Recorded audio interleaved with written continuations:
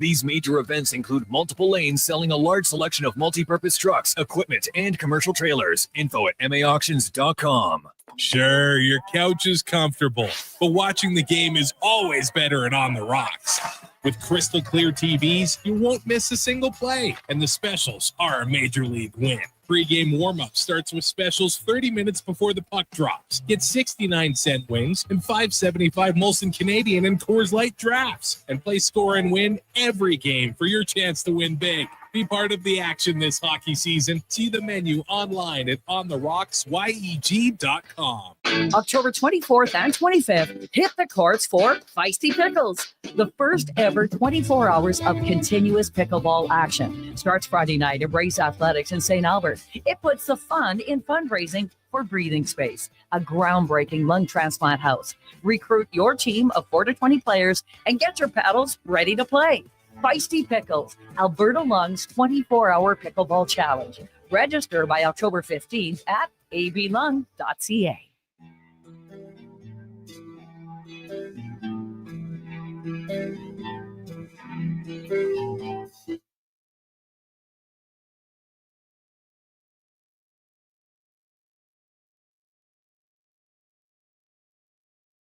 The Jason Gregor Show. Dropping it off for Connor Halley.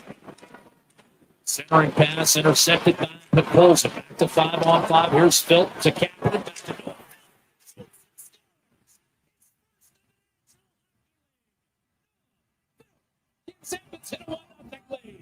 On Sports 1440. Line drive, left center. Far show there. Drives. Presented by PlayAlberta.ca, Alberta's only regulated online gambling website. Here's Penix, a 1st and 5. Robinson off the right side, breaks free. Bijan Robinson, spinning down the sideline, still going. Then they catch him. They cannot. Touchdown, Falcons, 81 yards.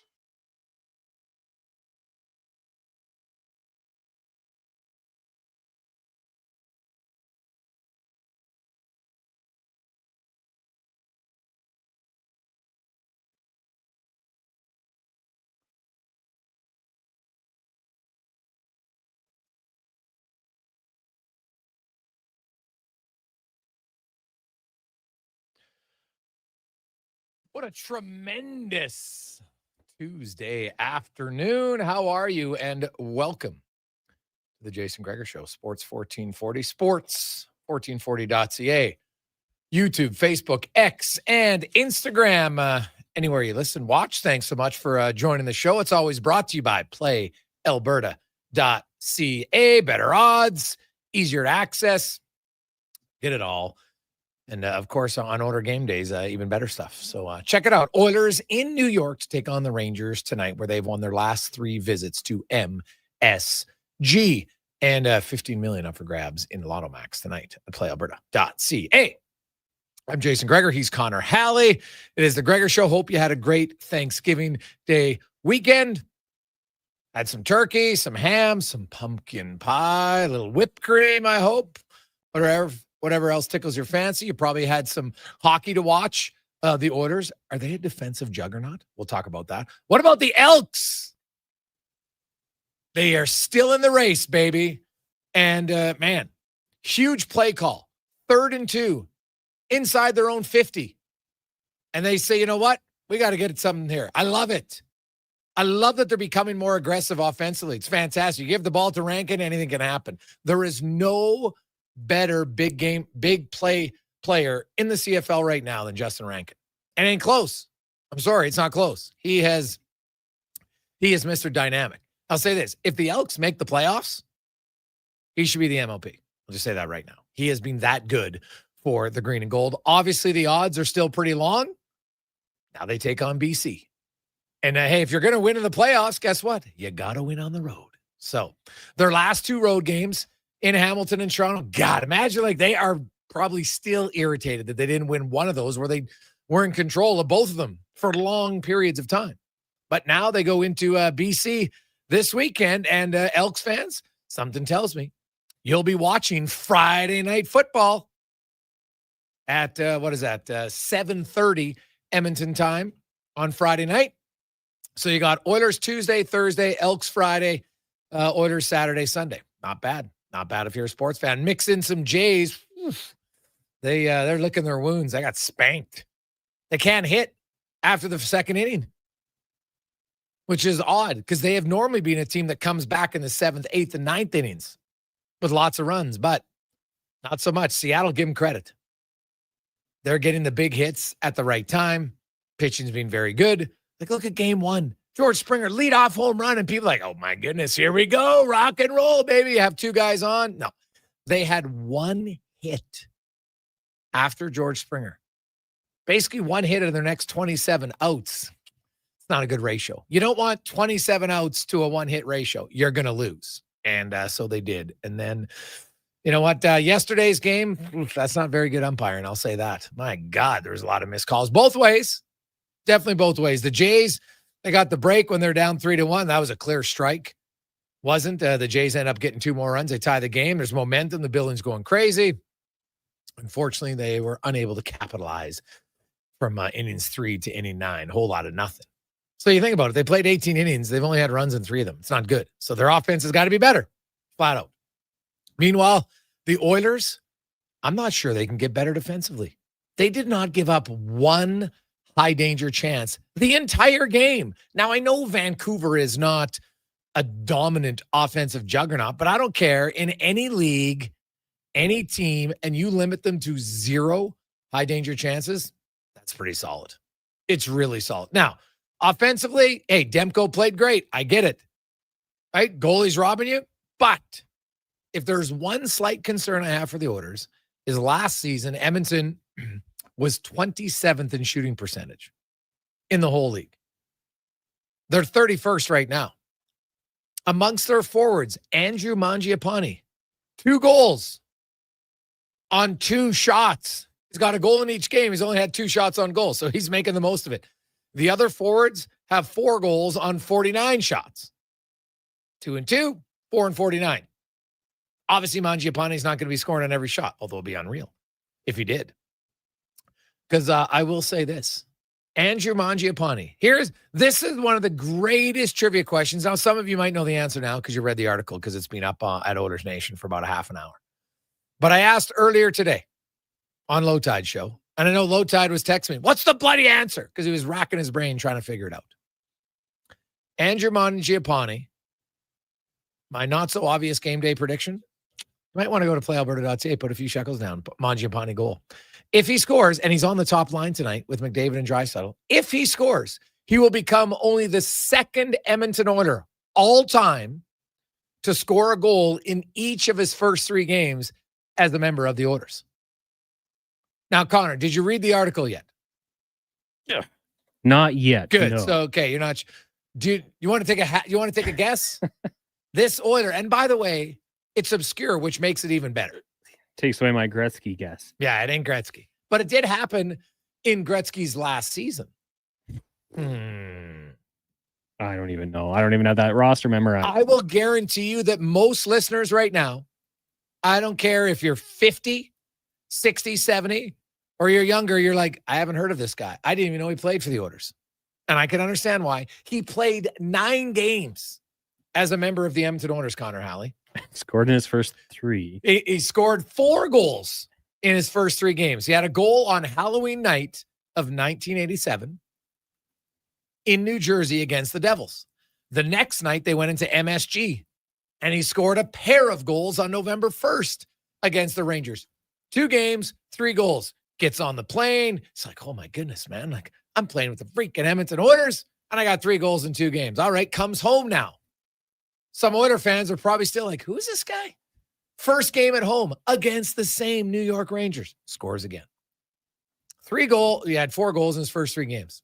So he was the first Oiler player to ever score in his first 2 games as an Oiler. Now, granted, they'd only been in the league 9 years at that point, but still, Gretzky, Messier, Curry, Anderson, all these superstars, Hall of Famers, none of them scored a goal in their first 2 games.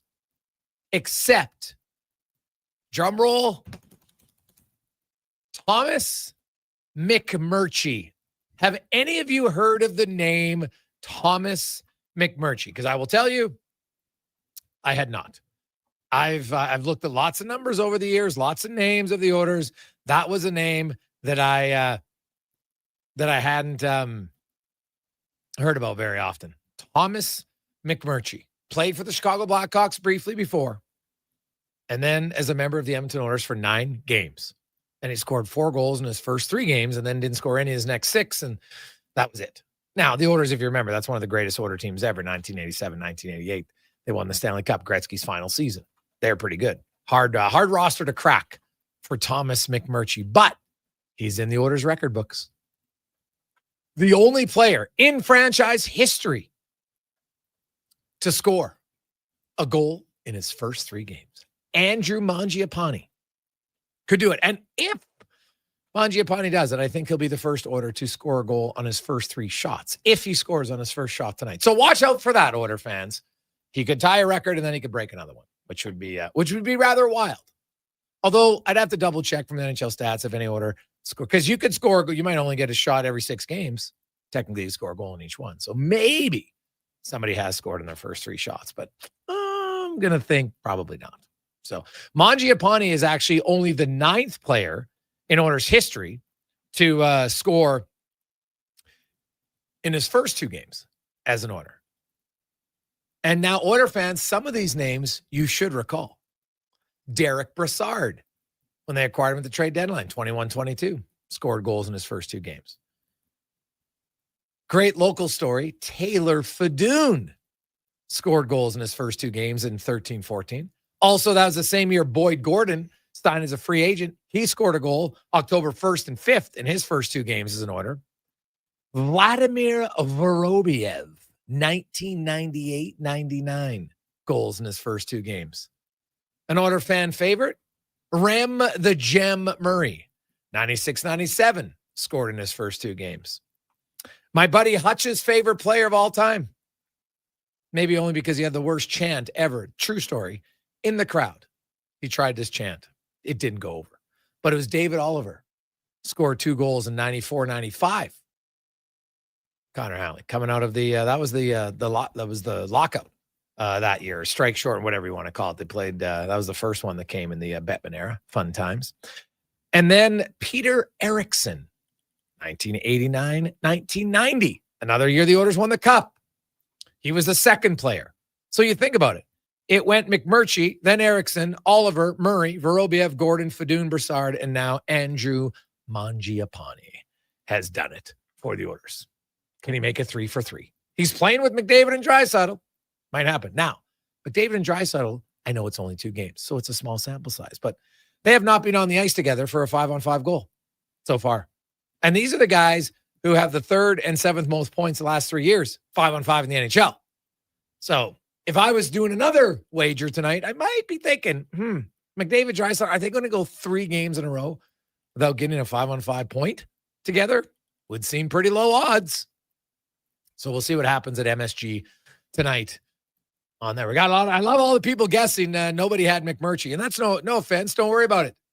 Nobody would have. It's unreal. Thomas McMurchie, sick. It's a great. We might have to track down old Thomas. How many teams or organizations would he have hung around a little bit longer? 4 goals in 9 games. I know the Oilers were elite, one of the best teams of all time that year. But you got to think, if he's playing for, give me a bad team at that point, Chicago, they might be giving him a chance to try to heat up again, right? Yep. Well, you know what? Hey, it's just hard. You right place, right time. Hey, Noah Philp just scored his first NHL goal. He's healthy scratch tonight. Yeah, good for the Edmonton Oilers. So, also, what was the David Oliver chant? Oh, hey, Oliver, you're Oliver the Ice. Oh God. Got to remember that was coming. You know, the Oilers weren't very good then, right? Oh, I remember. Those are like the 4 years, and so it was easy to get tickets. And me and my buddies, I think actually we split season tickets, but every now and then we'd get game $20 a ticket. It wasn't very much, and I just remember old Hutchie yelling that on the crowd, and he was so proud of himself, thinking it was great, and we're just like, "What? It's terrible," but it was funny. Like, it was so bad, it was funny, and so there you have it. But Andrew Mangiapane could tie Thomas McMurchie. Seriously, Cons, that's going to be our goal. We're going to try to track down Thomas McMurchie. I just like that'd be a fun story, man. You come in to the Edmonton, like you're joining the Oilers in their heyday, right? Their heyday of heydays. You got Gretzky and Messier and Curry and everybody else. Now, he was a third-round pick of the Blackhawks in 82. And, was a really good scorer in Brandon for the Wheat Kings. Had 59 goals, 122 points for the Wheaties in 82, the year he got drafted by the Blackhawks, right? Went back for one more year. Then he went to the American League and had decent success early on, 30 points, 43 games, not bad. Then he played parts of 2 seasons with the Blackhawks, had 4 goals in 46 games? Yeah. Then was, we'll find out how it was. He traded, maybe got traded to the Oilers because I noticed that he went to from Chicago to the Nova Scotia Oilers, and he had a point a game for the Oilers. Then in 87-88, he got called up. He was a point-a-game player, had 40 goals in 61 games with Nova Scotia. So he's a good player down there. Got called up, and, hey, he was able to score. And then ended up finishing his career in Italy, where one year, his first year in Italy, he had 72 goals, 76 assists, 148 points in 43 games for Fiemme Cavalice HC for hockey club, in case you're wondering. Like FC. So there you go. Little Thomas McMurchie trivia for us.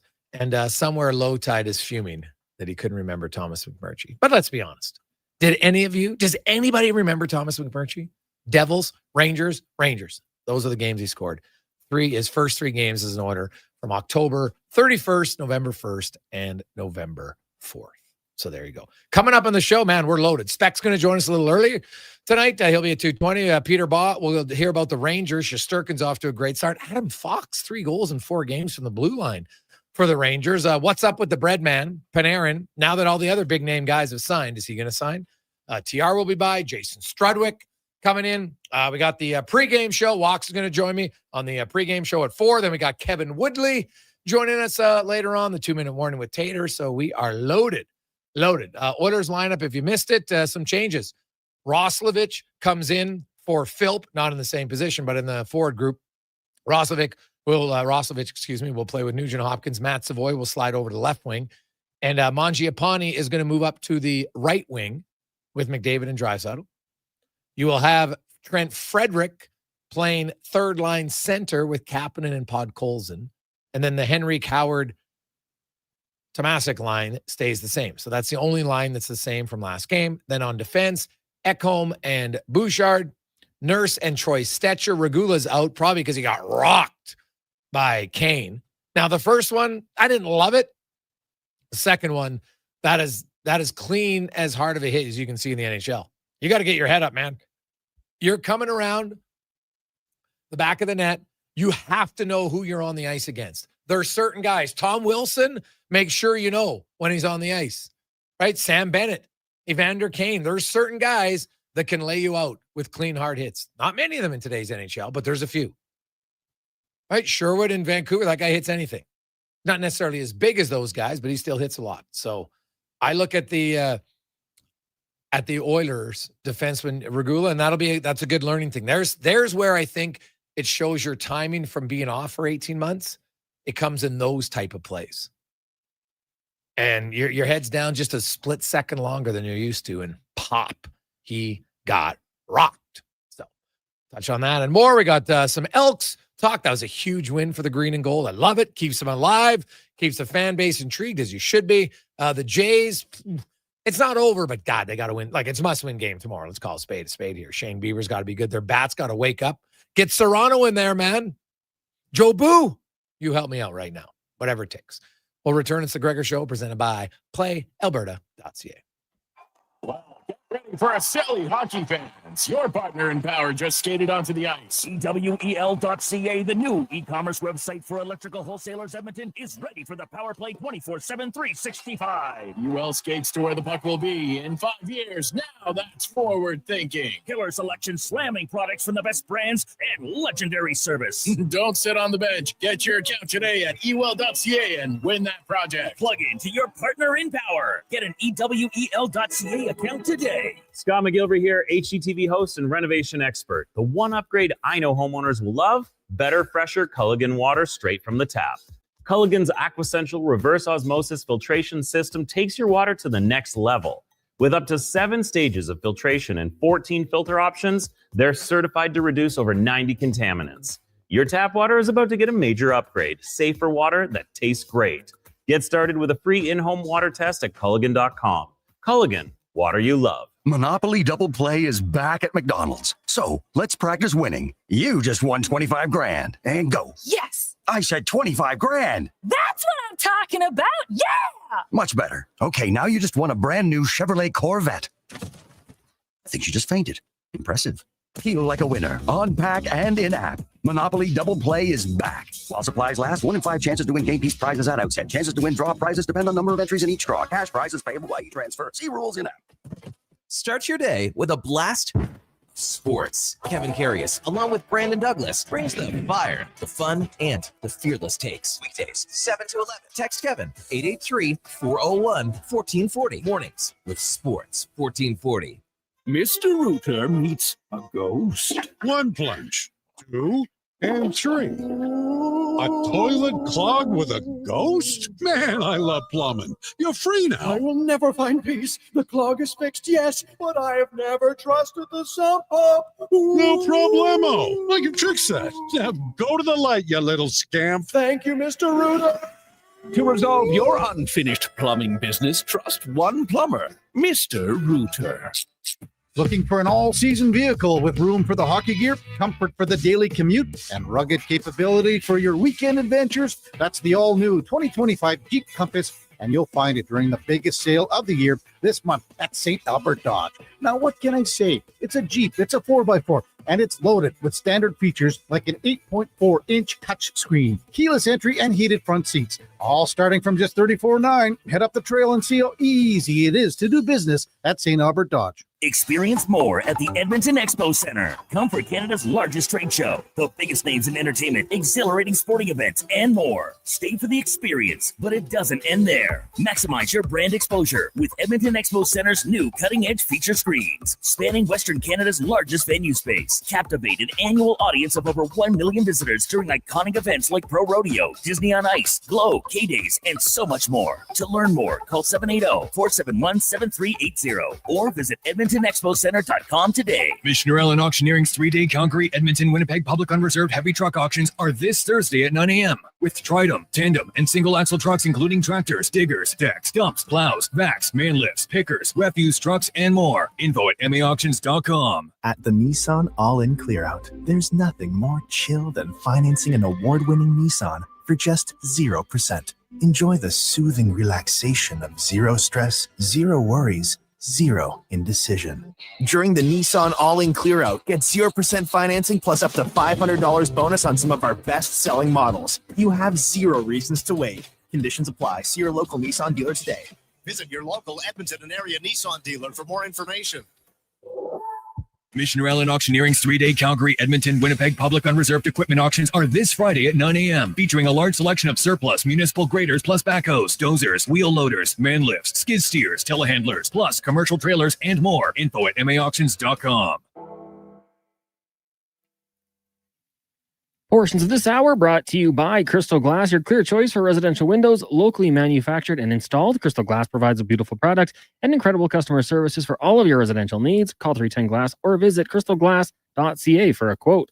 The Jason Gregor Show, the best of Edmonton sports talk and beyond. This is Sports 1440. Presented by PlayAlberta.ca, Alberta's only regulated online gambling website.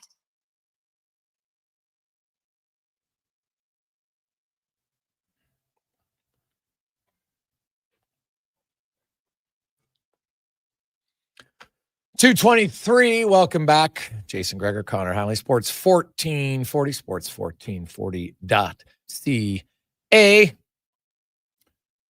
as well as YouTube, Facebook, X, and Instagram. Thanks for listening. Thanks for watching the show. We appreciate it, as well as Orders Nation. So, hey, anywhere, man. There's lots of opportunities to watch and listen to the show. Join Declan down at our live YouTube stream. Hit the subscribe button. It's got some chats going on there. We'll have to see what he's talking about today. He always likes to fire things up with some things. We should have done the name anybody else on the 87-88 roster. I bet you McMurtry would have been the last guess for most people in 87, 88. He was the first player to do it, and now he's the only player to do it, to score a goal in his first 3 games as a member of the Edmonton Oilers. Thomas McMurtry. And Mr. The newest member of the Oilers, Andrew Mangiapane, has a chance to do it tonight. 8 others have scored 2 in a row since McMurtry, but none of them could get to the 3rd game. Derek Brassard, Taylor Fadoon, the most recent. We'll see. Can Mangiapane do it? We shall see. Now, let's get to the spec report brought to you by GS Construction, your underground infrastructure specialists. And if you're looking for a job that you want to do a career, well, they're a great company. They're hiring. Go to GS Construction, look up careers, and apply today. As Mark Spector joins us from New York City. Spec, how you doing? All right, man. What's going on up there? Oh, just living the dream. Do you ever recall the name Thomas McMurtry? Yes, I do. He was a Blackhawk originally. Is about all I got on the guy. I mean, he couldn't have scored. Did he score 10 goals in his career after scoring 3 for Edmonton? Well, that Edmonton was his last stop. He was in Chicago previous, and he had 4 goals with Chicago, and he ended up having 4 in his first 3 games with the Oilers, and then 6 more games, and then he was out. So, hey, listen, you got a cup. That would be the definition of a cup of coffee. Yeah. I don't know who he was playing with to score in 3 straight games. I doubt they were playing him with Gretzky or anything. But, I mean, he was a farmhand, right? Wasn't he? As I recall, wasn't he coming up from Cape Breton or something back then? He was a point-a-game guy back then. And that year, he had 61 points in 61 games. And somebody must have been injured, I would think, at that point. Because that 87-88 team was loaded. That team was really good. So, well, you know what? But, hey, he made the most of it, Spec. I've seen a lot of guys get called up, and they don't get to produce. And obviously did it short-term, but it's great that he did it. Now, Mangiapane, who has 2 goals on 2 shots so far this season. The other forwards have 4 goals on 49 shots. And, the Oilers, hey, Demko played great, but there is a little bit of times to say, hey, you got to bury some of those chances. Yeah, there is. I mean, it's one thing when you make, some backup look unbelievable, like the time the Ben Scribbins, no, he wasn't a backup. He was their starter, but the time he stopped like 50-some pucks against San Jose, Thatcher Demko is one of the best goalies in the game. So one night in a row to get stymied or nearly stymied by a guy that's that good and has that pedigree, there's no shame in that. It's going to happen. That's why Vancouver pays a guy. If it continues to happen every night, you start to look inwardly. You start to look at your shooters. Tonight you get Shesterkin. He's also one of the top 5 goalies in the National Hockey League. So, you got to find a way. You can't just score on the bad goalies, Jay. You got to find a way to score on the good ones too. So I'm not too concerned. I thought the point about the Vancouver game that we're all going to remember was Edmonton was the better team by 4 times over. They were so much better than Vancouver. It wasn't funny. Did they score 10 goals? No, they only scored 3, but they won the game. They got the confidence. They're looking really good heading out in this road trip. Yeah, and we're going to see Jack Roslovich tonight. He'll play on the right wing with Nugent Hopkins. Savoy moves over to the left side. Mangiapane moves up on the top line. Did they switch up the Mangiapane to go to the right side, Savoy to the left side, because they just didn't want to start Roslovich on line 1 in case it doesn't go and then you pull him down? Well, I don't know. I mean, Chris Nalbuck didn't get into it that deeply. I think what he did say was they're basically rewarding Mangiapane for excellent play. Someone had to step into that spot to make room for Roslovich. Either it was going to be him. I think if I'm reading tea leaves, I'm thinking, do you bring a guy in that hasn't had training camp, that's playing his first game for a team, and put him in that position immediately? That's a pretty high ask, If he plays his way into that position, great. But I think we'd all agree that Mangiapane has played his way into it. He has deserved it. The puck's going in for him. So I think that's more of a reward for a guy that's given you a couple games. And listen, it's, to me, like, the story here is, Jay, they just played as good a game as you're going to play the other night against Vancouver. And he's mixed up 3 of his 4 lines coming into the very next night. You don't see that so often.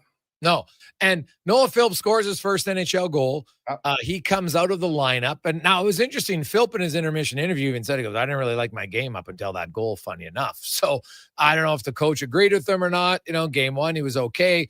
But, were you surprised that Philp was the guy getting the short straw tonight? I mean, part of me is, because when a young guy gets going the way he has a good camp. He's had, I think, a pretty good first couple games. We really like that line against Vancouver.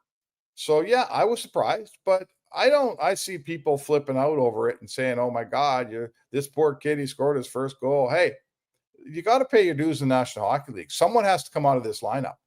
It's not like there's another guy that's playing horrible. Yes, I know people at home are saying, well, what about Ike Howard? He's a young guy too. It's got to be, if a young guy doesn't get just a straight paved road to the top, boo-hoo, right? It's hard.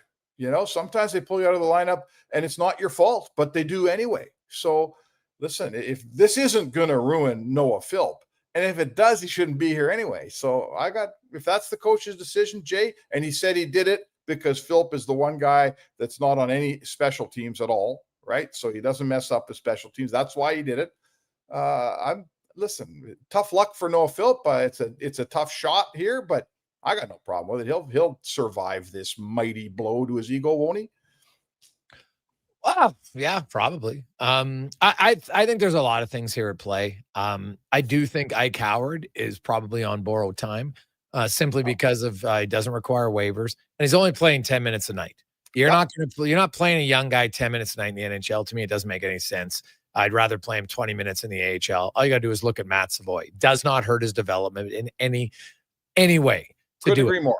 Right. So, Howard, I could see they're saying, hey, Noah, we might want to play Ike Howard one more game, and then, away we go. We'll see what happens here. But, I could see something like that occurring. Maybe I'm wrong, but that's my sense on this one.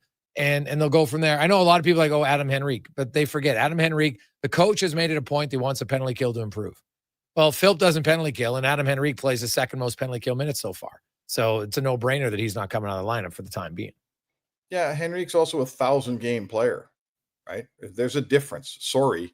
Yeah. But there's a difference. Guys get treated differently when they've played 5 games or 1,000 games. And to a point, if the 5-game person is a better player, sometimes you got to make a hard decision on the 1,000-game person. But we're nowhere close to that moment yet. I mean, not in the same time zone. So, if you're sitting at home thinking that Adam Henrique and Noah Philp are treated exactly the same by the coach, you should watch more hockey. Looking at Regula, Spec, is he out because of getting absolutely rocked by Kane in that hit with about 5 minutes to go in the game? I believe so, yes. They don't tell you what the injuries are anymore. I suspect the concussion issue. I suspect he's probably got headaches or something still, some type of, residual effect from being concussed on Saturday night.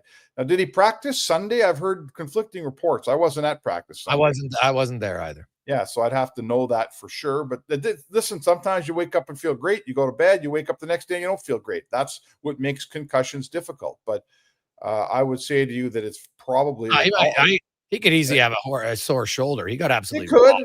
Listen, he could have lots of stuff, but until they tell us, I feel free to guess. Right? If you want accuracy, release an accurate injury report. If you don't release anything, there's a void there, Jay. And guys like me are going to fill it.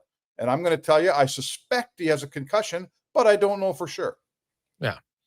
Well, that hit reminded me of a play. That to me is the timing when you're out for 18 months. Yeah. Those little things are what takes a while, I think, to kind of get back and get comfortable with. And I'm sure he'll be fine. But that play right there, I was like, okay, that looks like a guy who you just, for that brief moment, your head's down a little bit longer in the NHL game. And when there's certain guys on the ice, you just have to be aware of. And Kane's always been a big hitter. He can hit.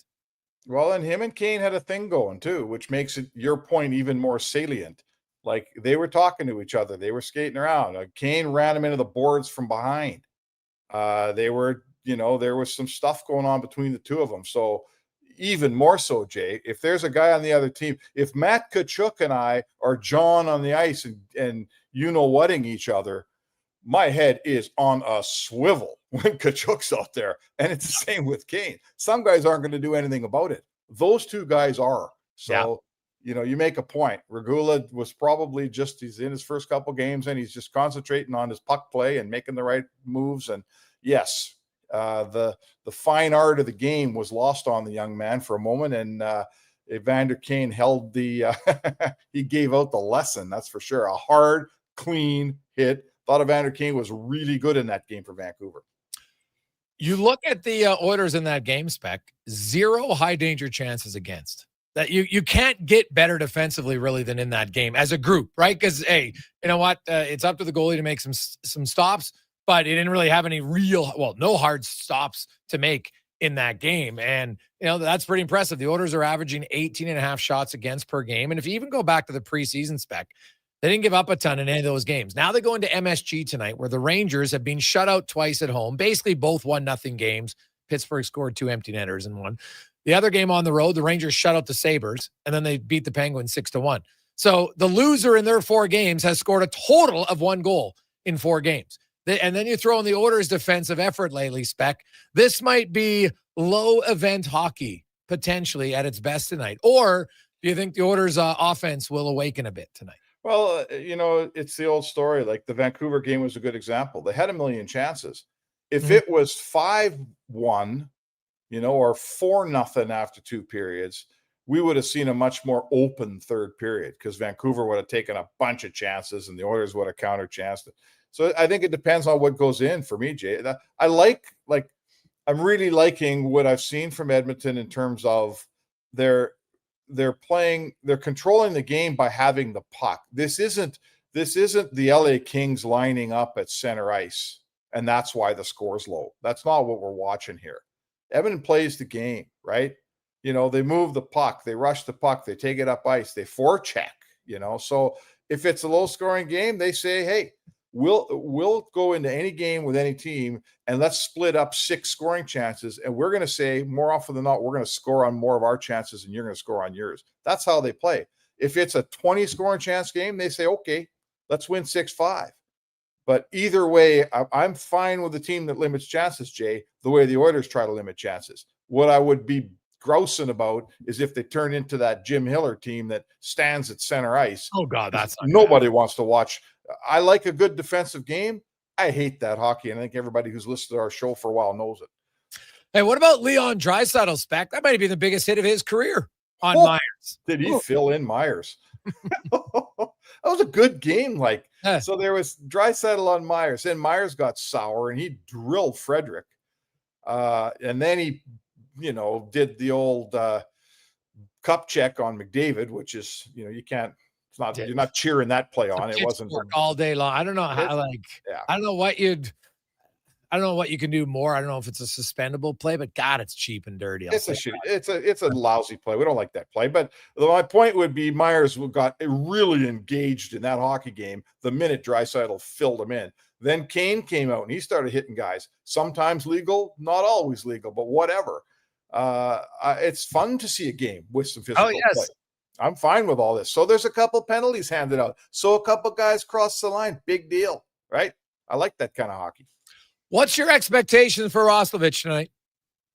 I don't know. I mean, the guy hasn't even had a camp. He's had a few practices. I watched him at practice today as closely as I could, and he moves really well. His MO is he can skate, and I'm here to tell you he can skate. So this is a quick Oilers team, and he makes it faster. Like they were fast against Vancouver. I like this. Remember last year we complained they were getting slow, and even the Oilers were saying, "Man, we need a little speed in here." They're quick, and he makes them faster, so that's good.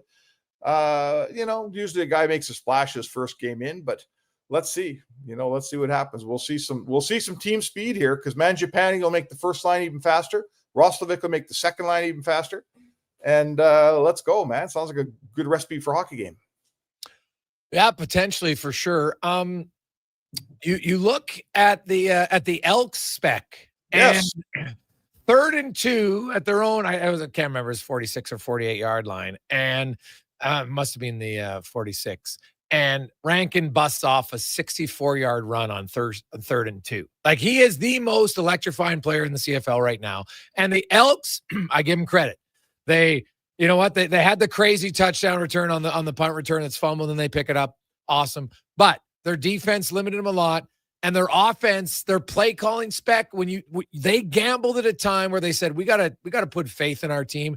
And I wish that this will be a trend now. You start to do it more. The odds tell you have a much higher success rate on 3rd and 2 than coaches actually gambling for it. So I like the fact that they did. Well, absolutely, Jay. Like, I think there was that game a little while ago where they punted a ball away instead of going for it on 3rd and 1. They could have won the game. And you and me were both on the radio for the next week saying, you got to believe in your team. You got to take those chances. It's a CFL. You go for it on 3rd and 1 once in a while. So, I listen, you can't, like, we're going to rue those games they blew. And that's just part of going from being a dead last place team to a contender. There's always a part along the journey where you think you're playing pretty good, but you don't get results for some reason. Well, the Elks' reason was they were dropping balls in the end zone. They were just screwing it up and losing games they should have won. They're going to regret that. But listen, having said that, hopefully they're through that part of this journey, this process, and they just beat a Winnipeg team they haven't beat for forever, right? They never beat Winnipeg. So, you know what? We're going last week of the season. Is it the last week of the season? 2 weeks. No, left. they got 2 weeks left. 2 weeks left. And they're still in it. I don't love the fact they're in last place. Nobody does, but they're still in it. And they got a puncher's chance here. So good for the Elks. It's better around here than it's been for years. And nobody can disagree with that. Lastly, Spec, 25 minutes basically a night so far for Draisaitl and McDavid. They're on the penalty kill a lot. Like, yeah. I'm not sure I'm loving that strategy. I know it's early, so maybe, but that is not a recipe for success long-term. This is we got to get off to a hot start thing. It'll settle down. This is we got to get our team going. They've been in 2 tight games, so they're playing more. I think the minute you see a game where they get a 3-goal lead, you won't see those 2 killing any penalties in that game. So this is just we've been talking about it for 2 weeks here. McDavid is a little bit maniacal this year about not having another lousy start. And part of that ends up with him playing with Draisaitl and those 2 guys killing penalties more than I think they should either, Jay. I don't love 25 minutes a night at this point myself, but I'm here to tell you it won't last. And the minute they get in some games, if they do, where they have a comfortable lead, you'll see those guys sit down a little bit. That's my thoughts. What do you think? Well, they should. Yeah. But I get the wanting to have a good start. I understand it, but not to the point where you just limit everybody else and play 2 guys 25 minutes a night. I don't think that's right. Remember, hey, Spec, what was the reason why you load them up on the same line? Because then other guys get more ice time. And I didn't buy that for a second. Yeah. Because that was the reason that they took him apart at one point so we can spread the ice time throughout the lineup. So that's just that's just talk, man. The minute those guys play together is the minute they eat too much ice time up and everybody else is sitting around to an extent. So I'll give Knobloch credit. Like, he's played his guys, he's rolled his lines pretty good here. He hasn't panicked and changed everything up in the middle of any games because they've been in control of most of both they've games. Controlled, yeah, most of them for sure. For 5 periods. So listen, it's early. Let's see what happens here. But I'm with you, Jay. The recipe for this team's success has always been McDavid and Draisaitl on separate lines, and those 2 guys not dominating every facet of every game. They got to get everybody else involved. I'm totally with you on that. Spec, enjoy MSG. We'll talk to you again soon. All right. Thanks, Jay. There you go. That's Mark Spector, the Spec Report, brought to you by GS Construction. That was lots on the orders. When we come back, the Rangers side of things, Peter Baugh will join us to discuss the Rangers. It's been shutout city so far. They played 4 games. There's been 3 shutouts. We'll discuss it next on the Gregor Show, presented by PlayAlberta.ca. Day or night, tasting just so right. You can order oodle noodle at oodlenoodle.ca. Delivering noodle noodles almost right away. Remember, you can order oodle noodle at oodle-oodle.ca. So sit on your couch all day and oodle-oodle-oodle.ca. Oodle-noodle. When you have lifting and material handling needs, Northwest Crane delivers. Western Canada's Sani dealer, backed by the industry's toughest one. 3 years, 3,000 hours, no compromises. They service all crane makes and models with skilled technicians and deep industry expertise. Alberta owned with locations in Leduc and Grand Prairie and fully equipped service trucks. Northwest Crane keeps your operation lifting. For more information on sales or service, visit northwestcrane.com or call today. Michelle and Colette are sisters. Sisters who don't agree on much, especially when it comes to which hockey team is the best. Edmonton is the best, baby.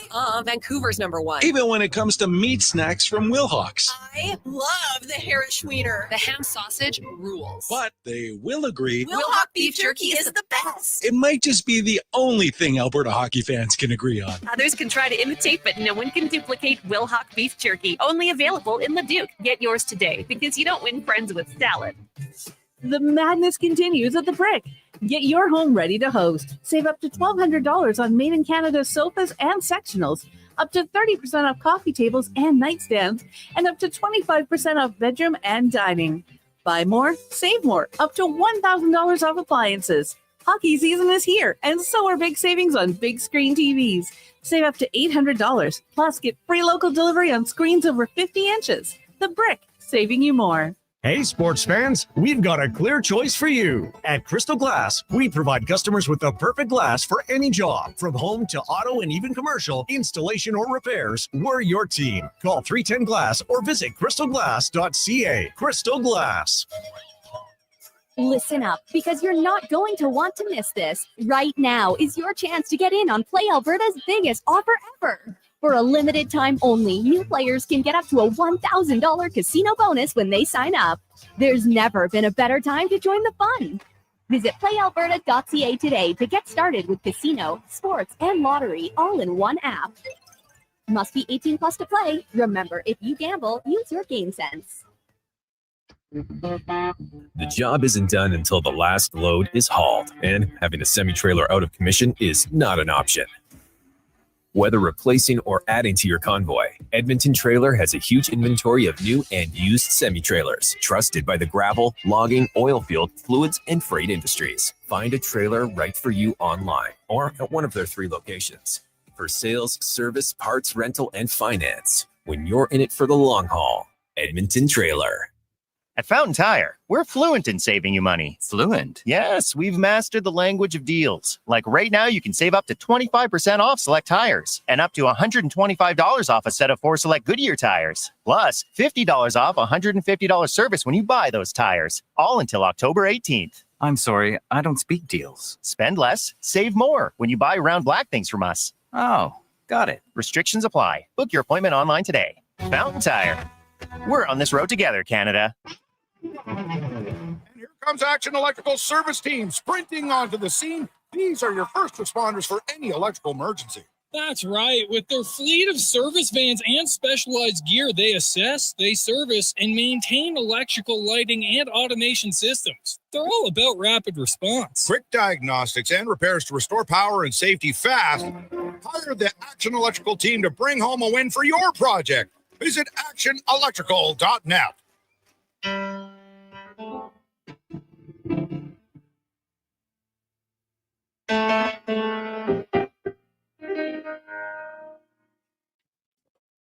Portions of this hour brought to you by On the Rocks. The Oilers are back in action, and OTR is ready to be your hockey headquarters. $5.75 Molson Canadian and 69-cent wings. Plus, play, score, and win every game. See more at ontherocks.yeg.com. The Jason Gregor Show, the best of Edmonton sports talk and beyond. This is Sports 1440. Presented by PlayAlberta.ca, Alberta's only regulated online gambling website. 2:47, continuing on. It's game day on Sports 1440, sports1440.ca, YouTube, Facebook, X, and Instagram for Sports 1440, as well as Oilers Nation. Thanks for listening. Thanks for watching, as the Oilers are in the Big Apple tonight, where they've taken a bite out of the Rangers in 3 straight, winning their last 3 games on the road. But it'll be Shesterkin versus Skinner Tonight, Adam Fox off to a very good start with 3 goals in his first 4 games for the New York Rangers. As we go around the NHL, brought to you by McDonald's, and the McDonald's Monopoly Double Play is back. You can peel on the pack, then peel in the app for an extra chance to win. Get ready to peel like a winner. Only at McDonald's for about another 25 days. Check it out. As we head out to New York, as we are joined by a beat reporter at The Athletic for the Rangers, Peter Baugh joins us. Peter, welcome back to the show, man. How you doing? I'm doing great. Thanks for having me.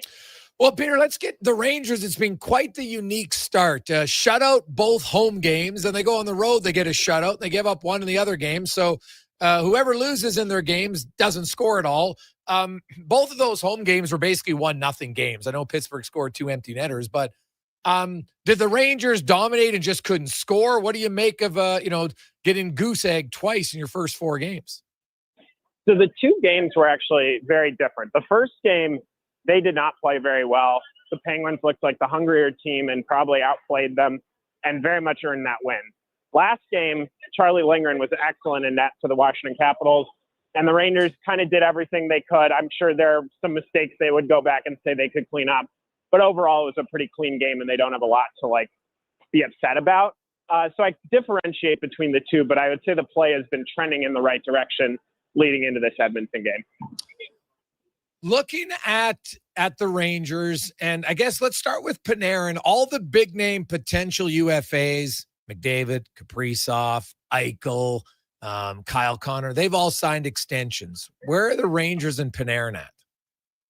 Yeah, it doesn't seem like there certainly doesn't feel like there's anything imminent. That obviously could change very quickly, but Chris Drury's been very clear he's not going to negotiate publicly. That's kind of Panarin's camp stance as well. But if you look at, like you said, you can look at most of these other negotiations have either led to some sort of clarity or gotten deals done, and nothing has gotten done yet in New York with Panarin. It's a really interesting situation where this is a team that is getting older, that has a lot of key forwards in their 30s. Mika Zibanejad's 32, JT Miller's 32, Vincent Trocheck's 32, and Panarin's even older than them. I think he turns 34 shortly. So they're going to have a tough decision of do they try and keep a guy who's been a very productive player for them, or do you let him walk, especially if he's going to go to the highest bidder, because there will be teams with cap space that are trying to add a game-breaking player, and there aren't that many names left on the market. Well, that's the thing. If he really wanted to go big money hunting, I think he could, because you're right. There's just not many guys available like that. And with the cap going up, there's lots of teams that be interested. I think the Rangers would be one. So I would think they'd like to get a deal done with him. No question. Looking at the Rangers, I wouldn't say that they've been waiting, because he had a pretty good year last year, but Alexis Lafreniere, really good in the postseason. What do you make of him? Where is he at as a regular season guy? Like, what's a realistic expectation offensively for him? Well, I think you at least want him to be what he was in 2023-24, especially since he's now getting more power play time while Vincent Trocheck's out with injury.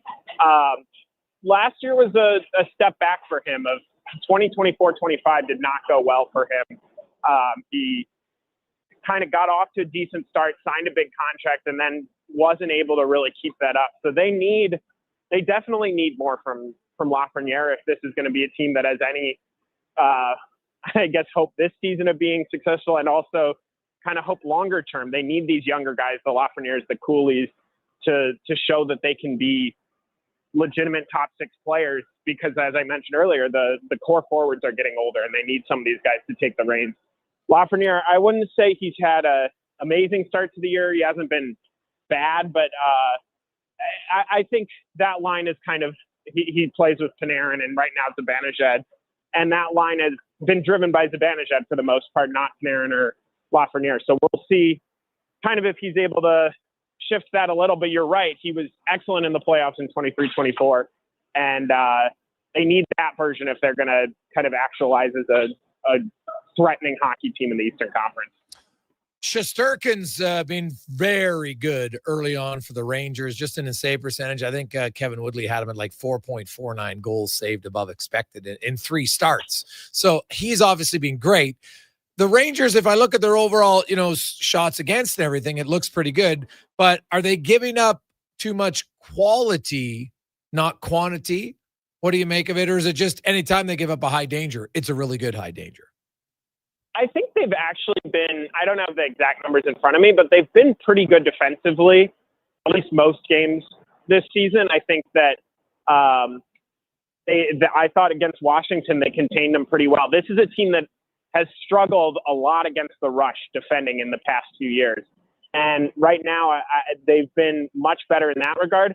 And that's what, in my opinion, for the Rangers makes this game tonight very interesting, is the Oilers are by far the best rush offense that they've faced thus far, and has obviously 2 of the most dangerous players in the world and a whole lot of speed. So it's going to be interesting to see if kind of some of their better defense to start the year will be able to hold up against a team that can exploit what has in the past been a weakness of theirs. Peter Baugh joins us. Peter, you look at the blue line, Gavrikov and Fox. That's obviously their top pair. But after that, what do you make of their second and third pairs on the blue line? Yeah, it's a lot of unproven guys, to be honest. It's a lot of guys who haven't averaged 18 minutes a year in an NHL season, and some of those guys are going to need to step up. Will Borgen is a guy that Chris Drury paid a good price to get. I mean, he traded Capo Kakko to get him, and Kakko was the number 2 overall pick in 2019 and has shown maybe not as much promise as the Rangers were hoping, but has certainly shown flashes of being a productive hockey player. So you give him up to get Will Borgen, with the idea being that he's going to be a second pair minutes-eating defenseman who can play against hard competition. And he's shown flashes of that. I think this year he's been maybe a little turnover prone at points, but also some of the underlying numbers have looked decent so far, I would say. Braden Schneider is a guy they're going to need a big jump out of. He's a young defenseman who was a first-round pick and has shown a lot of flashes and potential to be kind of one of those shutdown defensemen. Now this is kind of his first chance with the way the decor is constructed to play a lot of minutes and potentially prove himself. And then you've got Urho Vakanainen, Matthew Robertson, Carson Soucy, who's currently hurt. I guess Robertson and Vakanainen are more similar in kind of these unproven younger guys who are trying to kind of show that they can be full-time NHLers. This will actually only be Robertson's 4th NHL game tonight. But he looked okay last game, but this will be, again, a big test. And then Soucy, who's hurt right now, is more of an established guy, but someone who you probably want on your third pair, not your second pair. And the Rangers currently have him on their second pair when they're fully healthy. Yeah, well, Matthew Robertson, former Edmonton Oil King. So that's right. He'll have a lot of people here probably checking out that game for him tonight. One last one for you. When you look at the bottom 6 forwards, right? Because, hey, Panarin, Zibanejad, Lafreniere, JT Miller, Will Cooley, like they got a real good top.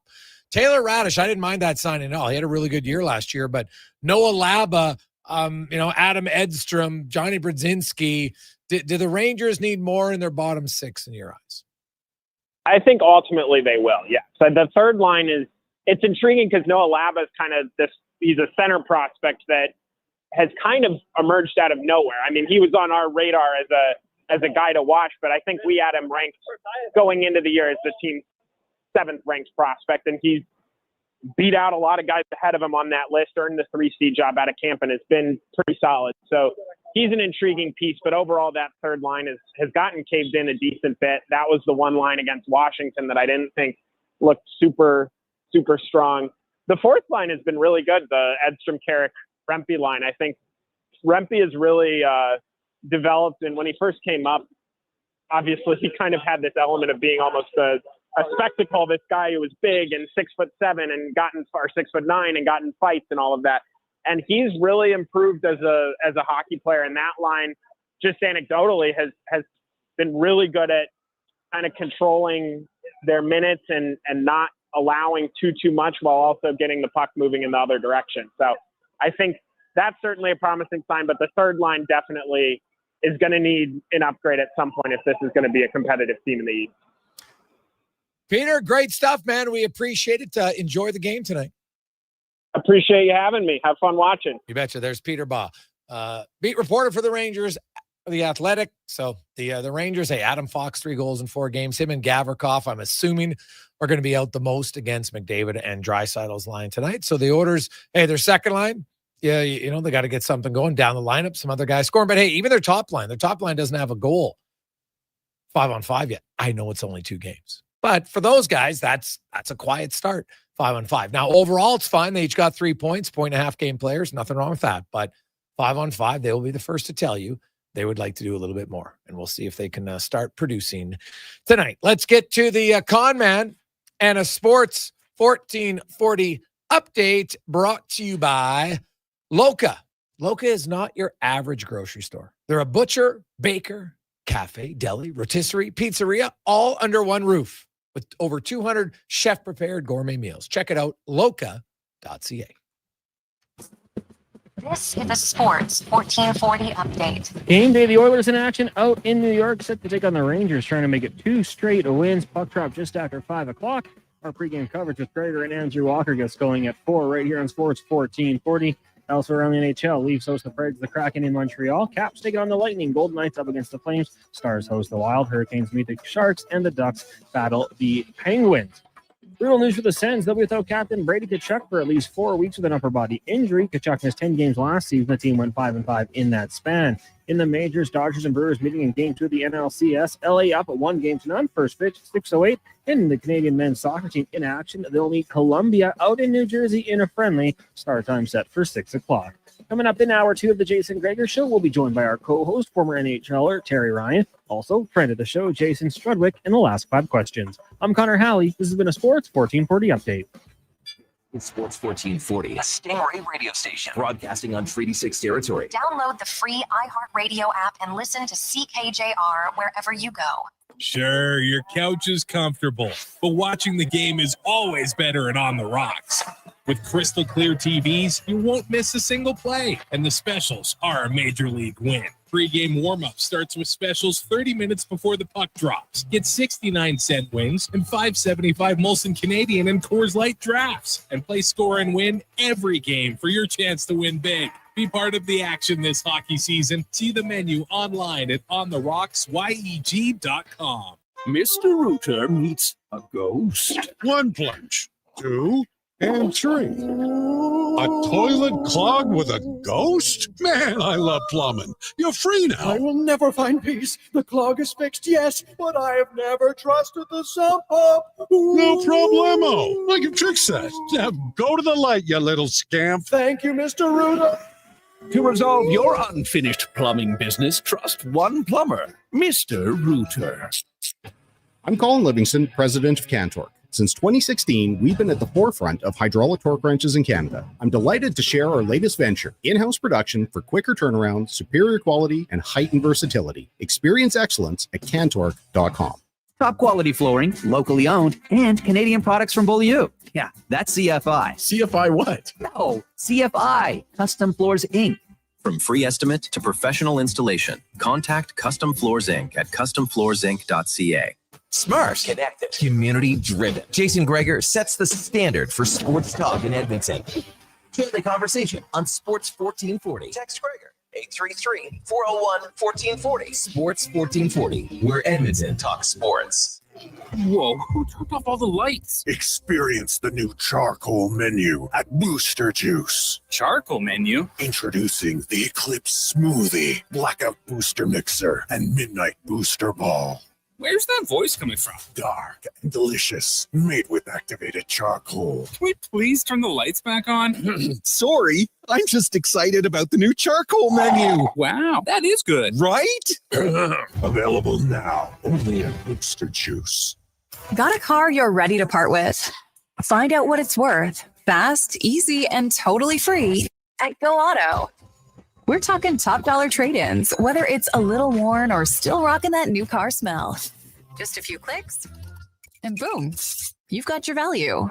Text value to 780-777-7777 to start. That's value to 780 all sevens. Why guess what it's worth? Let Go Auto show you the money.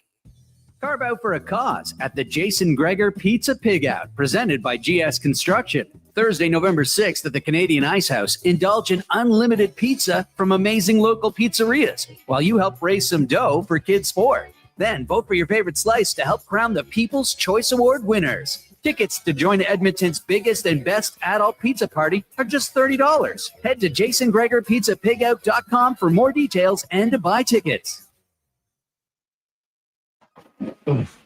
It's happened again, and construction season is in full swing. Job delayed, money lost, and clients disappointed because your rigging failed and it wasn't inspected. Don't let this happen to you. Have your lifting slings, fittings, hoisting tools, and safety harnesses checked with Titan Supply. Titan Supply offers certified on-site and in-house rigging inspections and service, so they can repair it, replace it, and recertify it. Titan Supply in Edmonton, Grand Prairie, Red Deer, and Calgary, and at titansupply.ca. Lift, dig, haul. Backed by popular demand, Folsom Prison Revisited. The story of one of the greatest concerts in history returns to the Jubilee Auditorium.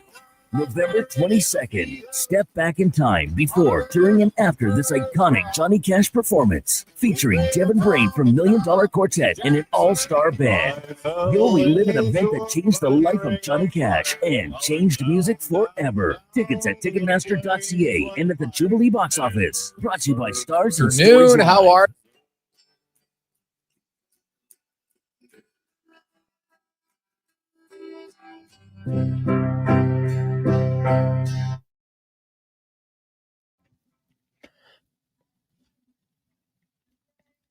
Portions of this hour brought to you by Cantork. What's the best way to beat the tariffs? Buy Canadian. Cantork's products are not only made in Canada, but right here in Edmonton. Save money, support Canada at cantork.com. The Jason Gregor Show, the best of Edmonton sports talk and beyond. This is Sports 1440. Presented by PlayAlberta.ca, Alberta's only regulated online gambling website.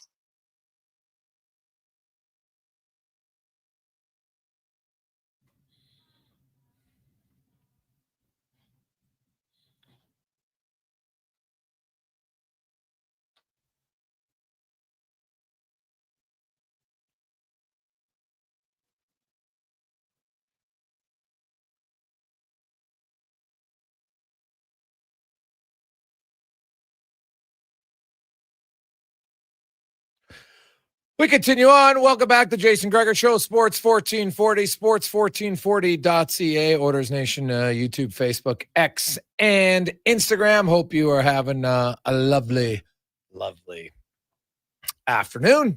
Gregor Show presented by PlayAlberta.ca. Get in the game. $50 million up for grabs tonight at Lotto Max. Or use the promo code Gregor50. Make a $50 deposit. They'll match it. 2 for 1. Pretty good deal. PlayAlberta.ca. As we go in the room now, brought to you by Action Electrical. They are hiring. If you're looking for an awesome company, huge sports fans, and they know electronics. They know electrical stuff. Not really electronics, but second, third, and fourth year electricians. You want a spark? Send your resume to careers@actionelectrical.net. And go in the room with the former NHLer, of course, our regular Tuesday and Thursday co-host, star of Hitch and Shoresy, Terry Ryan, joins us, TR. Happy post-Thanksgiving. How you doing? Not bad. Just got back after a week in PEI. It was entertaining, but I was ready to come home. It was a decent Thanksgiving, but glad to be home. Yes. How did your daughter's soccer team do? Well, on the surface, not well. They scored a goal, but they had a tough draw. It's club, right? So you play. So Mount Pearl played Toronto the first game and Winnipeg the second. We did well. It was 1-0 right up until the end of both games. They scored to win, or when we were pressing. What I'm trying to say is, and those two teams were in the championship game. So we weren't too far behind, but unfortunately, and then lost. So after the first two, you just get relegated, right? So then it's just placement, and we played. We played PEI and lost 2-1, but it was really was a great time, and we checked out all of Prince Edward Island. For when I speak to a lot of people in the West, a lot of them, if they haven't been here, it's easy to classify. If you haven't seen anything, the Atlantic provinces all into one, and there are a lot of similarities. There's probably more parallels than not, but they are distinct. And with PEI, even the the landscape and everything's a little bit very, very similar people, but it is slightly different flavor there. So it was a lot of fun. We got to check out Charlottetown and surrounding areas, and the weather was phenomenal. I mean, the first couple of days it was like 25 degrees, so it was still nice. TR, lots going on in the sporting world. Let's start close to home, man. The Jays, can they come back? What do you make of the first two games of that ALCS for the Blue Jays? Yeah, I mean, they can, obviously, and I still have confidence in Shane Bieber coming in. I mean, he is a Cy Young winner, and he's calm, cool, and collected. But, you know, people are talking about pitching, and should they have taken Gosman? Should they have taken Savage out? But they're not hitting the ball. You know, so far, they're only going to see as tough or tougher pitching. And now they got to go and not, you know, who knows? Maybe there'll be a lot of fans there in Seattle. I mean, there's a lot. Of course, there will be, being so close to Canada and being the way Jays fans are. But I don't know if it'll be like the regular season. It's going to be regulated to some degree. You're going to go out there. You're playing the playoffs. I mean, there's a lot of eyes and pressure because it's 2-0. You might say, well, it's easier to play away from home. I don't know if it is, man, in Game 3 of the playoffs in the ALCS in this particular situation. Now, each, you know, if the hitters can come together and they can, they've all been streaky.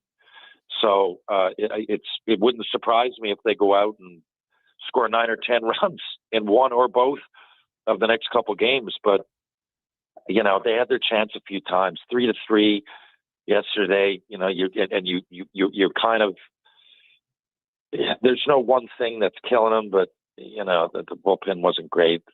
Game was out of hand, but the bats got to come together. Now, you ask me, can it happen? Yes, it certainly can. But I think the analytics of the game, the law of averages, everything is working against Toronto. But stranger things have happened. They're where they are because I think they had like 40-odd games that came from behind. So this is essentially going to have to do that a couple times. But, you know, if any team can do it, Toronto can. It's not totally down and out, but it's gloomy. Yeah, gloomy is the right word, I would think, for that. Meanwhile, the Edmonton Oilers, TR, coming off a stellar defensive performance. The Vancouver Canucks did not have one high-danger chance. And it probably should have been a blowout. The Oilers just couldn't beat Demko in that game. But, you know, even going back to the preseason, the Oilers haven't given up many shots at all. They lead the NHL. I know it's early at 18.5 shots against per game. Obviously, it's not going to stay that low. But Chris Knobloch has instilled that this team knows how to defend. Yeah, and which is great to see off the start of the year, isn't it? Especially a team like the Oilers, you know they can score, right? You know that part's going to come together at some point. And if I recall, the beginning of the last 2, or at least 2 out of the last 3 years, it hasn't been the case that they've been so stellar defensively. Now, it's a small sample size, but when you are playing so well defensively, it gives you a little. I mean, it gives you a little bit of leeway to juggle some lines around. And I know that Chris Knobloch and the Oilers in recent history have done that quite a bit. But I mean, now he's doing things like putting, you know, the 2 left. You know, I think there's 2 people playing the off wing tonight. I could be wrong. I think so. Yeah, Mangiapane's playing right wing, Savoy's playing left wing. There you go. Right. And that is kind of, I mean, it happens, but I think if you weren't playing well, I don't know that you'd be so quick to pull the trigger on things like that. And it's not like either guy does it all the time, but hey, it's, you know, it's the Oilers. I know they're not scoring a lot, but I thought that generally I thought they could have more goals, right? I really did. You get a guy like Philp coming out who scored. I think that speaks to the same sort of thing. And I'm sure he's not offended. He's not on the penalty kill. So they're just, you know, and I think he said he wasn't playing great up to that point. Exactly. Right. That's the thing. Like scoring the goal is nice and it's awesome. But I think, right. I also think there's a few things at play here. Henrique's a penalty killer. Philp isn't. You know, I think Ike Howard, being a young guy who's probably on the verge of going down, doesn't require waivers. But they might, and he hasn't played poorly by any stretch of imagination. But I can't see him staying much longer on the 4th line playing 10 minutes a night when you could play him on the first line and play him 20 minutes a night in the American League. You can give him, a week and a half of NHL money, which is a significant difference, right? And then you can send him down, and he'll probably get called back up maybe at some point, but he needs to develop his professional game. Yeah, there's two ways to look at it. I guess they know internally. You'd know. I'm not totally like 10 minutes and 30 seconds to me is not bad. Like I remember sitting there getting one shift and then go fight. Yeah, and and 2 and 3 minutes. If I was lucky. So going like I can't imagine being young and going out there for that. So. And I just being out there and gaining, and even though it's not the same thing for me, every time I caught a puck and received it and passed it on, I felt like I was getting better. And now that would be different I'm just not comparing everything to me, but from my lens, I'm speaking, and I was in that same sort of position. But I did have a little bit, I could probably drop the gloves or probably run the goalie or something. It would be a little bit, I'd probably bring a little bit. I'd maximize what I could bring in that 10 minutes, and and maybe that's not his role. Well, it's not. So maybe I could see that, but I don't think it's totally worthless once guys start getting like 10 minutes. I don't think he's gaining nothing, but to go down and light it up, maybe you'd gain a little bit more, but I was kind of surprised, to be honest. I thought it'd be a little bit less. Yeah, well, they have moved around guys, which is fine. Like 10 minutes is good. I just think long-term, like when you're an offensive player, now maybe, hey, I know Joe Thornton did it. So some would argue that, hey, something's better than nothing at the NHL level. And I'm sure the paycheck, I would say, hey, I'd much rather have that than the minor. So I completely get it. But when I look at the numbers of, they got to send some guys down and, he doesn't require waivers and yada, yada, yada. I think there's a good chance he probably goes down, but could easily be recalled back up at any point. There's not a lot of guys to me that are locked in stone cold in their spots. Like I think Edmonton is still going to be looking now. Andrew Mangiapane, for the time being, has definitely solidified himself as a top 6 forward on this team. Right? He's got 2 goals in 2 games. He's played well, so he's there. Hyman comes back, he's one. But I still don't think that Jack Roslovic, this will be his first game. Can he do it? Has he solidified himself as a lock? Trent Frederick had 2 games. It's not long enough to say, but he didn't do anything in those 2 games in the top 6. And now he's on the third line center spot. So I think this whole season is going to be an ongoing audition for some guys. Yeah. And, the other thing, if I'm a guy like Howard, anybody, I guess, in my first game, but if I'm to pick up on what I was saying, because of that, I would totally expect to be down and back all year. I mean, that's just logic. I mean, you could go out. I mean, there's a lot to gain. Either way, I would think I'm helping the team. Like he's playing a little bit up, and it just gives you flexibility. So there's just an extra guy that can come in and out.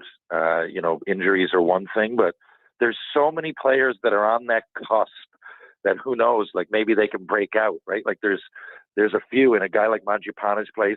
Hopefully he can break out again. In a guy like Howard's case, Savoy. Well, who knows what we got here? Maybe they can catch fire, So, and you're just waiting for the big guns to go off. So there's we're waiting, and it's like we're bubbling under this potential, and some of the players you really don't know what the limit could be this year, right? They could surprise us. So having that flexibility, and I think Roslovic was just one step shorter than brilliant, man. Bringing him in, it's just nothing to lose. Not that big of a contract from what you thought it would be in the middle of the summer. To experiment with a guy like that. I mean, he's got experience. He's always been a good player. He's got a history going back to minor hockey of being dominant. I don't know. For me, it's worth the risk is an understatement. I think it's a great player to bring in. Terry Ryan, join the Sports 1440 Oilers Nation YouTube, Facebook, X, and Instagram, as well as sports1440.ca. TR, McDavid and Draisaitl, I know it's early, it's only 2 games, but Draisaitl's played the most penalty kill minutes. McDavid's played the 3rd most penalty kill minutes through 2 games. I just don't think that's sustainable long term. Or Do you think they're looking and saying, hey, Florida has Barkov and Reinhart, we can have McDavid and Draisaitl on the PK? I think the situations are different because those guys don't play the power play minutes. So do you think this is something sustainable long-term? They're playing 25 minutes a night through the first two games. I think if I had to bet, I would think those guys can do it. But do you need to take that chance when you got so much depth and you got so many players that can go out there and do that on the PK? You can't replace either one of them on the power play. You're getting a drop off of less than half, man, no matter who you look at, most of the league. But when it comes to penalty killing, you should have some guys like I would want to get out there, man, and go, you're to do this team a service, get out there. The more I'm out there and I can do my job, these guys don't have to be out here. They're not out here to score. They're out here to defend. Do we need them to do everything, boys? Like, I can see putting them out there a little bit, but there's no reason that team on the Edmonton Oilers roster right now doesn't have more players that can play a little bit more out there. Now, again, I love having some of the best players of their generation on the ice. I'm not saying I don't.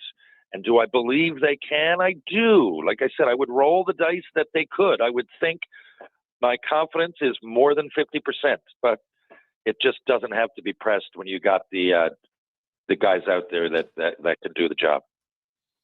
Okay, we'll take a quick break. When we return, Dave McCarthy will join us. It's Jason Gregor, Terry Ryan, Connor Halley, Sports 1440, sports1440.ca, and Gregor Show presented by PlayAlberta.ca.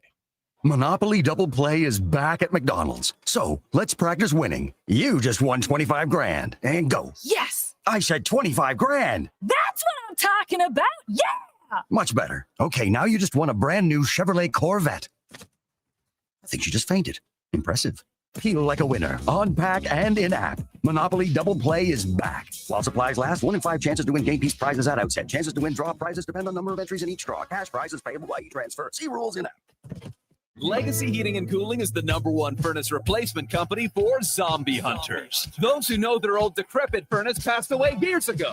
It's decaying husk shuffling around now as the furnace of Legacy Heating will send your undead furnace to its grave, replacing it with no payment and no interest for 1 year. Protect your legacy from the beast in the basement. It's time to destroy the furnace of the dead.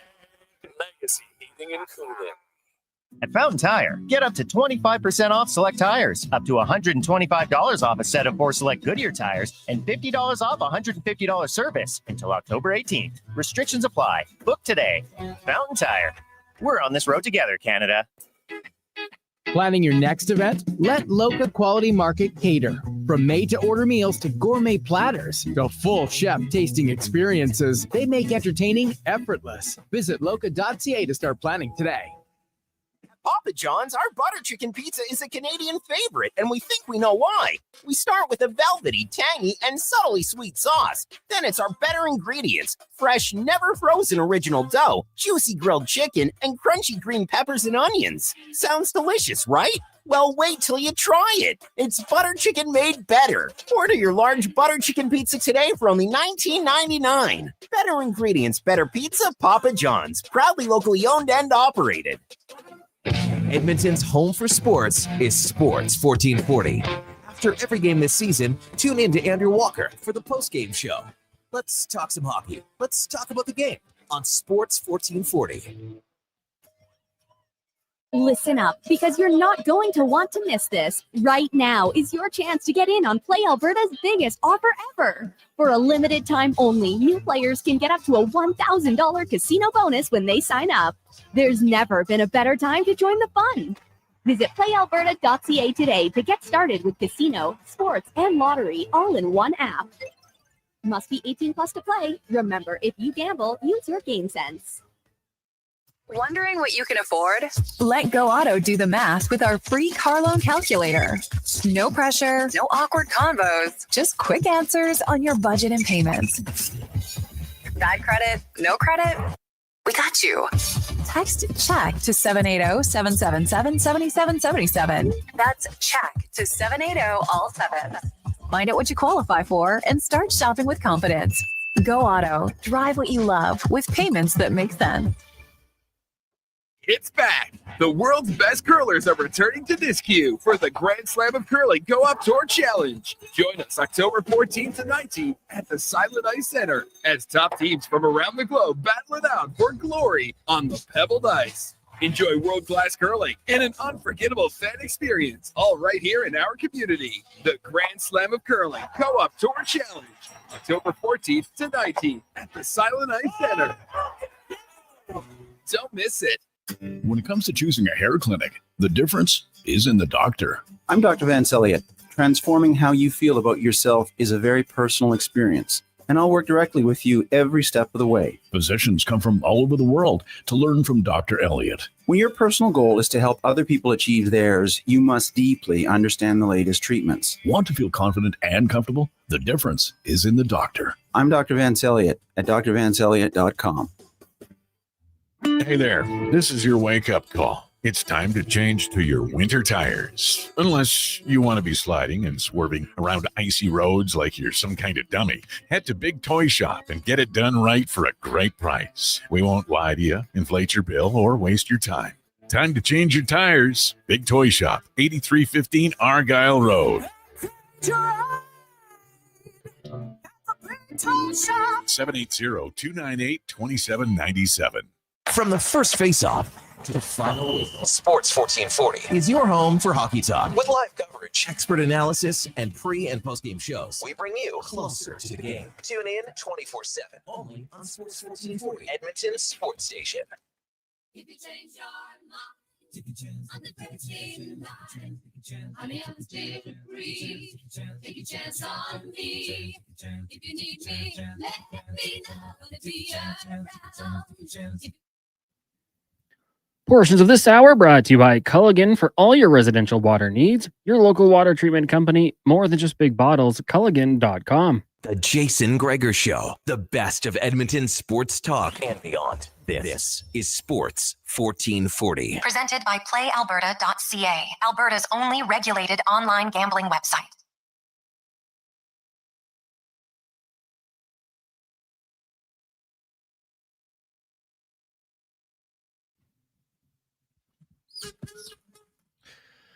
.325. Welcome back, Jason Gregor. Connor Halley, Sports 1440.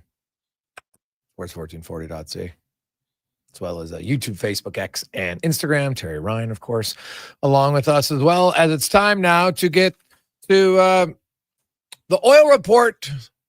Struds brought to you by Go Auto, where they have over 15,000 vehicles to choose from. 28 new vehicle brands and 69 locations. Any ride that you like, goauto.ca. The Jason Gregor Show presents Struds On. I don't believe in tea bags. I use loose leaf tea. And it is so much better than the tea bags. I'll eat tea bags. I'll Struds On. I'm not a huge DJ guy. I mean, I guess if you hand me a couple glow sticks and a tight white t-shirt that I can get wet, maybe I'd be into it. Struds On. There's a lone steakhouse I used to go to down in Kentucky, and they had bowls of peanuts. I wasn't sucking on those ones. You know, I mean, you need to have clean nut. I'm talking about the kind you get in the bag at an Elks game. You know what I mean? It's time for Struds On. Struddy, welcome to the show, buddy. How you doing? Good. Little stuff still. A lot of turkey. Yes, last night. Probably a little too much, some would say. A little too much, yeah. So those tight jeans are probably a little tighter, I would think. They're screaming. The seams are screaming, but that's how my wife likes it. Yeah. Hey, non-Oilers news, by the way, for all of the Stingers fan, Sean East II has just signed with the Utah Jazz.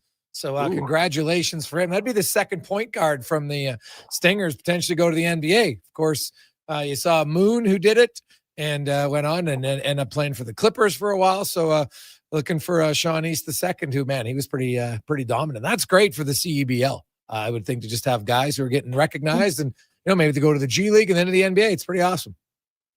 What's so good about that, Greg, is, they can now sell that. That's a selling feature. You know what? We have players that have come here, and it doesn't mean their career is over here from getting to NBA. It's a potential pathway. So that's really good to sell the league. Yeah. Look at the orders, Strutty. Oh, my goodness. Speaking of breaking at the seams, you're watching that defensive effort on Saturday night, and you're probably just like glowing watching that. Well, that feels like that's playoff level the way they're playing.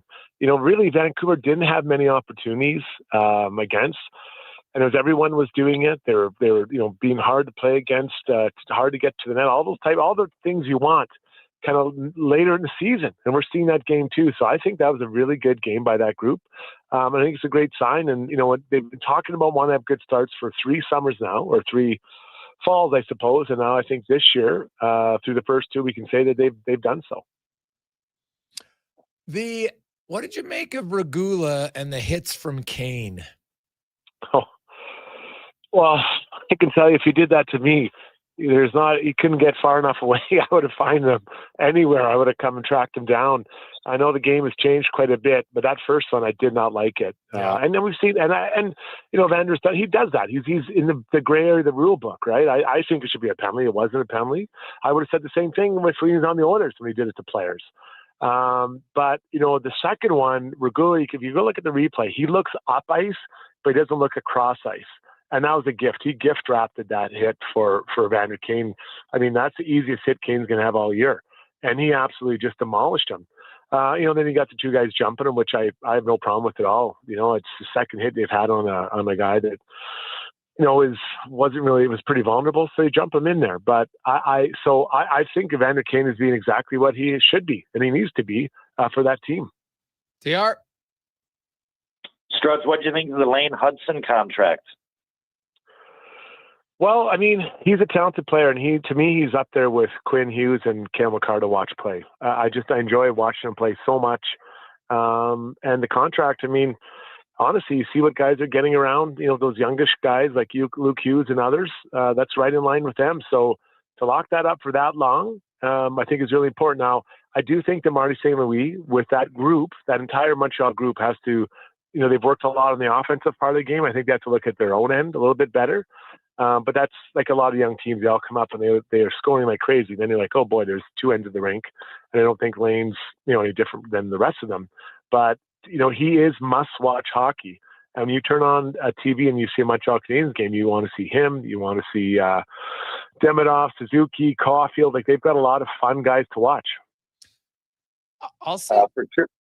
Go ahead. Go ahead, TR. Well, I was curious what you think of the situation with, say, a guy like Isaac Howard. I had to think about it. I think about it from 2 sides of the fence. Now, he's not playing next to nothing like back in the day when guys would get 1 shift. He's playing 10, 11 minutes a night. I think it's more beneficial for him to be down or up on the 4th line. Yeah, 100%. I would send him down. And it's not like he's been way overwhelmed. What I'm seeing is a player trying to understand how to get space in the NHL, where guys are bigger, faster than anything he's ever seen before. And you can see he's trying to break wide, and he's and the D-men you're not beating many D-men wide. So he's got to just find that timing and find that way to create space. I'd rather him do it with 18, 19 minutes a night rather than 9 or 10 a night. So put him where he's going to play a lot, and he can figure those things out and be on the power play and all that kind of stuff to kind of go along. So to me, this is not a punishment. Hey, Ike, you're getting sent down. It's whatever. Wednesday, you're going down. Not a punishment. We want to work on these 3 specific things. Here's the video to support it. Our coaches know it down there. You're going to play more down there. And then when you've kind of worked on those things and are coming around, and if we have a need, you will be called up. You're a huge part of our future. Like, be very positive with it. Yeah, he'll be pissed off, and everyone gets pissed off and get sent down, but be clear in what you want. Not, hey, you're going to the minors to work on a few things. No, this is what we want to work on, A, B, and C. Off the ice, you can work on this. We'll make sure you're set up with a vet to help guide you through whatever you need to go through, but be very clear, be very positive, so he knows exactly what the mandate is as he heads down. I do want to go back to Lane Hudson for a sec, because I'm going to put Lane Hudson in the exact same category I put in Jack Hughes when he signed his contract. I was like, too early, and he might work out. But people saying that this is one of the best value contracts in the NHL are delusional. The guy has 6 goals as a defenseman. He moves the puck well, That's great. He's flashy, excited, and I get all that. How much better is he going to get? Because I look at his size, and I don't ever see him being a big difference maker. He will be a good regular season player. I'm not sold he's going to be great. I'm not sold yet. And I think, people just see something new, and they're like, how much better really is this guy going to be? I don't think he's Quinn Hughes. He doesn't skate like Quinn Hughes, right? And I think it's a fine contract. It's a little bit risky, but it's a fine contract. Just because it's less than Jackson Lacombe, and then people are like, oh, it's way better. But Jackson Lacombe and Luke Hughes are way bigger than him. And that matters come playoff time. So I saw all the adulation. People claiming this is one of the greatest contracts ever. And I'm like, pump the brakes. Just like Jack Hughes, Jack Hughes has had 1 year where he was good value on, like, better value to the dollar on his contract so far. One, because he's hurt all the time. So I'll say Lane Hutson. I don't think it's going to be the home run that everybody thinks. Yeah, and that's a really good point, Greg. And that's sometimes the challenge organizations face, right? They put bums in the seats and they're exciting players, but can you win with them in the playoffs, right? And a guy I mentioned in that group, Cole Caulfield. Do you think if he played against the Florida Panthers in the Game 7 of the playoffs, that Florida is not able to control him, right? He's quick for sure, but he's not big. He's probably not winning a lot of 50-50 puck battles against Kachuk, against Barkov, against Bennett, against Ekblad, against, like, just the list goes on. So I think sometimes these organizations get in a spot where they do sell tickets, but you might not win with them. And that's always the challenge. Yeah. What are you, TR? Like, do you love this signing? No, honestly, when I first saw it, I said, "Oh, that's a good sign." They got him for a decent. Thought it was good for the team and the player. And then when I looked online, people acted like it was the best contract in the last decade for the Habs. I was kind of surprised. I thought people would be happy.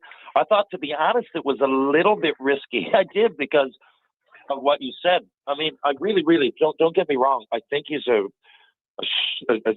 real good player with a potential to be sensational, and in which case, hats off to the Habs. But it's still, he's getting, what is it, 9 a year or 10 a year, like, or 8 to 9 a year? Yeah, 8.85. Yeah, so to me, that's a home run. If I'm Lane Hutson, I wouldn't, 8 years at that kind of money is fantastic for a guy that's slight, and all those questions are very valid. He's slight, and playoff hockey's playoff hockey, and he had 6 goals last year. He looks good doing it, though, and I thought it was good for the team and good for the player. Going to the orders, Struds, what is your expectations of Roslovic and Mangiapane now on the top line? Well, I'll go backwards. I didn't like Frederick with that line. I just don't think that is to works to his skill set. You want to put people in a position to have success, and that's just not for Trent. I don't think that was his spot. I think I want him as my third line center. I want big, heavy third line. Doesn't mean unskilled. Doesn't mean they can't tilt the ice. But the line he has him now with Podkolzin and Kapanen, that's a big, fast, heavy line that should control the ice when they're out there, play against anybody. A little bit like a poorer version maybe of what you've seen with Adam Lowry in Winnipeg. I love that third line Winnipeg has. Okay. I think the Oilers are going for the same type of thing. Jack Roslovic, Greg, you and I did a radio show for a long time. Every time we called someone that was from Winnipeg or Columbus, I asked the question every time, what's going on with Jack Roslovic? Like, is he coming around? Why is he not doing more? So to me, he's a player that over his career has left me wanting more. He's got the skill. He's got all that stuff, the skating and all that. But it's always left me wanting more. And I think that's why he's moved from team to team and then scores 22 goals last year and waits till the season starts to sign a contract. So I think the Oilers fans have to understand what he is. He's not a savior. He's not Zach Hyman. He's not going to all of a sudden bump up to 40 goals playing in the Oilers' top 6. I think these guys can skate. He scores 5-on-5 goals, which is valued around the league. But I think if you set those expectations in and around that 15 and 20 goal mark, I don't see him as a real hard competitor.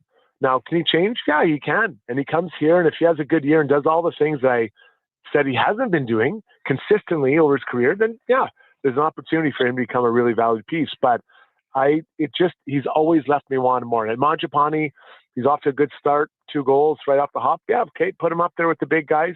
and see if he can keep it going, because they are short at least one top six forward with Hyman in the lineup. So they need to make sure that they, if they have Mangiapane and Nuge and, Hyman and then player to be named later, maybe that's enough to kind of solidify that top six. Yeah, well, I still look at it. I think they need now. Hey, they're going to try Roslovic, and he'll get a look. But I think the Oilers need another scoring winger after Zach Hyman, and that's something they'll be looking for at the trade deadline. And it's got to be someone with size, Struddy, because I'm just like size and a little tenacity. I just don't know if you can go into the playoffs and have Nugent Hopkins, Mangiapane, Savoy. Well, Hyman's obviously here, so one of them will be out, and Roslovic all in your top six. Just not going to work. Well, I know the guy I want, Alex Tuck from Buffalo. That's the guy. Now, I mean, Buffalo, they never fail to disappoint. I mean, it's unbelievable. I don't know how they could have so many good players go through an organization and you're still struggling. It's like, I don't know. It is a mess. But I have a hard time envisioning Alex Tuck, although I think he's from there. I have a hard time envisioning him re-signing there. So he'll probably be available. And I mean, could you imagine him playing alongside Leon Draisaitl? I mean, that would be heavy, hard. That's a dream. Oilers fans should put your head on your pillows tonight and pray for that to happen, because I think he's the perfect guy beside Leon. Well, yeah, there's a few guys, but he would definitely be one of them, no question about it. He would add a lot to them for sure. Jason Gregor, Terry Ryan with you, Sports 1440, joined by Jason Strudwick. Struddy, one last one. The Oilers now, Wallman could come off Thursday and they could put Regula on IR to hold off until they have to make some moves. But with Janmark and Regula supposed to be back by the weekend, the Oilers going to have to make two moves. And is it the obvious one? Just, they'll send Lazar and a defenseman down. Do you think they make three moves? What do you think is going to happen? Well, I think the obvious one is Ike Howard. I think he's the guy that would go down, and not for a punishment, but just to get him playing, and he doesn't cost you anything. Then maybe Lazar, does Stetcher. Does he unfortunately maybe get exposed out there because Regula is a younger piece, he's bigger, and all the things have been outlined with what he's done well. So I think it's Howard and somebody else. And I don't know if that money makes enough to fit everybody on, but you know better than I would. Oh yeah, no, that wouldn't be an issue because guys who are on IR are already counting on the cap because they're LTIR. So that it's more so just roster spots until when Zach Hyman returns, then you likely have to move out two guys, and then the cap will actually come into play. But until then, all it is roster spots and just which guys are you going to move up and down off the roster. That's it. Yeah, and I think in the case of Curtis Lazar, I still think he has a role to play. At some point, it's a long year. People forget that the starting lineup doesn't end up like that. The last lineup of when you start game 83. So doesn't mean he's going to come up and be a first liner, but he'll have a role to play on this team. There will be injuries. There will be looking for different lineup matchups. And I feel for Noah Phillips. I mean, really, he's out from what I can see for really no good reason. Through bad play, I should say. No bad play by him, but you got it. That's hockey. It's not fair. So you take the kick in the junk, work hard, and hopefully get back in the next game, and you still have another good game. And you just keep just backing good game after good game, and making them say, "Man, we can't just keep this guy off the roster anymore or out of the lineup." Yeah, that's the only choice. Stridey, enjoy the game tonight, buddy. And before we go, Daniel Jones, the Indianapolis Colts have scored more points in the first 6 weeks than anybody in the modern era. What do you make of Daniel Jones and the Colts? Well, I think, listen, I'm not an NFL expert, but I know that the Giants have not had they didn't have a good offensive line when he was there. He was running for his life. And I believe the Colts, and Connor can correct me, I believe they're one of the best in the league. And then they've got a pretty good running back there, although they had Saquon Barkley behind Danny Jones, but Jonathan Taylor's pretty good as well. So those two things I think help him, give him time. But right now, old Mr. Dart, the big Dart's looking pretty good. Him and Cam Skidaboo or Skidaboo, whatever it is. Both those guys I think are hopefully the pieces we need to start going, but not too good. We need a new coach, so we don't want to win too much. I want to get a new coach. I don't want to see him celebrating with his quarterback like they won the championship after they win every game. Act like you've won before. I love Bothers me. Oh, Struddy doesn't like too much celebrating. It's so awesome. Oh, when you see him celebrating, like he's rubbing his hair and looking into his eyes, like That's how I looked in the eyes of my wife the day I married her. I mean, like, just relax and just let it just be happy you won. Yeah, high five, man. Okay, good. We got to prepare for the next game. I agree. So TR, you're not a fan of the you think the celebrations are too much right now for the Giants? Yeah, I'm not. I think it's unnecessary and it's overplayed. All right. Look at these two guys. Hey, old school. I like it. Hey, don't have fun, guys. It's sports. It's serious all the time. Struddy and TR. I love it. Fellas, have a good one. We will chat with you next Tuesday, Struddy. See you, buddy. Thanks, man. There you go. Jason Strudwick joins us every Tuesday. Well, I thought he was going to be mad at his coach freaking out because he was trying to get his star quarterback out of the tent. Yeah. Right? Hey, what are you doing over there? I couldn't believe that. Get out of here. I could not believe that. Oh. I thought after it happened, but I could not believe that where your head would take you, knowing that situation. You had time to think about it. And with cameras everywhere and tens of millions of eyes on you, you're going to yell at the doctor for giving just sufficient concussion protocol to the player who needs it most. It's crazy. It was a tad ridiculous, no question about it. We'll come back with 5 questions on the Gregor Show presented by PlayAlberta.ca. Whoa, who turned off all the lights? Experience the new charcoal menu at Booster Juice. Charcoal menu? Introducing the Eclipse Smoothie, Blackout Booster Mixer, and Midnight Booster Ball. Where's that voice coming from? Dark and delicious, made with activated charcoal. Can we please turn the lights back on? Sorry, I'm just excited about the new charcoal menu. Wow, that is good. Right? Available now, only at Booster Juice. You've probably heard the term supply and demand. Something is needed and someone supplies it. We're GS Construction, and we're in the supply and demand business with you. Edmonton and the surrounding area continue to grow. Infrastructure has to be continually replaced and upgraded to keep up with demand. You see it with new buildings and new roads, but what about below ground, where all sorts of pipes bring you water and take wastewater away? That's where we come in. For more on what we do, go to gsconstruction.ca. You've got a go-to coffee spot, a trusted barber, even a lucky game day jersey. But when it's about looking your absolute best, there's only one name you need. Mr. Dirk. Family run since 1939, we're experts in crafting impeccable tailor-made suits and offering a wide variety of everyday styles. Pair that with personalized one-on-one fittings and the convenience of on-site tailoring. Mr. Dirk elevates your style game. Visit our Edmonton store or explore MrDirk.com. Score big on style with Mr. Dirk. I'm Gene Principe for Legacy Heating and Cooling. If you need a furnace this Halloween, it'd be a grave mistake not to Call Legacy. Call Legacy. Need repair? Revampire your furnace. Just Call Legacy. Call Legacy. Legacy has a skeleton of furnaces in stock. Call Legacy. Call Legacy. Plus no interest and no principal payments for 1 year when you buy with Legacy Heating and Cooling.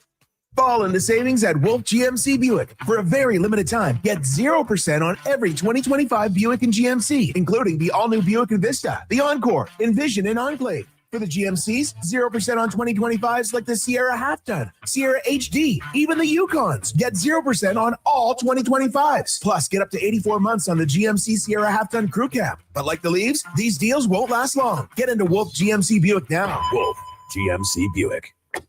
We're making it easy. Actions speak louder than words. Japa Machinery Group puts your construction plan into action with XCMG construction machinery you need. Available for rental or sale. Learn more at japamachinery.com. It's back! The world's best curlers are returning to Disc for the Grand Slam of Curling Go Up Tour Challenge. Join us October 14th to 19th at the Silent Ice Center as top teams from around the globe battle it out for glory on the pebbled ice. Enjoy world-class curling and an unforgettable fan experience, all right here in our community. The Grand Slam of Curling Go Up Tour Challenge, October 14th to 19th at the Silent Ice Center. Don't miss it. Looking for the perfect gift? Give the gift of great taste with a Loca Quality Market gift card. Redeemable at any Loca Quality Market or Loca operated restaurant. It's a treat for food lovers. Ready anytime. Grab yours today at loca.ca.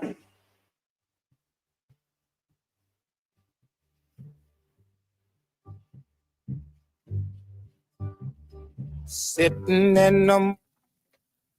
Portions of this hour brought to you by Leading Edge Physio. We treat pain and injuries head to toe and some other issues that might surprise you, like incontinence, vertigo, neuropathy, and cognitive issues. We invest in the technology, techniques, skills, and people who know how and what to fix. Life shouldn't hurt. LeadingEdgePhysio.com.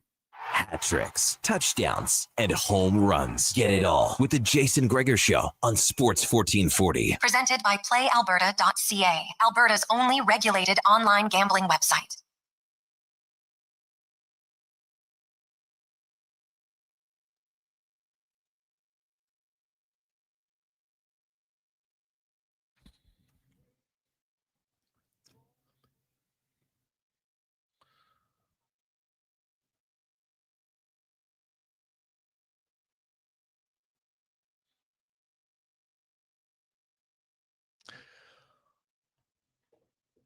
Welcome back. Welcome back. Sports 1440, sports1440.ca, Oilers Nation, YouTube, Facebook, X, and Instagram. Hope you are having a lovely, lovely Tuesday afternoon after Thanksgiving. It's time now for 5 questions brought to you by The Brick.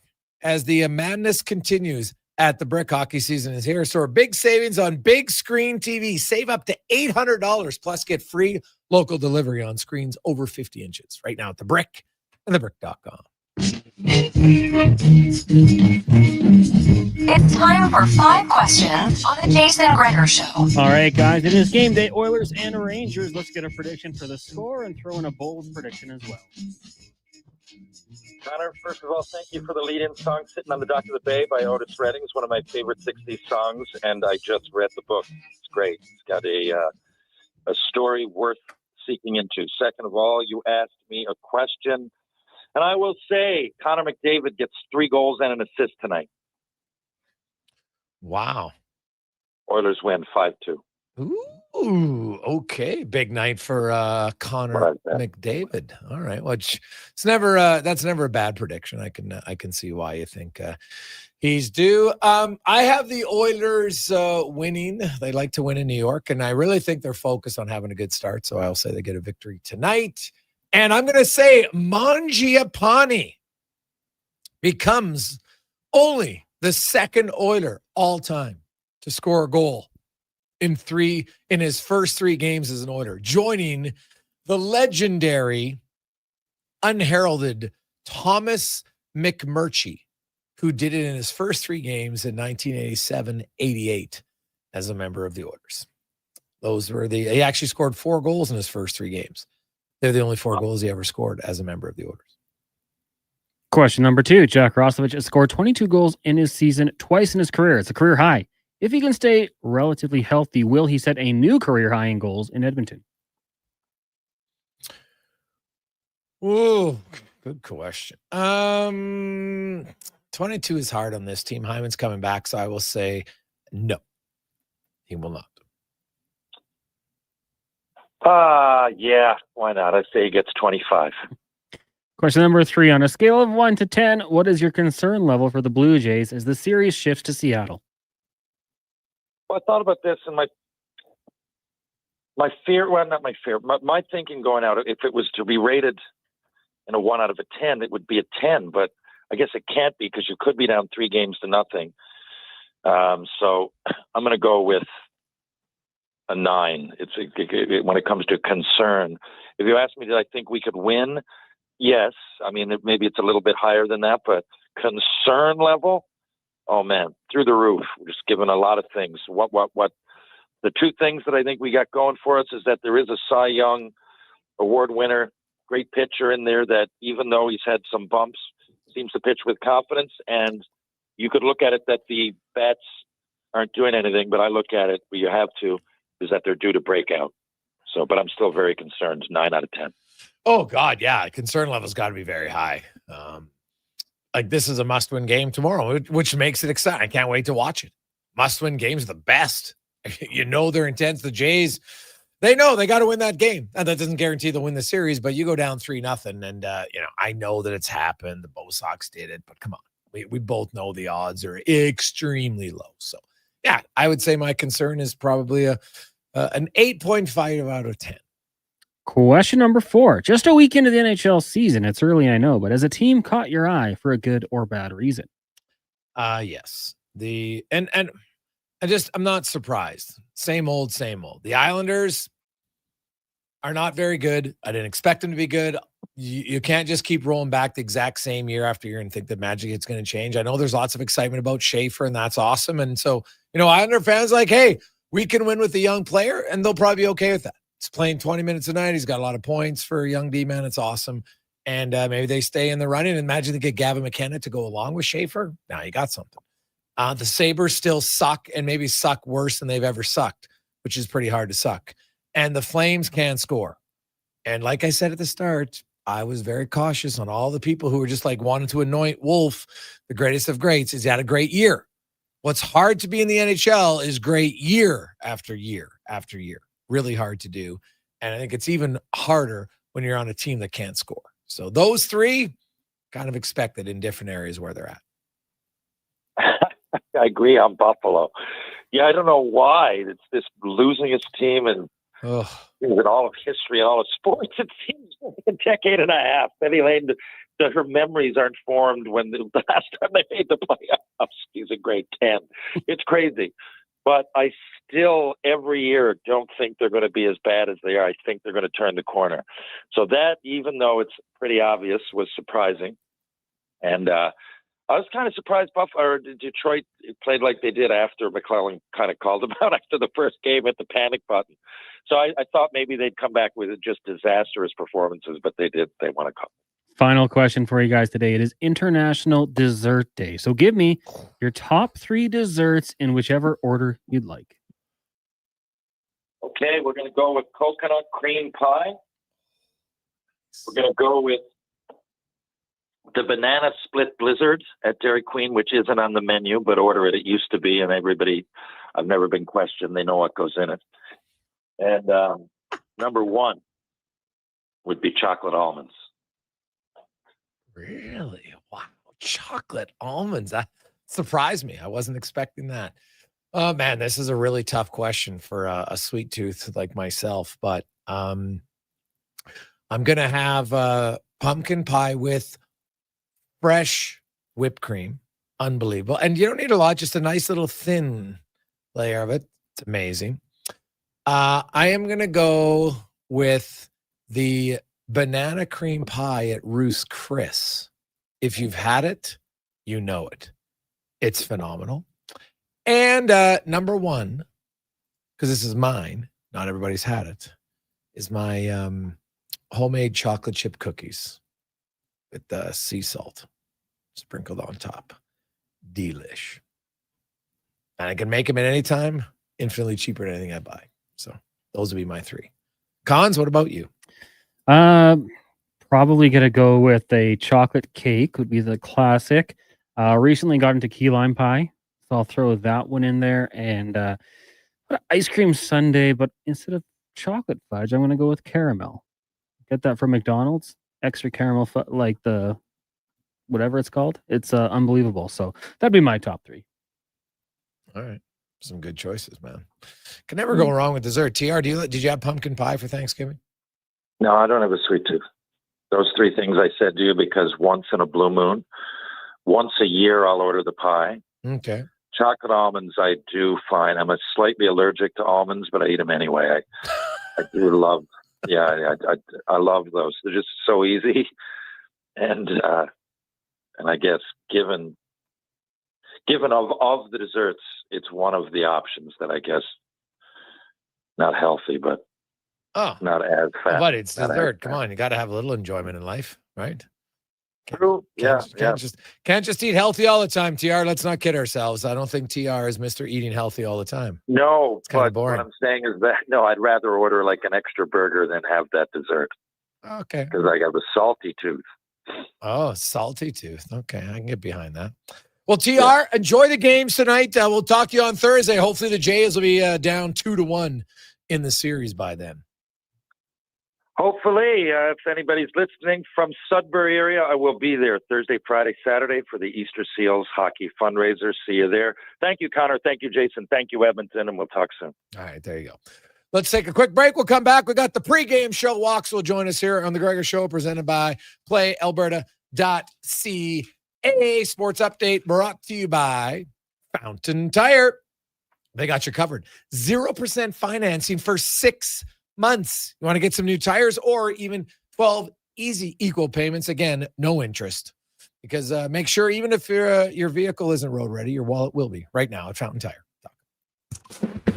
This is the Sports 1440 update.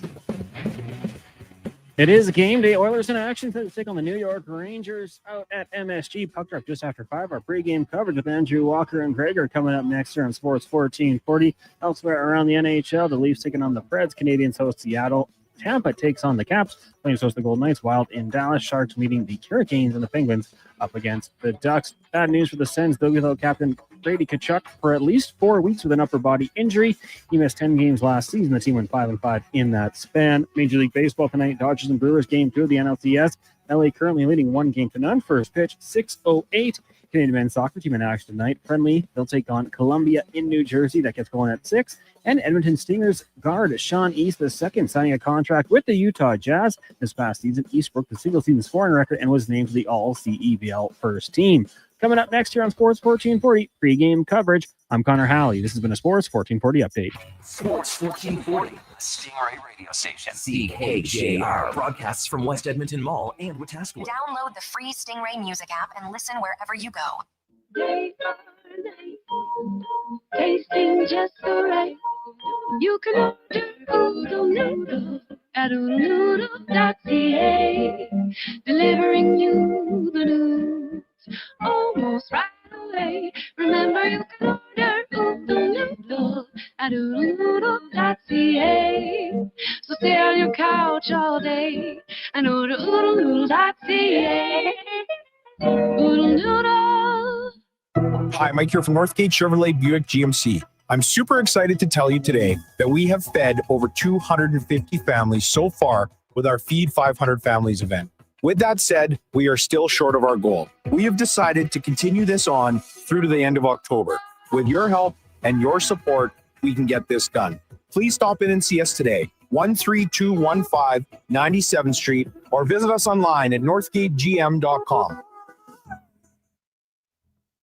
Fountain Tire. Get up to 25% off select tires, up to $125 off a set of 4 select Goodyear tires, and $50 off $150 service until October 18th. Restrictions apply. Book today. Fountain Tire. We're on this road together, Canada. Bringing every project to life requires the right team. By joining the Japa Machinery Group service or sales teams, you can be part of setting a new industry standard. Celebrating a legacy of excellence with Japa. Learn more at japamachinery.com. Edmonton's home for sports is Sports 1440. After every game this season, tune in to Andrew Walker for the postgame show.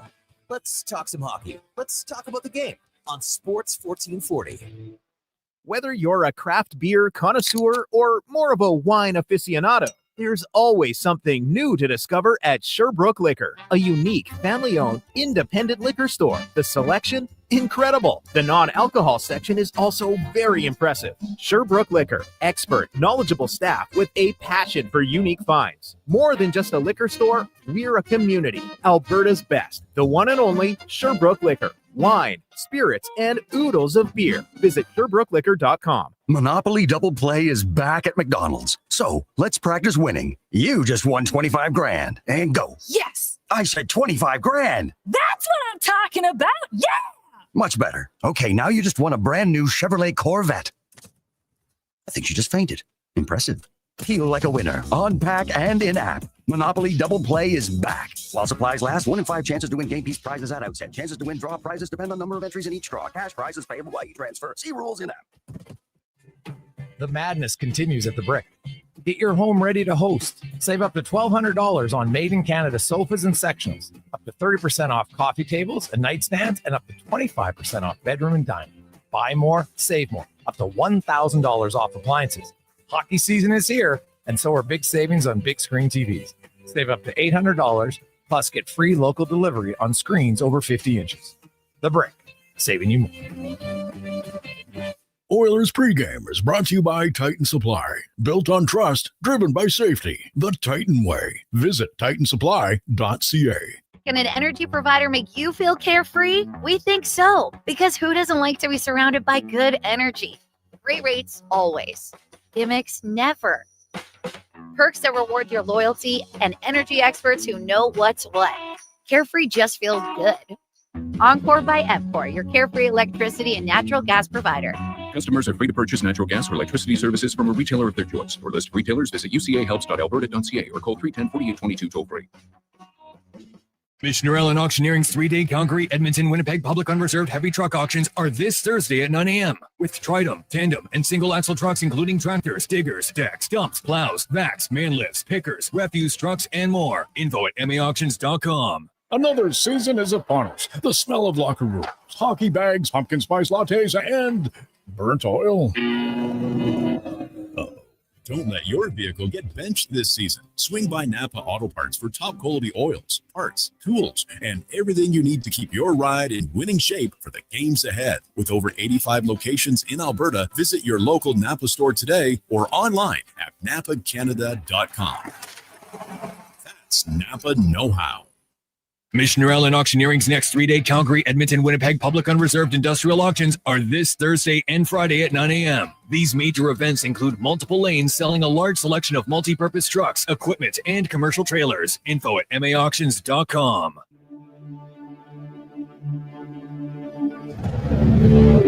Portions of this hour brought to you by Northwest Crane, available for all your lifting and equipment needs, specializing in selling and servicing cranes. Get lifting at northwestcrane.com. Sports 1440 presents the pregame show with Andrew Walker and Donovan Paulson.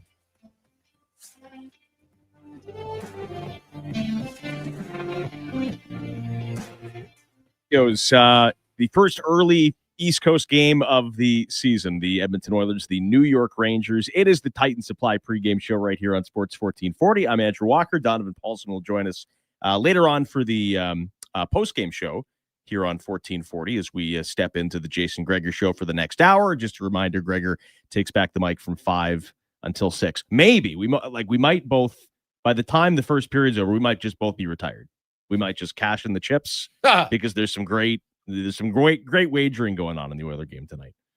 The sports books have not responded to the Mangiapane on the top line with McDavid and Draisaitl. So it's a good value out there if you want to bet on a Mangiapane point or goal. Yeah. Pretty good. Yeah, good. Well, Mangiapane is he has the opportunity to catch the unheralded legend Thomas McMurchie. Yeah, I had never heard of that name. No. I heard you talking to Low Tide earlier. I was going to text in. My guess was going to be David Oliver. Yeah, well, he had 2 in 94, 95. I remember he had a hot start, and he was like a top 10 rookie that year, and I don't know if he ever did anything else in his career. But well, the thing about McMurchie that makes me laugh is like there's guys who I know who are like diehard Oilers fans who know a lot about like obscure players, and Darcy McLeod, a.k.a. Wood Guy, he's like, dude, I was a huge Rabid fan in '88. And I thought you made his name up.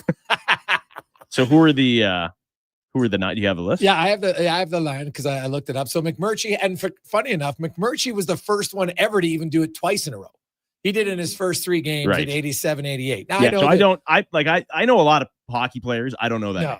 I don't know that name. And he was he scored 59 goals in Brandon, and the Dub is draft year in 82. Like, he's a pretty good player. Mm-hmm. Right? He's 3rd round pick. So but the guys who did it after him, Peter Eriksson, again in a Stanley Cup era. Don't know that name. Then David Oliver had 2 in 94, 95. Rem Murray had 2 in 96, 97. Yeah. Vladimir Vorobiev had 2 in 98, 99. Yeah, I know that name. Boyd Gordon and Taylor Fadoon did it in the same year in 2013-14. You know what? I remember the Fadoon because it was like late in the year, right?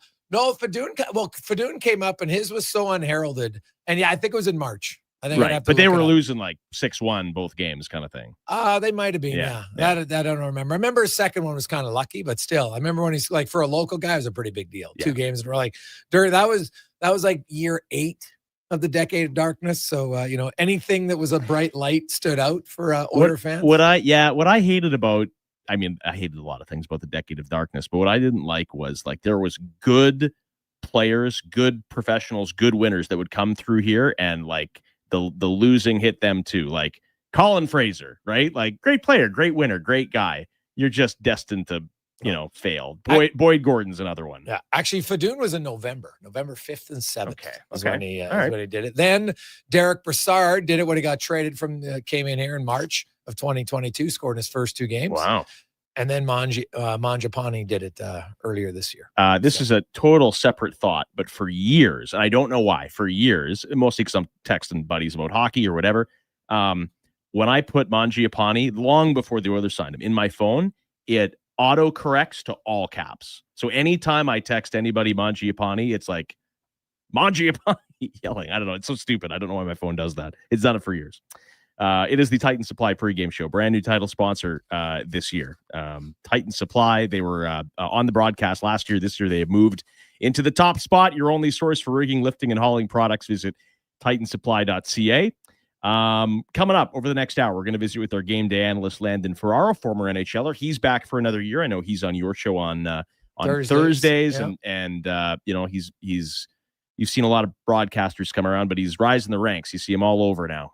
Lots of panels, lots of sports network. I know he's going to be doing some work in Toronto this season. And we'll hear from head coach Chris Knobloch later on and give you your chance to win $100 to the River Cree Resort and Casino in today's over-under. Also, as always, the Weiss Johnson text line is open, 1-833-401-1440. I'm set. The last time we did a show, which was, I guess, Stanley Cup Finals, I was sour because we were downtown. I was complaining about the construction. I was complaining about the traffic. Like, God forbid the Oilers win the cup, because where was the parade ever going to be? They was never going to get that in. So here we are, 8 months later, not quite, 6 months later. It's October, and I rolled in here. It's not because I'm ill-prepared. I rolled in here a minute before the pregame show started because, again, stuck in traffic and construction. It's not finished. I don't know when it's going to be finished. I'm just sour today. This dumb city. Oh, buddy, there's no shortage of construction right now. It'll be great. Like, this city will be beautiful when they finish it. I'm telling you. Yeah. Well, guess what? Maybe they should find that new marketing. I still laugh when they had the marketing about the Yellowhead. It'll be a freeway in 2044. I'll be like that. Dead. Was supposed to make people feel better. Hey, guess what? It's only 19 years away. Awesome. Like, I don't know how jobs for 19 years. I don't know how long till the LRT is completely done, but I'm sure, I don't know if like Serenity now for the people who live on that line, God, that would be frustrating. And we just moved. So there's no reason I shouldn't be fighting through traffic. We just moved to the West End, as far west as you can go. Looking forward to traveling this year, but I had a meeting downtown, and so same old frustration.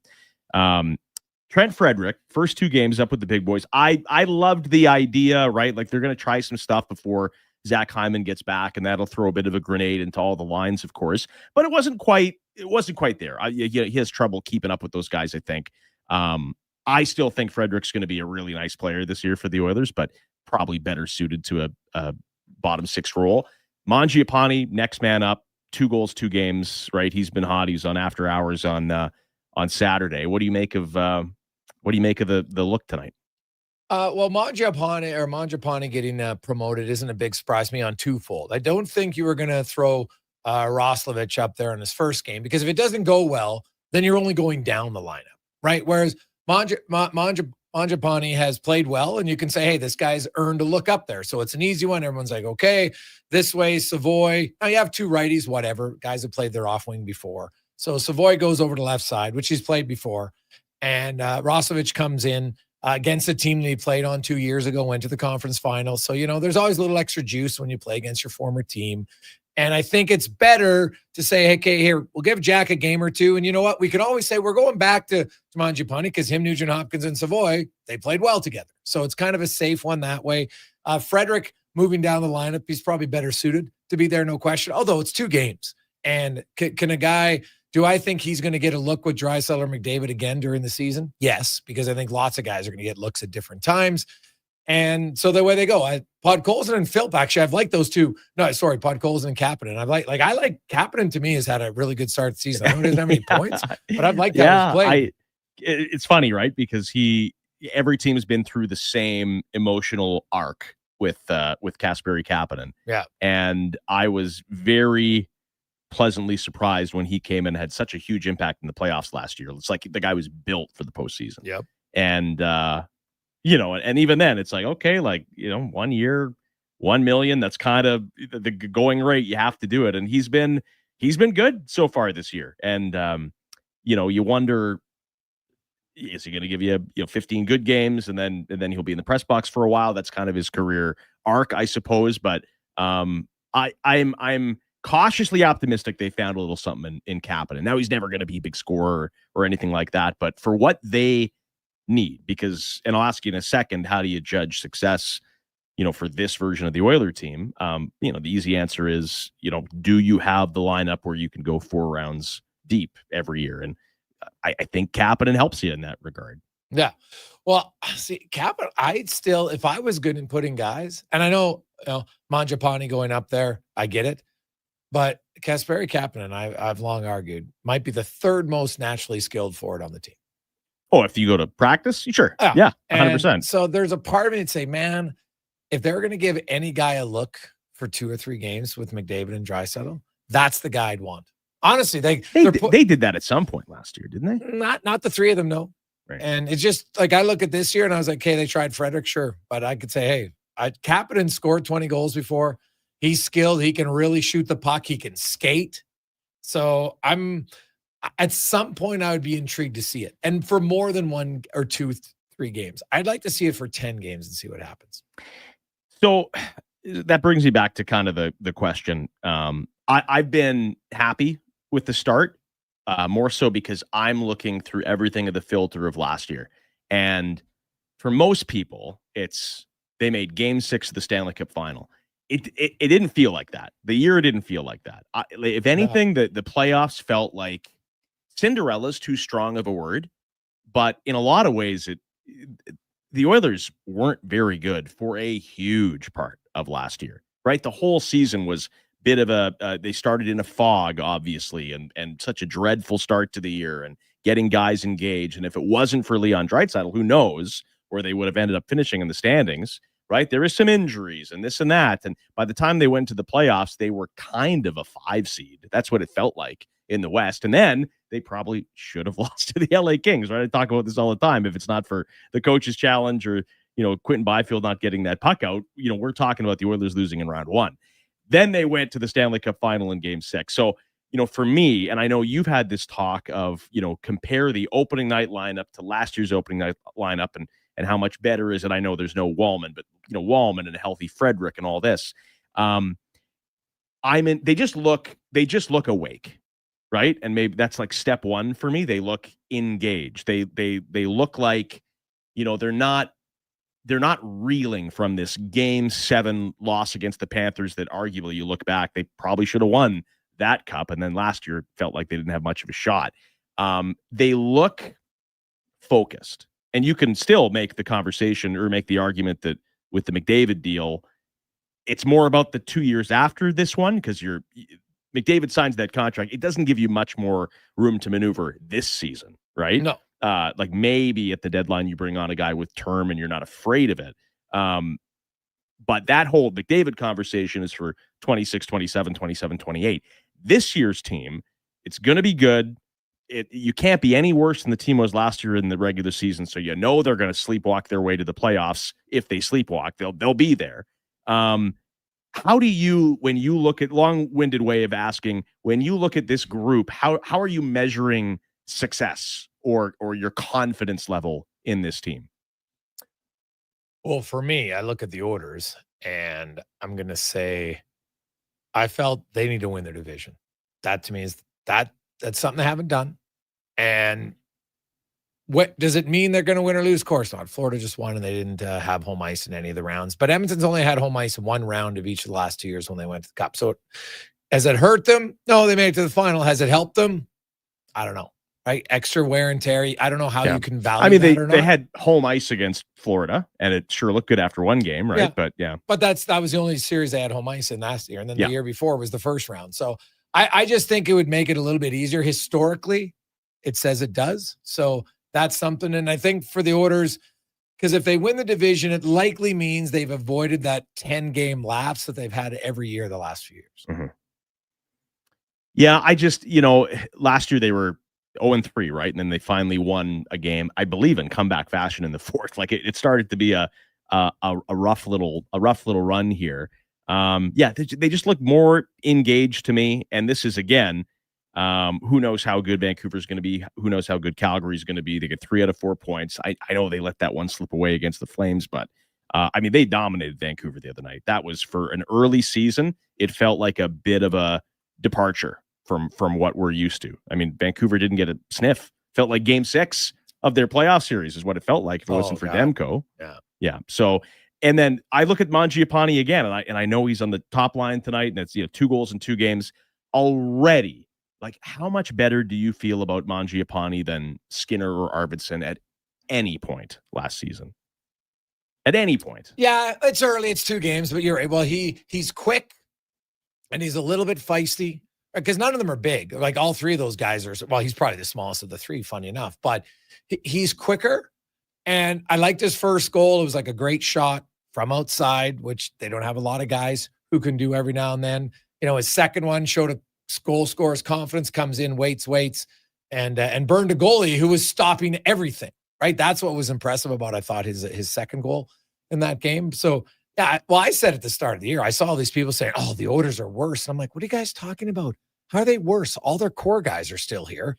And if you're telling me that losing Perry, Brown, Arvidsson, Skinner, and replacing them with essentially Frederick, Mangiapane, Tomasic, the Savoy, Philp, and, Lazar over Ryan was like a big downgrade. I didn't see it. And in fact, Jake Wallman wasn't here to start the year last year. So they're better on their back end, although Wallman hasn't played yet. Well, and their back end, like, we get used to it, but they're deep. Like, they're good 1 through 6. Like, you'd be hard pressed to, I know people have their, moments with Bouchard or whatever, but you'd be hard pressed, even with the cap soaring up, and even Nurse. Like, I think we moved past that conversation last year of, like, how can they ever exist with this money on the books? He's just a really good, hard-nosed, minute-eating D-man. And to be honest, if it's one of the strengths of the team. Well, yeah, like, my only concern, like, it's game 3, but my concern when I look at the Oilers' makeup of their team right now, I don't feel they're going to, and they have lots of time to add, but I don't think they can win in the playoffs deep with the current construction of forwards that they have. Well, are you looking at the Oilers compared to what we just saw from the Panthers? Because you do get in trouble building your team to beat one other team who they might not see Florida, right? No. Like, who knows? No, it's on Florida, but it's even, I just think in the playoffs, I don't think you could win in the playoffs if you have Roslovic, Mangiapane, and Savoy, and Nugent Hopkins all in your top 9. I just think it's too much of the same smaller player. And it's not a knock on them. So you have time to mix it up. Hyman obviously comes back. There's one spot, he takes it. And not all those guys might not all play in the playoffs. So regular season's different. Like, I look at Florida, Stamaskowicz scored 15 goals for them in the regular season. Didn't play. He's a good player. Really good player, yeah. right? But they got Brad Marchand. And so there's nothing wrong with having them now. But I think Stan Bowman will address something like that at the deadline. Yeah, I think so. And I heard Struddy talking about him, and Donovan has been talking about him for a long time. Alex Tuck, like, I think there's a good fit. But yes, no, I would agree. The Roslovic thing's a little odd to me because it's I don't quite see it. You're right. I know that it's one of those situations where, like, let's say you said, yeah, but no, like, we got enough guys and we're going to pass. And then he signs in, I don't know, Vancouver for $1 million. You're kind of, or Vegas or whatever it is. Better to have him than not have him, I guess. But I'm with you. Like, but again, 1 year, it's a show me deal. It's not you're not building the team around Roslovic or anything like that. No, no, it's a good, I like the bet. Like, the bet makes sense to me because it's $1.5 million. And if he ends up not playing on your playoff roster and he's a depth guy, there's nothing wrong with that. Do you think the no trade expansion thing that happens right around the time Zach Hyman comes back, is this going to be like a pretty quick, like, if he's not playing, do you think he's gone right away? Maybe. I think here's a player who looked and says, hey, I had a good year last year. I want some flexibility. He still has 27 teams that you can't trade him to. So he controls it. There's just 4. Well, I'd assume these 4 were the ones that he probably got a little down the road with talking, right? Yeah, exactly. And so he says, hey, these are ones that I would agree to, right? So I don't really have a big issue with that because he's 1.5 mil, right? If he's on your roster as a depth player and maybe plays down your roster. But the other thing is maybe Jack Roslovic is a guy like he would not be the first player who needed a little bit of a wake-up call at different times. Because if you go to the playoffs, they said, hey, come playoff time in New York and Carolina, his role diminished. So maybe he says, you know what? I'm not going to have my role diminish next time, so I'm going to learn from it. And he wouldn't be the first guy that takes a few years to figure it out. Oilers, Rangers, the game begins at 5 p.m. We'll go back to the Jason Gregor Show from 5 until 6. It is the Titan Supply pregame show, your only source for rigging, lifting, hauling products. Visit titansupply.ca. When we come back, a visit with our game day analyst, Landon Ferraro, brought to you by Ed's Auto Salvage. And your clue for the River Cree over-under to win $100 to the River Cree Resort and Casino. That's coming up next. Sports 1440. It's happened again, and construction season is in full swing. Job delayed, money lost, and clients disappointed because your rigging failed and it wasn't inspected. Don't let this happen to you. Have your lifting slings, fittings, hoisting tools, and safety harnesses checked with Titan Supply. Titan Supply offers certified on-site and in-house rigging inspections and service, so they can repair it, replace it, and recertify it. Titan Supply in Edmonton, Grand Prairie, Red Deer, and Calgary, and at titansupply.ca. Lift, dig, haul.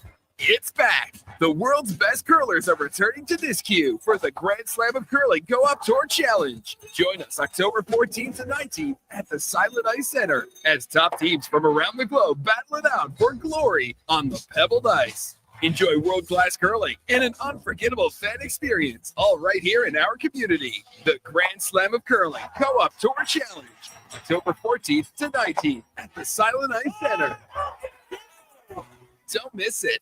The job won't wait. Why should you? At AWS Welding Supplies and Repairs, conveniently located in Nisku, we've got everything you need to get it done. From product sales to servicing and calibrating machines, we're your one-stop shop. We're a proud, locally owned and operated business committed to serving our community with a proven track record of customer service. Don't let a broken tool slow you down. We offer fast repairs and free same-day delivery of in-stock items to Leduc, Nisku, and South Edmonton. AWS Welding.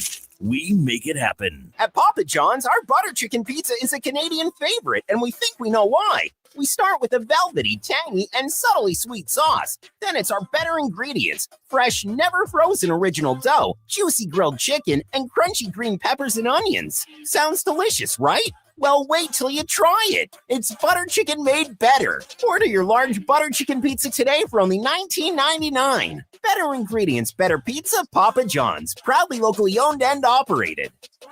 Pre-matchups are brought to you by Napa Auto Parts. For all your automotive needs, go to your trusted experts in high-quality parts, tools, equipment, and more. That's Napa know-how. As members of the Federation of Alberta Gas Co-ops, Alberta's rural natural gas utilities are here to fuel your life affordably, reliably, and safely. Across the province, natural gas keeps Albertans warm and connected every day. It's local, dependable, and it's ours. For more information on the Federation of Alberta Gas Co-ops and its members, or to learn more about how natural gas fuels your community, please visit us at fedgas.com. That's fedgas.com. Oilers pregame is brought to you by Titan Supply. Built on trust, driven by safety. The Titan way. Visit titansupply.ca.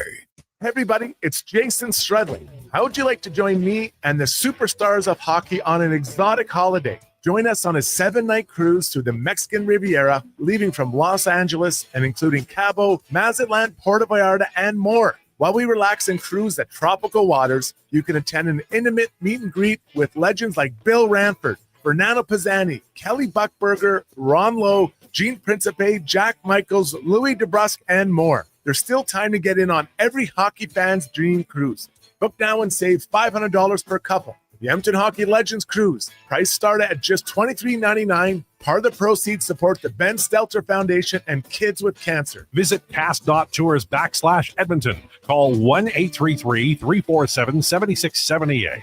Call now to book and save $500 per cabin when you mention promo code Stingray Radio. That's cast.tours 1-833-347-7678.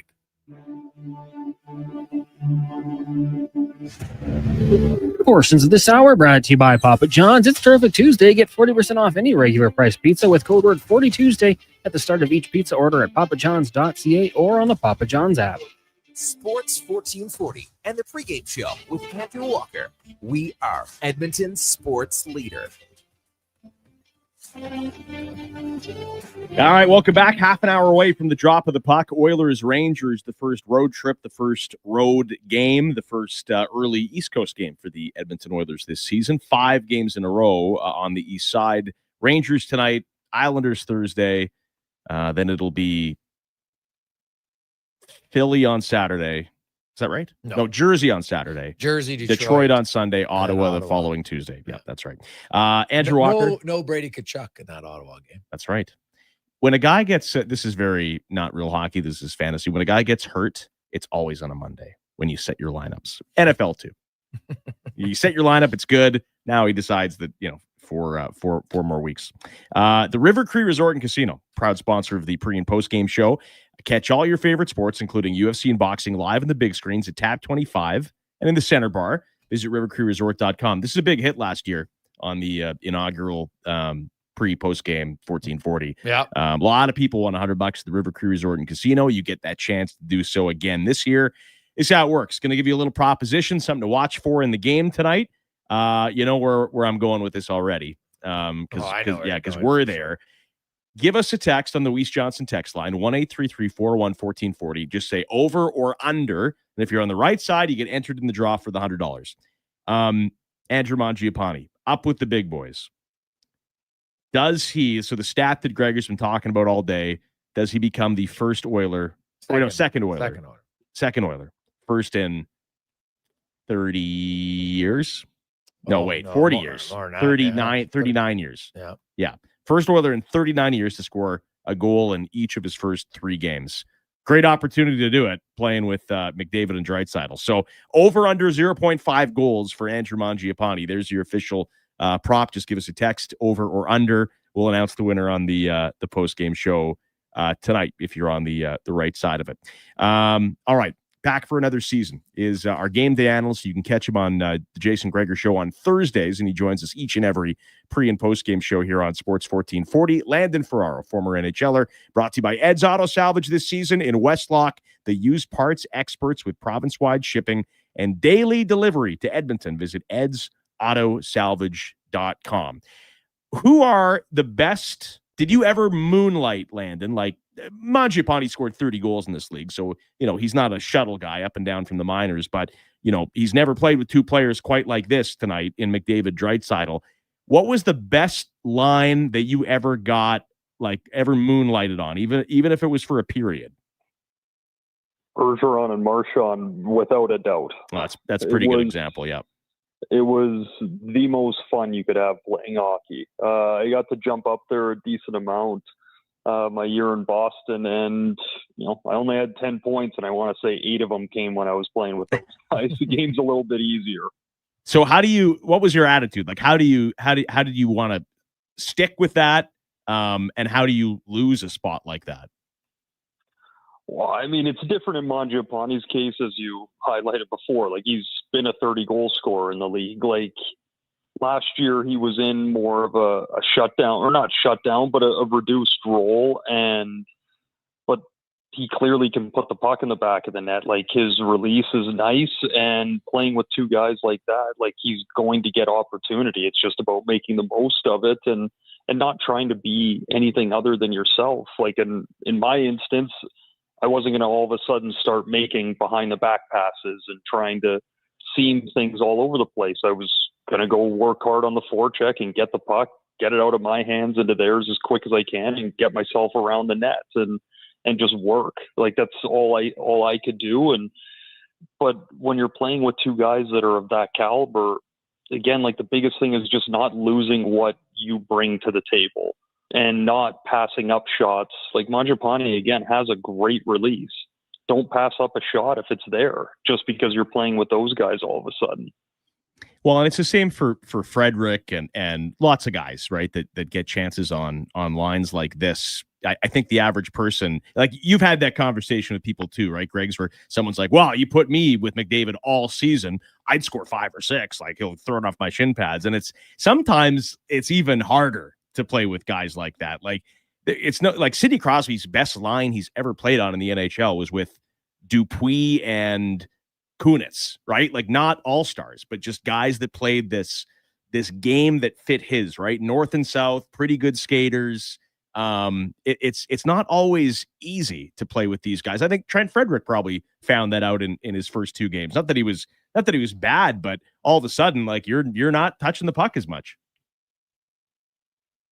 Yeah, I mean, I think Frederick's last game was much better than the first. It looks like he's already kind of getting back in the groove of things after missing a lot of time last year and just playing in playoffs here in Edmonton. But to your point, like it is tough sometimes when you're a guy that is used to having the puck on his tape and the play's going through you get moved up lines, and all of a sudden, well, those guys are better, and now you're trying to force plays all over the place, or you mess up a pass, and some guys you kind of mentally crumble because, I just let them down. Like if I would have just got it there, it's in. And like every play becomes do or die. At the end of the day, you're still just playing hockey, and you make the play when it's there. You chip it in when you have to. You get to the front of the net. You make yourself useful all over the ice. And if you just keep playing your game, it'll fit in with the big guys for a lot of people. It's just about not elevating the game past what it already is. Landon Ferrara joins us here on the post-game or the pregame show brought to you by Titan Supply. Greg's? Landon, you look at the what have you made of Howard and Tomasic through 2 games? Well, I really like Tomasic. I think that he makes hard, good plays the majority of the time. He, if it wasn't for Thatcher Demko, he would most definitely already have his first goal in the NHL. He could have. Me and Walks were laughing in the post game the other night. Like he could have had a hat trick in the first period. But it's the hard plays around the net that you can just tell he understands body positioning and how to get himself open. And even in the sliding into the bumper slot, like he can get lost in the middle and got a couple good slot shots last game. I think he's been a really good piece that they've added so far. Howard, it's taking him a little bit more to get into the NHL swing of it.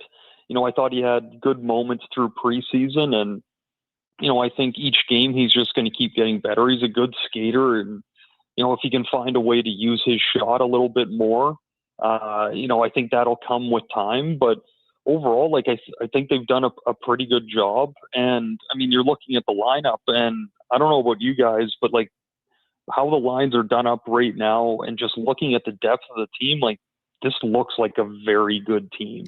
And it looks like they've added pieces that have really complemented what they have already. This is pretty close to kind of what you threw out there the other night. The line's brought to you by Nisku Ford, by the way, here in the pregame show.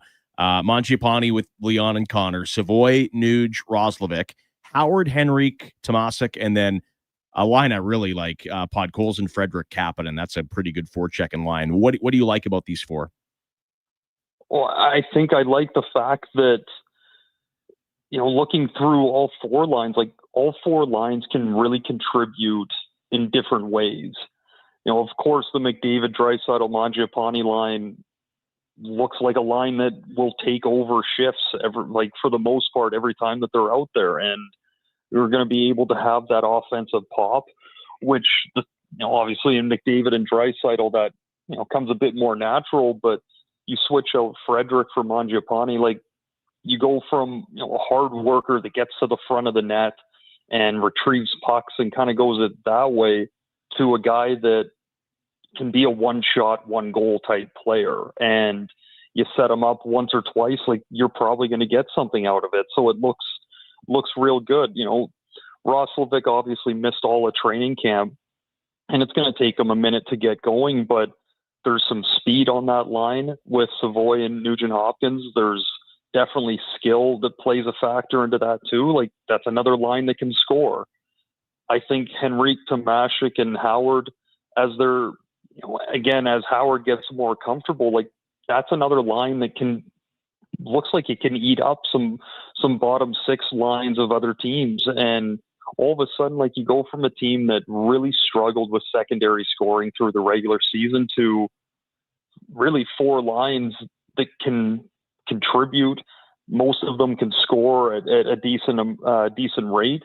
But then on top of it, you have the fourth line that can really get in on a forecheck, finish hits, create that energy that every team needs to have at different points of games. Like, it looks like a really solid lineup. Stuart Skinner back between the pipes tonight. You don't want to, make something out of nothing or make too big of a deal of it, but we all know what happened in the opener.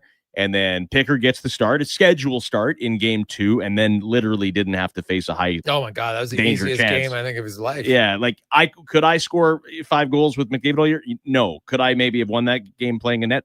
Possibly, because Vancouver did nothing, and I've never put on pads.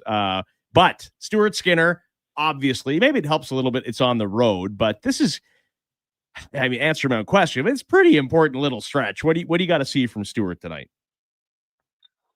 I mean, the same things that we've been saying for the last year, right? Like, it's just consistency, and that's not something that you're going to see in one game, but just being controlled in there, looking like nothing's bothering him, in the sense of he's battling hard and moving, but not a goal goes in and his arms go up and all of it. Like, just, there's nothing else to worry about, but just focus on yourself, make the saves, be as steady as you can, get this one behind him in a good way of getting the win, feeling good about how he plays, and moving on to the next game, and then putting that one together and just slowly building that way, because it's tough. Like, he's in a tough situation right now where whether he has a good game or not, if that good game happens, there's still going to be questions. Okay, well, what are we going to get next game? And what's after that one? Like, it's always been consistency with him. So we know he can make big saves. We know he can play good at different points, but it's to a point where you just need to see that consistency follow through this. I don't want to say the whole season, but for, a good stretch here, and then kind of reset and go at it again. Jay, I do get worried because I feel like it is no matter what, it's a really tough spot for Skinner. And sometimes I don't know if there's a road out of it, because like goalies it's a tough position. Goalies are inconsistent, right? Like, man, I really like Dustin Wolf. We saw what he did in the opener. Hasn't won since, right? Philip Gustafsson, what a monster. What a great player. Minnesota gives him the big deal. Shutout in game 1. Columbus gets 6 on him the next night. Connor Halley, best goalie in the world, can't make a save in the playoffs. Like, by design, it is a difficult position. And with Skinner, and it's not all about the fans and the media, but if he had any emotional equity built up in the position, which he doesn't, but it's wasted. And the Oilers, when it's cup or bust, he could have 100 good games in a row, and like, there's just no trust factor that can be built. Like, what matters is what his teammates and coaches think of him, right? But it's a bit of a lose-lose, and it always was for Skinner. Yeah, well, it's a tough spot right now. It's definitely a tough spot, and I think there's some people out there that will just wait for Skinner to make mistakes so they can say ha, and that's where they're at, and they're fine. But the organization's going to look, and I think Stan Bowman had a very accurate assessment when I asked him about Stuart Skinner on my show. And he goes, Stuart Skinner's best game, you can win a cup with, which is true. And he showed it. Stuart Skinner was the main reason why they got to their first cup, when he stole the game against Dallas. He stole a few games against LA. People forget those because he had 2 games against Vancouver. What he needs to avoid is, you can allow one bad goal. You just can't have multiples, and then you can't have multiples in multiple games in a row. So I think Stu Skinner now, and the funny thing is, the goal he let in wasn't technical or anything. It was just a brain fart, but that's kind of part and parcel of focus and everything else. So Stuart Skinner has to get to the point where every goalie there's bad goals around the NHL. Like, honestly, we could do a whole segment of videos on our YouTube channel and just say, here are the goals last night. Here's Saros. Here's someone, and everyone, they're all going to have a bad goal. People are going to be like, but everybody thinks it's only Skinner because they're a little bit more magnified because they're in the playoffs. I think Skinner's just he's got to have a longer period of time between the real backbreakers. And if it's a backbreaker, it's in a 6-2 game where it becomes either the seventh goal or the third goal, and it ultimately doesn't matter. It can't be has in a 3-2 game. It has to feel like an anomaly. Yeah. Or it just has to happen at a time. Like if you allow a bad goal in the first period, you've got the whole game to recover. If you allow a bad goal in the third period, it hurts you way more just because you have less time to make up. And that's the rep, right? Like that goal against Calgary. I got texts from all over the country. All Skinner in midseason form, right? I think every Oiler fan is dealing with that. It's the rep, and it's here, and it's going to take Landon. It's just going to take a lot to get rid of it. And he's not going to have these like crazy 50 save nights because the team is too good, right? If Stuart Skinner looks like Thatcher Demko did the other night, that means there's some problems, right? Yeah, and just to piggyback what you're saying about just it being a tough situation, like this conversation isn't going to go away. I think I said it last time I was on here, until he's lifting the Stanley Cup. Yeah, correct. Right? Because he could put a 50-win season together and have a rough go in the playoffs, and all the same narrative is going to come back. And that's where it's really tough to be a starting goalie in the NHL. Because again, when I was playing, if I'm up front and I have a couple turnovers, like more chances than not, someone behind me is going to fix that problem. Mm-hmm. There's no one behind him. And so everything's a glaring mistake instead of something that can be hidden. And, to Greg's, to your point, I totally agree. You let the early one in, that's fine. It always seems to be when it's a critical point in the game that one happens. Where, the dump in mistake that, it is what it is. Not once have we talked about the saves that he made after that. Yes. The save that he made in overtime. Oh, it's huge. Because at that point, it doesn't matter in your mind anymore. Everyone's so focused on the mistake. But again, it's just, he needs to get to the consistency side and just deal with what happens when it comes. I think a lot of the tougher part watching for me is, again, it's the reaction after some of these, that it always seems to be an issue. There's something that happened and he's looking for that. Just turn around, grab your water bottle, give it a squeeze, get a little drink, and reset. Yeah. You can be mad in your mind and, yeah, that was a high stick, or I got bumped here, or whatever. There's cameras everywhere. If something happened, there's literally someone on. Yeah, there's literally someone on payroll that is the video coach watching. He will see it, and he'll tell the coach, and then it'll be looked at that way.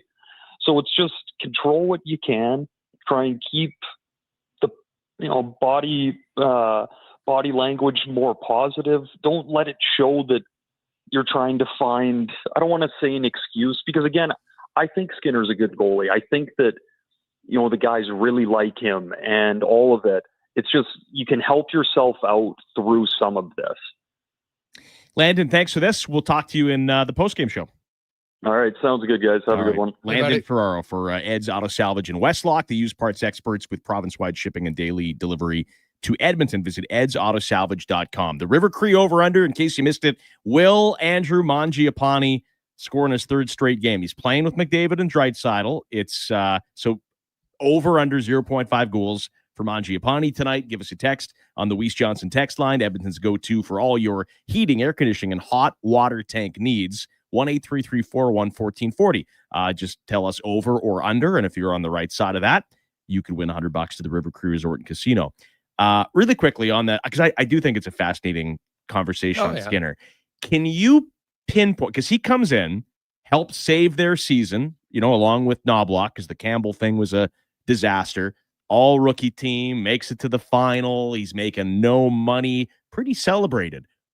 when did the worm turn? What was the moment where perception for the majority of Oiler fans, and I think that's a safe word, when did it turn?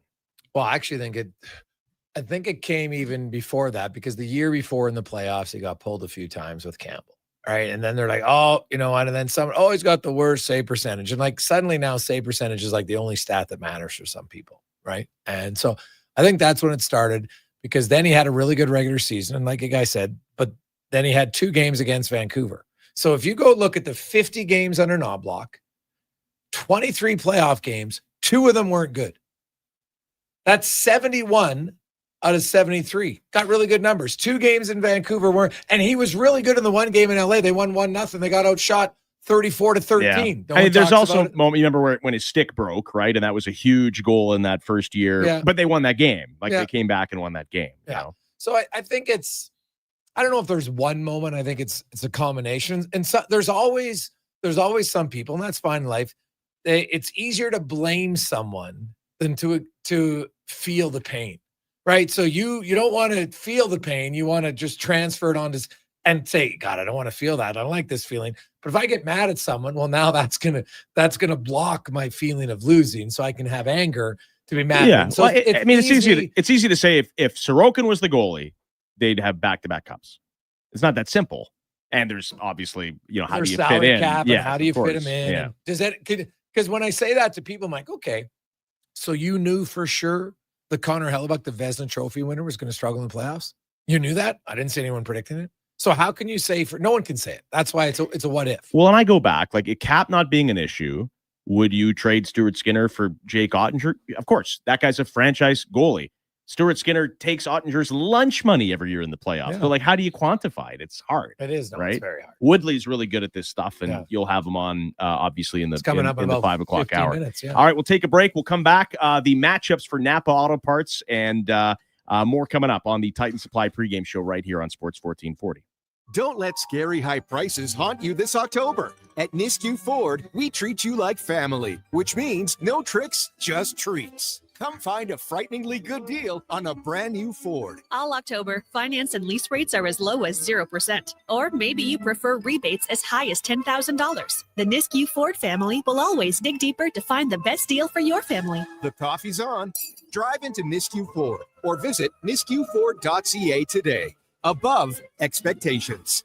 The days are getting shorter, temperatures dropping. Time to take a good look at your furnace. Here's Dennis from Weiss Johnson with some pre-winter words of wisdom. Don't wait. Get your furnace inspected sooner than later. Nothing worse than furnace issues when it's suddenly 40 below, right? Absolutely. And if it's time for a replacement, we offer the full line of energy-efficient Goodman furnaces. Your family will love the comfort, and you'll appreciate lower heating bills thanks to Goodman. Weiss Johnson, your Goodman furnace experts for sales and installations. Visit Weiss-Johnson.com.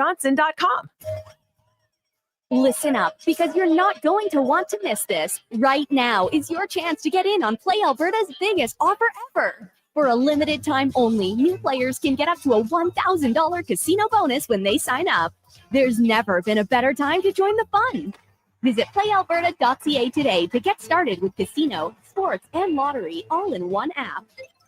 Must be 18 plus to play. Remember, if you gamble, use your game sense. Looking at the Alberta weather forecast, wild, unpredictable, brutally tough. When the weather turns tough, Titan Supply doesn't back down. Titan Supply has been protecting workers from conditions like this for 50 years. We stand tall with you against the elements with the industry's best rigging, hauling, and lifting products to get you home safe. Tire chains, wire rope, round slings, chain slings, and a whole lot more. Titan Supply in Edmonton, Grand Prairie, Red Deer, and Calgary. Online at titansupply.ca. Lift, dig, haul. Whoa, who turned off all the lights? Experience the new charcoal menu at Booster Juice. Charcoal menu? Introducing the Eclipse Smoothie, Blackout Booster Mixer, and Midnight Booster Ball. Where's that voice coming from? Dark and delicious, made with activated charcoal. Can we please turn the lights back on? Sorry, I'm just excited about the new charcoal menu. Wow, that is good. Right? Available now, only at Booster Juice. At Leading Edge Physiotherapy, we believe that life shouldn't hurt. Now, that doesn't mean that we don't know that sometimes it really hurts. I mean, we've seen people at their worst moments in life, when they feel they have nowhere to turn, or at a time when they felt like their problem just wouldn't ever go away. We've also seen people who thought to themselves, it'll just go away on its own, or this is no big deal. I don't want to bother anyone about this. Don't know where to turn to, or think it's no big deal? Either way, we have the technology, techniques, and skills to help you get back to it, whatever your it may be. Life shouldn't hurt. LeadingEdgePhysio.com. Touch base on the Weiss Johnson text line, 1-833-401-1440. Keep your home warmer and energy costs down with a Goodman furnace installed by the pros from Weiss Johnson. Visit weiss-johnson.com for your new Goodman furnace. Oilers pregame is brought to you by Titan Supply. Built on trust, driven by safety. The Titan way. Visit titansupply.ca. Portions of this hour brought to you by Japa Machinery. Did you know that Japa offers in-house and on-site heavy equipment service? Rain or shine, Japa's service department is here for you. Visit japamachinery.com for all the details. It's the pregame show with Andrew Walker on Edmonton's only 24/7 sports station, Sports 1440. Welcome back. Sports 1440. It is the Titan Supply pregame show. Oilers Rangers in moments. Your only source for rigging, lifting, and hauling products. Visit titansupply.ca.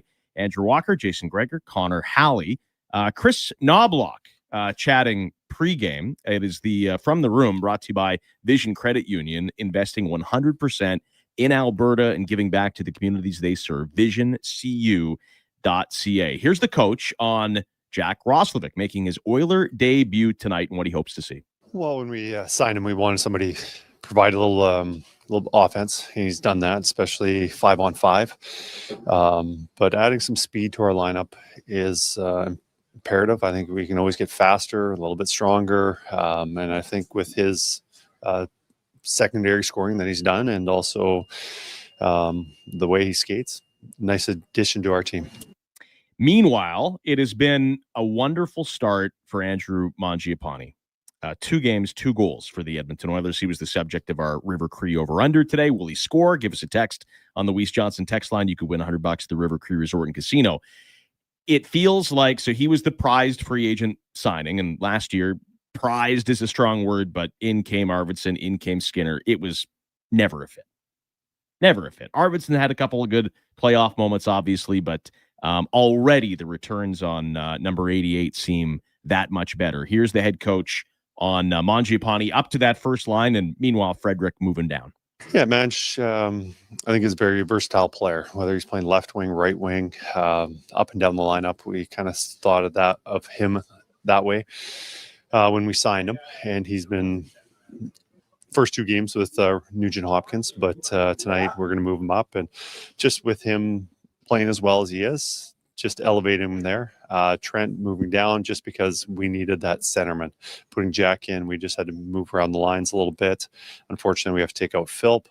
But Phil Trent, we talked about it before camp started, that he could be a right wing, left wing, or center. Right now, he's going to play center. All right, before we go, the matchup's brought to you by Napa Auto Parts. For all your automotive needs, go to your trusted experts in high-quality parts, tools, equipment, and more. Rangers, Oilers, MSG. Greg's, it always feels like a decent stage for McDavid, Draisaitl. They've had great success there. What do you make of the matchup? Well, they won 3 in a row. They seem to like it. It was interesting seeing Mike Kelly. Gavrikov and Fox have really struggled off the rush this year. What's the bread and butter of that top line of the Oilers? So, Gavrikov and Fox, neither one of them's the fleetest of foot. They're really smart players, right? Fox moves the puck incredibly well, but that's something to watch for tonight. It's early. It's only a 4-game sample size, but Mike Kelly was pointing out how off the rush they've really struggled for that top line. And that's who's going to get the pair, because that's the Rangers' second and third pair defense. They're not very experienced at all. So I think even their bottom 6, this is the Oilers top to bottom have a better lineup. They should win. He is Jason Gregor, and the show continues with Kevin Woodley next, speaking of goaltending. Woodley's going to come in. We're going to talk about Shesterkin and Skinner and much more. But first, let's get to the Con Man, a Sports 1440 update brought to you by Northgate Chevrolet Buick GMC. Buy a vehicle, help feed families. This month, for every truck sold, Northgate will feed a family of 4. And remember, the post-game show with Walks and Paulson coming up right after the final whistle. This is a Sports 1440 update. It is game day. Oilers set to take on the Rangers down at MS Street. Puck MSG puck drop just after 5. Post-game show with Walker Paulson immediately once this one wraps up. You got 7 other games on the ice tonight, including the Maple Leafs hosting the Preds, Kraken in Montreal, Caps taking on the Lightning, Golden Knights in Calgary, Stars host the Wild, Hurricanes meet the Sharks, and Ducks hosting the Pittsburgh Penguins. Major League Baseball, it is game 2 of the NLCS as the Dodgers take on the Brewers, looking to go up 2-0 in that series. First pitch set for 6:08. Canadian men's soccer team in action this evening, taking on Columbia out in New Jersey in a friendly. That one's set to get going at 6 o'clock. And Edmonton Stingers guard Sean East II has signed a contract with the Utah Jazz this past season. East broke the single season scoring record and was named to the All-CEBL first team. Coming up in hour 4 of the Jason Gregor Show, we'll take a look around the NHL goaltending edition with Kevin Woodley from In Goal Magazine, and we'll hear Cam Tate's 2-minute warning. I'm Connor Halley. This has been a Sports 1440 update. Sports 1440 in West Edmonton Mall and Wetaskiwin. CKJR is a Stingray radio station. Download the free radio player app and listen wherever you go. River Cree is the place for all your favorite sports. River Cree Resort and Casino, featuring UFC action and boxing live on the big screens at TAP 25, the MVP of sports bars, and in the Center Bar. Plus, catch this fall's biggest games. Every goal, every tackle, every home run. River Cree is also home to the Twin Rinks, where rec hockey and community teams come to play. Public skating available. Details at rivercreeresort.com. River Cree Resort and Casino. Excitement. Bet on it. Touch base on the Weiss Johnson text line, 1-833-401-1440. Keep your home warmer and energy costs down with a Goodman furnace installed by the pros from Weiss Johnson. Visit weiss-johnson.com for your new Goodman furnace. Looking at the Alberta weather forecast, wild, unpredictable, brutally tough. When the weather turns tough, Titan Supply doesn't back down. Titan Supply has been protecting workers from conditions like this for 50 years. We stand tall with you against the elements with the industry's best rigging, hauling, and lifting products to get you home safe. Tire chains, wire rope, round slings, chain slings, and a whole lot more. Titan Supply in Edmonton, Grand Prairie, Red Deer, and Calgary. Online at titansupply.ca. Lift, dig, haul. Groceries, mortgage payments, family holidays, a new car. That's what profit shares look like for Vision Credit Union members. Each year, we return about 75% of our profits, $35 million last year, to the people who bank with us. Because at Vision Credit Union, when you're an owner, you get your share. Why not and get yours? Learn how the Jason Gregor Show. Whatsyourshare.ca. That's whatsyourshare.ca. To take that check. Presented by It's back. The world's best curlers are returning to Nisku for the Grand Slam of Curling Go 320. Outdoor Challenge. Join us October 14th to 19th at the Silent Ice Center as top teams from around the globe. Welcome back to battle Sports for glory 1440. on the pebbled ice. Enjoy world-class curling and an unforgettable fan experience, all right here in our community. The Grand Slam of Curling Co-op Tour Challenge, October 14th to 19th at the Silent Ice Center. Don't miss it. Another season is upon us. The smell of locker rooms, hockey bags, pumpkin spice lattes, and burnt oil. Uh-oh. Don't let your vehicle get benched this season. Swing by Napa Auto Parts for top quality oils, parts, tools, and everything you need to keep your ride in winning shape for the games ahead. With over 85 locations in Alberta, visit your local Napa store today or online at napacanada.com. That's Napa Know-How. Oilers pregame is brought to you by Titan Supply. Built on trust, driven by safety. The Titan way. Visit titansupply.ca. Hey everybody, it's Jason Stredley. How would you like to join me and the superstars of hockey on an exotic holiday? Join us on a 7-night cruise through the Mexican Riviera, leaving from Los Angeles and including Cabo, Mazatlan, Puerto Vallarta, and more. While we relax and cruise the tropical waters, you can attend an intimate meet and greet with legends like Bill Ranford, Fernando Pisani, Kelly Buckberger, Ron Lowe, Gene Principe, Jack Michaels, Louis DeBrusque, and more. There's still time to get in on every hockey fan's dream cruise. Book now and save $500 per couple. The Edmonton Hockey Legends Cruise. Price start at just $23.99. Part of the proceeds support the Ben Stelter Foundation and Kids with Cancer. Visit cast.tours/Edmonton. Call 1-833-347-7678. Call now to book and save $500 per cabin when you mention promo code Stingray Radio. That's cast.tours 1-833-347-7678.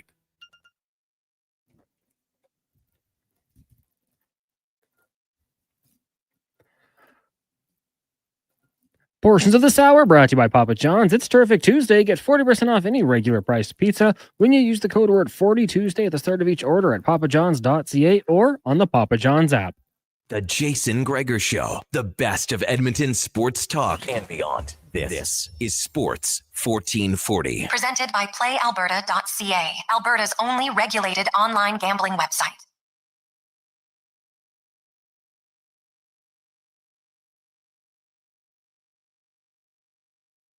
Show presented by PlayAlberta.ca. Remember, Lotto Max Tuesday, $15 million up for grabs tonight at PlayAlberta.ca. Be sure when you're there, make a $50 wager or more and use the promo code Gregor50, and they will give you another 50. So good luck, PlayAlberta.ca. As the Oilers tonight were the favorite on the road in New York City against the Rangers, who have yet to score a goal at home. That is nuts. They've been 2 home games. They've been shut out in both. That's wild. I'd have to think no team in NHL history has been shut out in their first 3 home games of the season. Oh, that would be rather crazy for sure. 833-401-1440, 833-401-1440. You can text us in our inbox, your partner in power since 1976. Let's get to our big guest of the day, brought to you by Silent Ice Sports and Entertainment. Because did you know, big curling fans, all week long, get your tickets at grandslamcurling.com. Some of the best curlers in town today through until the 19th down at Silent Ice Center. Curling fans, you'll love it. It's a great venue to watch exceptional curling. So get your tickets at the grandslamofcurling.com. As we welcome in from In Goal Magazine and NHL.com, Kevin Woodley joins us now. Woodley, how you doing, my man? I'm doing good. For those watching, I apologize for the shades, but we got a little eye issue, so light sensitivity today. It's not that I'm this cool. You just look, I was just going to say, you just look cool. Maybe I got to get some shades on now and start doing the show. I kind of like it, actually. So, well, let's just say it was a little bit of an odd look with the sport coat up in the press box last night. I had a few people wondering if I was too cool for school, but unfortunately, and the good news is it's getting better. But right now, it's a little tough when the hey, wait a second. Are you wearing a Mariners jersey? That's what's more offensive right now. That's right. A lot of Vancouver people, though, you are Mariners fans, right? It's a lot closer. You probably went to those games more. Yeah, and let's listen. Cheered for the Jays when they won the World Series. I was in university at the time, which makes me one of the olds. This is not I'm not one of those people that tries to shove it down other people's throat and say you should be a Jays fan if you're in BC. Right now, the Jays do such a good job in this community in Vancouver. They've got their single A ball club, the Vancouver Canadians, playing at Nat Bailey. Fantastic facility, great place to go watch a ball game. But when I was growing up, they were Oakland and Chicago White Sox AAA affiliates. So they didn't have that connection. What they do through the Jays Care Foundation with Challenger Baseball in BC, absolutely cheer for them for that alone. And if they get past the Mariners, I will. But I grew up playing American Legion. I'm from a border town, White Rock, just above the U.S. border. And I grew up playing American Legion baseball in the States right through 18. Spent basically 6 days a week just across the border from Blaine all the way down to Everett playing ball, made that trip constantly, and we were always slipping into Mariners games whenever we could. So I grew up with, it's not just the Griffies and the Buners, and the Edgars and the Randy Johnsons, but like Omar Vizquel, his first 5 seasons as a middle infielder myself, the way he turned the double play and the way he so for me, that's the impact. I grew up sort of formative years Mariners fan, and we've been waiting a long time for this, Jason. So absolutely, I'm going to represent today. Buddy, that's good. There's nothing wrong with it. I can respect it. Thatcher Demko, God, he had a really good game. I don't know what his goal saved above expected was in that game alone, Kev, but it had to be pretty high. The Oilers won. The Oilers dominated. They didn't even have one high danger chance. Calvin Pickard had to be skating around, just trying to stay in the game. But I don't know what Demko's numbers were, but that's got to be one of the best individual games early on this season for a goalie. Yeah, he gets tagged with tagged with 2, and the expected was 4.25. So absolutely, it was saved 2.25 in that game alone. Interesting though, like, and you're right. Like, I think we forget, like, one of the toughest things as a goalie is to stay engaged when you're not busy. And that's something Oilers goalies are going to have to get used to if the defensive performances continue to be this outstanding, best defensive team in the league right now, at least when it comes to high danger chances surrendered, only 2 in 2 games. Yeah. So credit Pickard for that, for sure. Even if I didn't necessarily love the goal that did go in, I agree with you. I totally agree with you. Yeah, there's no high danger in the game, and he just kind of lost his net on a spinning shot, back into the slot. I mean, the spin sort of throws you off a little bit, but along the ice, that type of shot, I'm not sure there was traffic there that prevented you from seeing it. That's one you'd like, but at the end of the day, it doesn't hurt them. And he took care of everything else, right? So credit to him. I would, it's interesting though on the Demko front, because I think a lot of the other companies, or certainly the public numbers, had the high danger a lot higher than what Clearside had it. And Clearside had it at 9, and still incredible performance, 4.25 expected goals against, only 2 given up. But I thought there was I give credit to Hockey Night for the replays that they had from the other end of the ice, sort of like looking at the goalie, but not from behind. So you could sort of see, like, I think of the Bouchard chance on the power play where Demko gets a glove on it. Yeah. And it is a perfect example. I loved the way that sort of replay showed it. If you watch when Bouchard catches it and settles it, yeah, you can see Demko in the background regain his right edge, which allows him to get up and set. That becomes a mid to low danger chance. Unless Bouchard is perfect with it, it's not going in most of the time, because he dusted it off. And I think there was another one, I can't remember who had it, similar type opportunity where they caught it, dusted it off, and then shot. And Demko, again, same replay, you see him regather his edges and get settled, and he makes a save. And it looks great. It's still a great save, because a lot of goalies will slide right out of the picture. But it's the dust off that takes that from like a 40% chance down to under 10. And so understanding that is important. I understand, like, I get it. If you're Evan Bouchard and you shoot the puck as well as him does, you're thinking, stop it, settle it, pick a perfect spot. And there was a fantastic interview with Chris Kreider in Anaheim recently, where he talked about learning from Valaket and Clearside Analytics and how that led to his 50-goal breakout, understanding that his instinct his entire career was to catch it and pick a perfect spot, and knowing that if he just shot it, the chances of it going up went up by 3 to 4 times. The one-timer and not letting. So I thought that was a perfect illustration of that, Jason. And something you need to be cognizant of as a shooter. Like Andrew Mangiapane's got a couple of goals. I'm pretty sure he actually works with somebody at Clearside Analytics to understand these things. That's a part of his game and developing his game offensively. And it was just such a perfect illustration. I wanted to make sure we touched on that, because yes, great save, and yes, great performance by Demko. But as soon as you settle that puck, his chances go up significantly, and your chances of scoring drop the same. Yeah, no, that makes sense.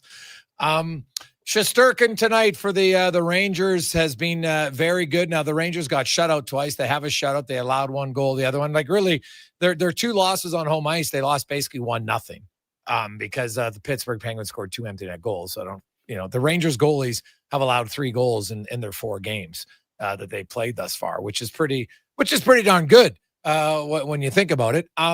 If you're the Oilers and you're shooting on Shesterkin tonight, where are you going? What are you doing? How are you tracking him?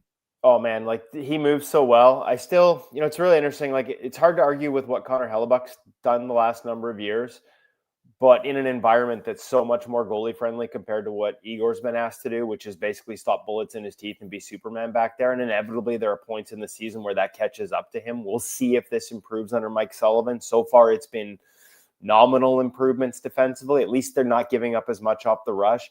But in terms of how to sort of target him, it's really hard. He moves so well that you kind of got to go back to the staples, and that is taking the eyes away. Like, you need to get more net front traffic. You need to make sure you're doing sort of those type of things. And it's interesting because for the Oilers right now, and again, tiny sample, two games in, of course, but best team in the league in terms of defense And up there in terms of offense, with the exception of one thing, and obviously missing Zach Hyman, their net front offense so far. And like I said, tiny sample, and they haven't needed it.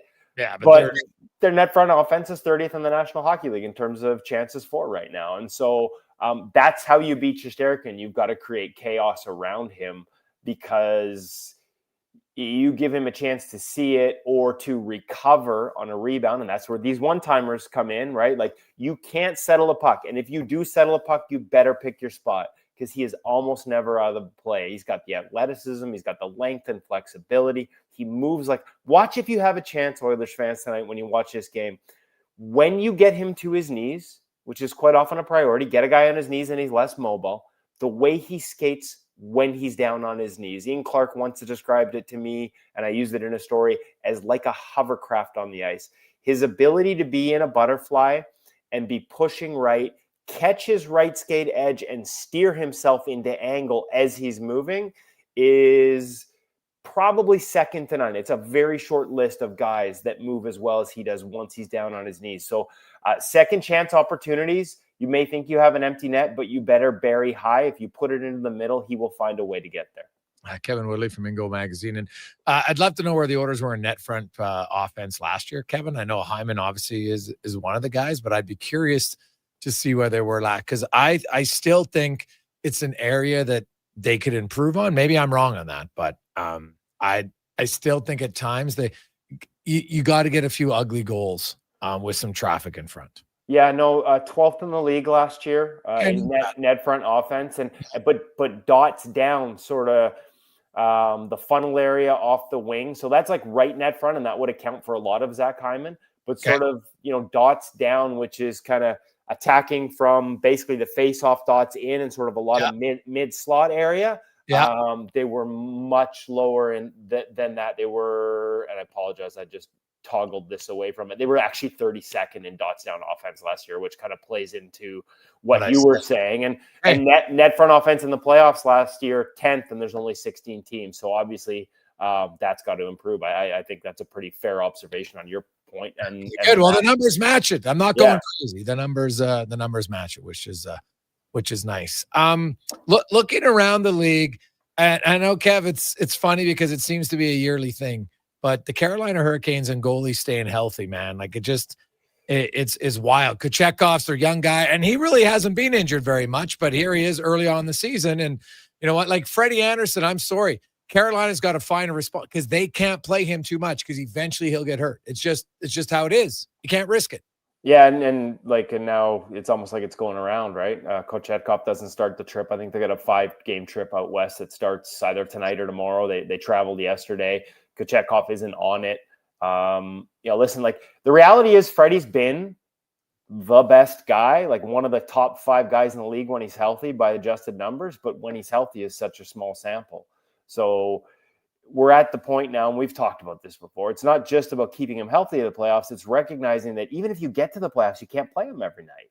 And so they've got a really slippery slope right now anyways, because Kochetkov really started to get momentum last year while Freddie was out long-term. And then as soon as Freddie came back, his numbers fell off. And it's a really tough balance. Like, how do you let this kid who plays so much on instinct find that rhythm and find that timing if he's not playing enough? And a little bit of it's on him, and there's an evolution and a learning process. Short term, I think they get Brandon Busey is going to start one of these games on this trip, maybe even early. Tough break for them, losing Primo on waivers to Toronto. I'm curious to see how he plays tonight behind a Leafs team that's given up way more than we're used to seeing in the past couple of years defensively.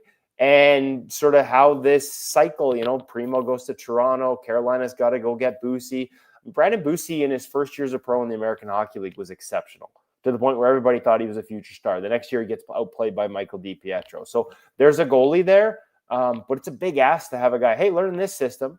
And oh, by the way, we claimed you off waivers. Now you got to learn this system. And it's very different in Carolina. And now you're in the net. So it feels like there's a lot of pressure on their goaltending, even if as a team defensively, they don't put a lot of pressure. Just because of the uncertainty surrounding the health of them early on. Bottom line, though, good news is, like, if Kochetkov's only a week away, it's nothing serious, it's nothing long-term, and they'll be fine. The question is, do you still have Freddie Anderson by the time you get Piotr back? I know it's extremely early, so small sample. We always have to say it. But Yes. Jacob Markstrom, his 2 starts, not good. 845. You look at the guy in Ottawa, Allmark, he's got an 842 and like a 407 goals against average. He only made 1 start, but John Gibson wasn't good. And then Cam Talbot started the next 2 and they won both. Which of those guys' situation between Ottawa, New Jersey, and Detroit concerns you the most when you think of goalie and team defense?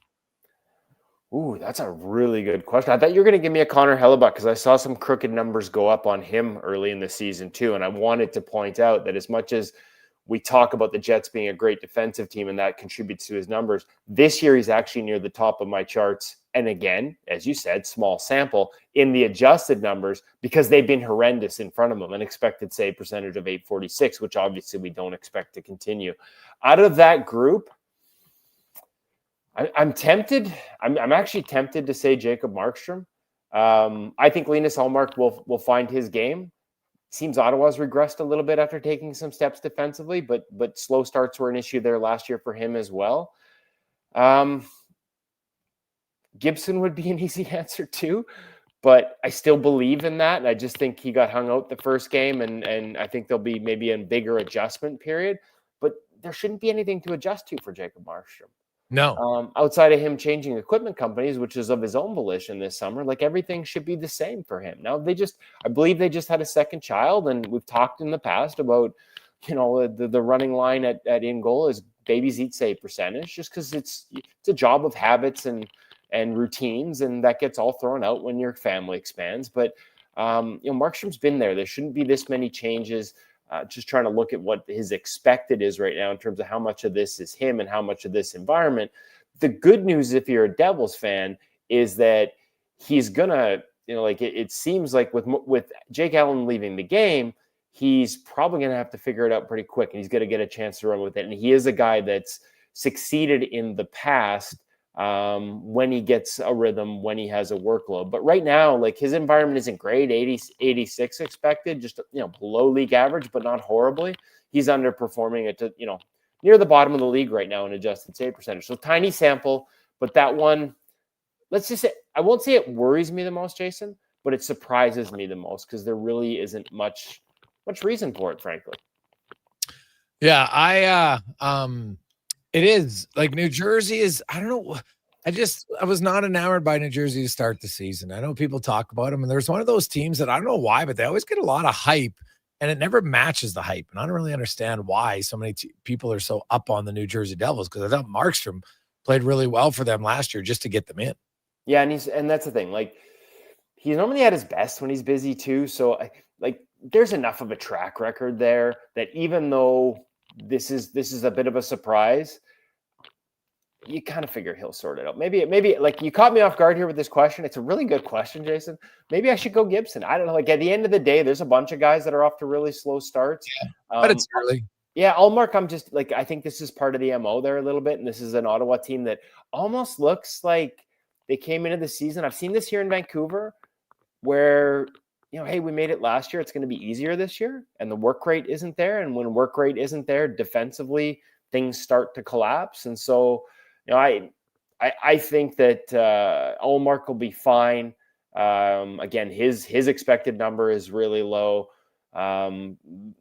Gibson, man, maybe I'm just being overconfident because I still think there's a goalie there, and I think this is going to work long term. But maybe I'm going to be wrong on this one.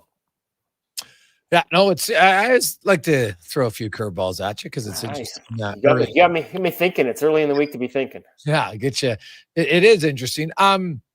Now, Eric Comrie, because you look at his numbers, now granted, hasn't played as much, but when I look at Winnipeg, and I've said this for years, I don't care how much Connor Halley says he wants to play, whether it's a direct correlation or not, I don't know. All I know is when he plays all those games, he doesn't play as well in the playoffs. That's just a fact. That's all I know. So I can only deal off of that. If I'm the Winnipeg Jets, I am ensuring that he's not playing 60 to 65 games this year. Just not doing it. Well, and with Eric Comrie, shouldn't have to, right? Like, that's the reality. Now, I will say this.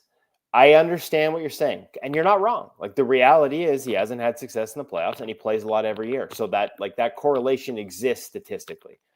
Having had conversations with him and with Wade Flaherty and with Eric Comrie about the way they manage their practices, I think it's a little less that. I do think there are some factors that I believe play a role in the playoff struggles.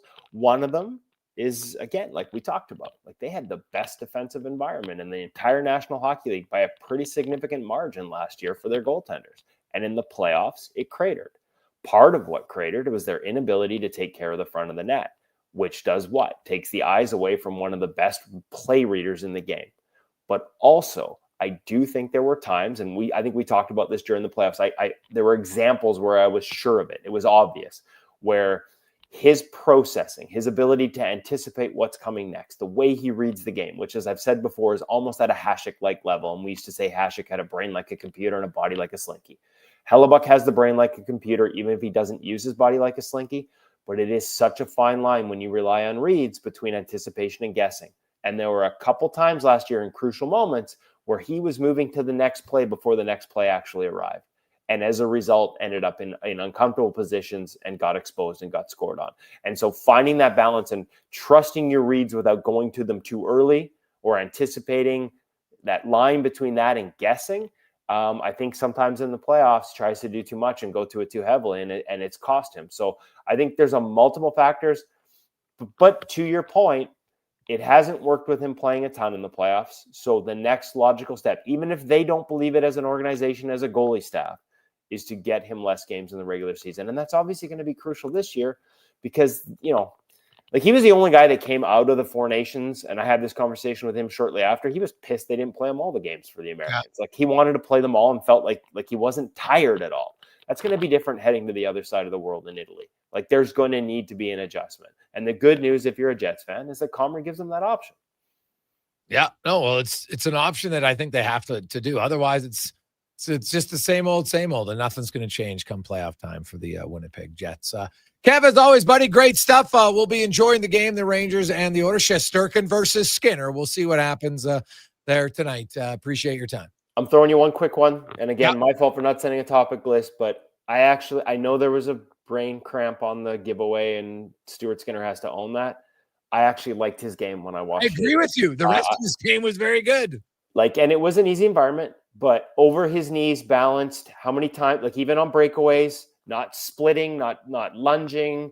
I didn't love his tracking on even the deflected off his own guy. I thought he could have stayed down on that puck. And when you see his heels clicking and come back, that means he's up with his head. I thought he could have stayed on that one, even though it's not really his fault. But those are the elements I will be looking for in New York tonight when I watch this game. Not so much the results. I know people hate the results right now, and he's in the crosshairs. But I actually saw some adjustments in his game that I really liked. I liked a lot of his game. His saves late in the third period and into overtime were exceptional. Because that was the one area. Does he move well enough across? And he made two excellent saves going across the ice that no one talked about. So and he did it. It's the way he moved. Yes, Jason, and that's what I'll be looking for. And there's going to be a process here. So relax, Oilers fans. I know I've said that before, but deep breaths. Yeah, it's true. Kev, great stuff, buddy. We'll talk to you. Hopefully the eyes feel better. Although the shades can be a staple now. In our show, you should just wear shades every week now. We'll see how much longer I get to keep wearing this Mariners jersey with pride as well. All right, buddy. Have a good one. Enjoy the games. That's Kevin Woodley from Ingo Magazine and NHL.com. Jason Gregor, Connor Halley with you, Sports 1440. Sports1440.ca, YouTube, Facebook, X, and Instagram. Thanks for listening and watching. We'll take a quick break. We'll come back. We got the 2-minute warning with Cam Tate and much more here, presented by PlayAlberta.ca. Go-to coffee spot, a trusted barber, even a lucky game day jersey. But when it's about looking your absolute best, there's only one name you need. Mr. Dirk. Family run since 1939. We're experts in crafting impeccable tailor-made suits and offering a wide variety of everyday styles. Pair that with personalized one-on-one fittings and the convenience of on-site tailoring. Mr. Dirk elevates your style game. Visit our Edmonton store or explore MrDirk.com. Score big on style with Mr. Dirk. At Papa John's, our butter chicken pizza is a Canadian favorite, and we think we know why. We start with a velvety, tangy, and subtly sweet sauce. Then it's our better ingredients: fresh, never frozen original dough, juicy grilled chicken, and crunchy green peppers and onions. Sounds delicious, right? Well, wait till you try it. It's butter chicken made better. Order your large butter chicken pizza today for only $19.99. Better ingredients, better pizza, Papa John's. Proudly locally owned and operated. Think your credit's not good enough for a new ride?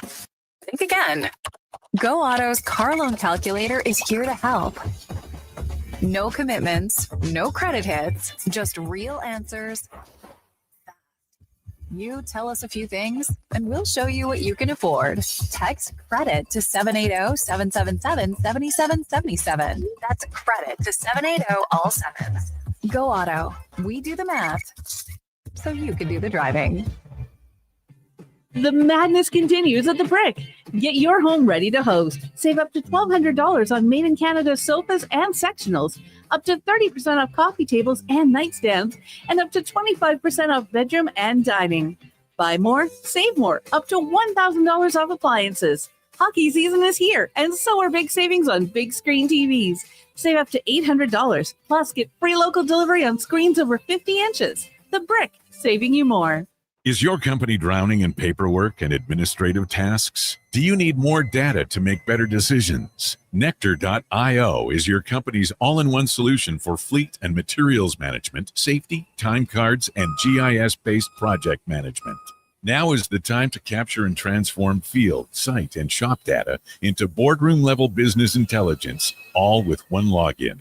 Visit Nectar.io to book a demo today. Nectar.io, your business made better. Action Electrical Solar Team is now making a play for sustainability and savings. They're specialists in powering up for a greener future. That's the strategy, designing and installing high-efficiency solar panels. They're helping homes and businesses combat rising utility costs by harnessing the power of the sun. A smart move for efficiency and the environment. Hire the Action Electrical team to bring home a win for your project. Visit actionelectrical.net.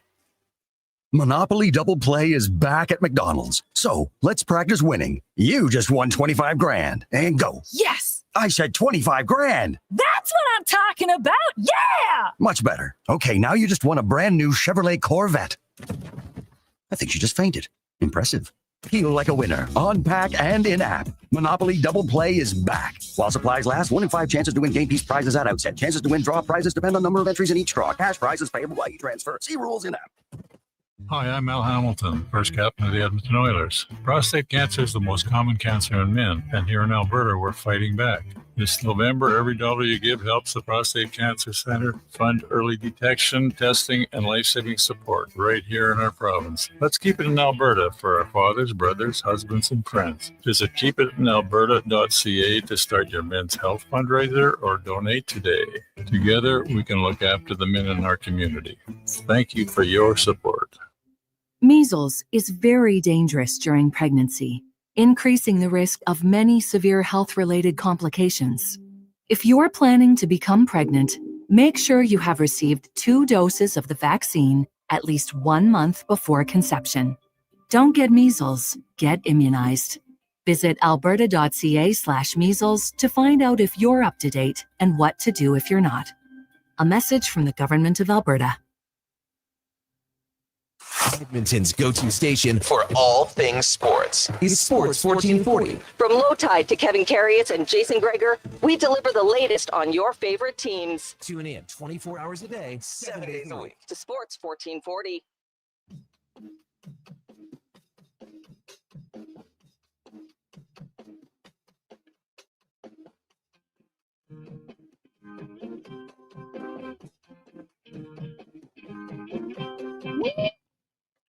Portions of this hour brought to you by Cantork. What's the best way to beat the tariffs? Buy Canadian. Cantork's products not only made in Canada, but right here in Edmonton. Save money, support Canada at Cantork.com. The Jason Gregor Show, the best of Edmonton sports talk and beyond. This is Sports 1440. Presented by PlayAlberta.ca, Alberta's only regulated online gambling website.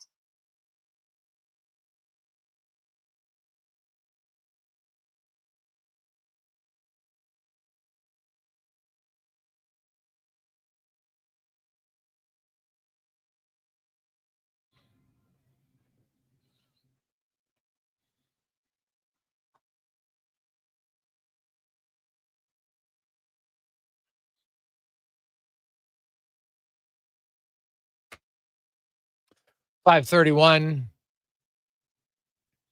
Jason Gregor, Connor Halley, Sports 1440, sports1440.ca, as well as YouTube, Facebook, X, and Instagram as you make your way home on a lovely Tuesday evening. Oilers taking on the New York Rangers tonight. Then they got the Islanders on Thursday, New Jersey Saturday. They are in Detroit on Sunday, and then wrap up this 5-game road trip in Ottawa next Tuesday, where the Senators will be without their captain, Brady Tkachuk, who is out for at least 4 weeks. Unfortunate for him. So the games on the weekend, by the way, just so you know, they're afternoon affairs. 1:30 and on Saturday and 1 o'clock on Sunday. So keep that in mind. As Strutty says, those are his favorite backs-to-backs. He likes it. So see, then they got Ottawa. Then they're home for 1 day next Thursday against the Canadiens. Kind of like an 8-game road trip, to be honest, because they come home. They got 5 games in 5 cities. Then they're in Edmonton. Then they go right back out on Saturday in Seattle and Sunday in Vancouver. So it's a tough early stretch for the Edmonton Oilers, and that's why if they can get some wins early, that would be good. Very good. 833-401-1440, 833-401-1440. Hey, Gregor, why'd they take Philp out? I thought he played a good game on Saturday from JC. Well, Philp himself even said, he goes, up until the goal, he didn't like his game. So I'm guessing maybe the coach felt similar. Yeah, that would be my only guess. I know some people have asked, why not take Henrique out? Well, I can tell you very simple. Henrique kills penalties. Philp doesn't. That's the reason why. You've already got Draisaitl the most penalty kill minutes, Henrique second, McDavid third. Like, you're not going to take Henrique out at this point. I just don't. I don't see it happening right now. So let's get to the 2-minute warning brought to you by Legacy Heating and Cooling. Home to no payments, no interest for 1 year on your furnace. Stay warm all winter at legacyheating.ca. Cam Tate, longtime journalist in town, over 45 years. Cam, of course, born with cerebral palsy. He's in a wheelchair, but due to his disability, he was never be able to, on radio until now. Through the wonders of technology, Cam's words come to life in the 2-minute warning. I must keep my voice low, Gregor. Low as the October wind curling under the bridge, for I am not yet prepared to summon the full spectacle of a press conference. Not yet. Someday, perhaps, somewhere unconventional, poetic even.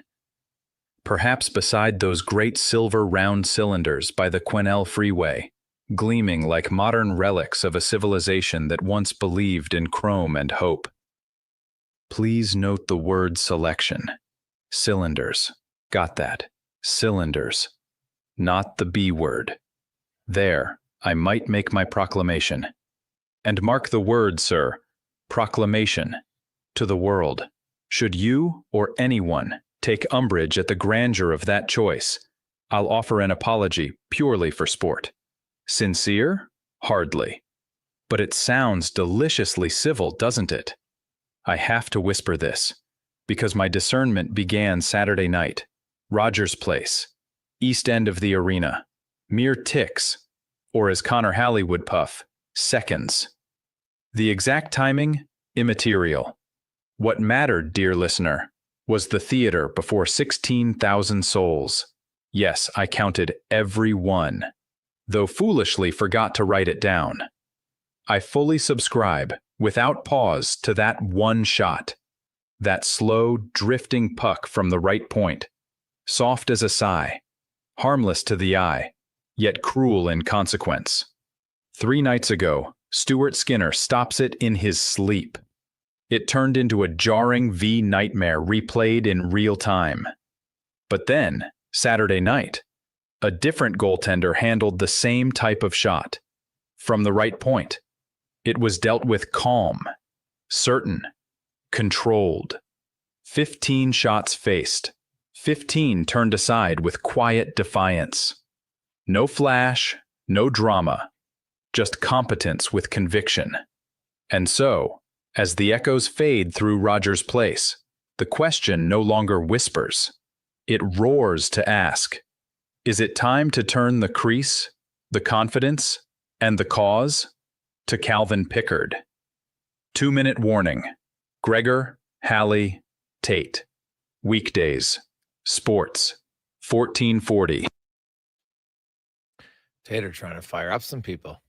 Yeah, I think it's a little early. Keep in mind, you're right. It was all controlled. Nothing wrong with that. But I would suggest that no, I wouldn't do it. I don't see any reason. And you always got to look when you play a game as a goalie and you face no high danger chances. You should have a pretty good game. What is interesting is I'd agree with Kevin. I thought the Brock Besser goal was actually a really bad goal to allow. Go watch that goal again. Right? But like if Skinner allows that goal, people are freaking out. And that's okay. It's a different, and if you have higher standards for Skinner, I would agree. That's fair. He's your starter. You should have higher ones. No question. But I think that Stuart Skinner didn't have a great year last year. I think that's fair. But he had a really good year in 2024. So he's capable of that. He's a young goalie. I think, people who want to just throw it out, are you certain? Remember everyone, John Gibson. What did John Gibson do in his first game in Detroit? Are you sold that he's automatically better? We'll see. But I think sometimes it's a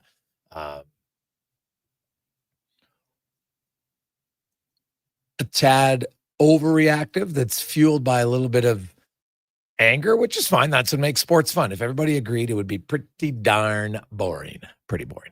We'll take a quick break. We'll come back. We'll update things. How's Skinner doing? We'll tell you next on the Gregor Show, presented by PlayAlberta.ca. Legacy Heating and Cooling is the #1 furnace replacement company for zombie hunters. Those who know their old decrepit furnace passed away years ago. Its decaying husk shuffling around now as the bird is. Legacy Heating will send your undead furnace to its grave, replacing it with no payments and no interest for 1 year. Protect your legacy from the beast in the basement. It's time to destroy the furnace of the dead. Legacy Heating and Cooling. Listen up, because you're not going to want to miss this. Right now is your chance to get in on Play Alberta's biggest offer ever. For a limited time only, new players can get up to a $1,000 casino bonus when they sign up. There's never been a better time to join the fun. Visit playalberta.ca today to get started with casino, sports, and lottery all in one app. Must be 18 plus to play. Remember, if you gamble, use your game sense. You got a go-to coffee spot, a trusted barber, even a lucky game day jersey. But when it's about looking your absolute best, there's only one name you need. Mr. Dirk. Family run since 1939. We're experts in crafting impeccable tailor-made suits and offering a wide variety of everyday styles. Pair that with personalized one-on-one fittings and the convenience of on-site tailoring. Mr. Dirk elevates your style game. Visit our Edmonton store or explore MrDirk.com. Score big on style with Mr. Dirk. You'll see us digging holes. No, we're not looking for buried treasure. You'll see us digging trenches as well. And no, we're not building a fort. We're GS Construction, and you'll see us in neighborhoods throughout the Edmonton area. So what are we doing?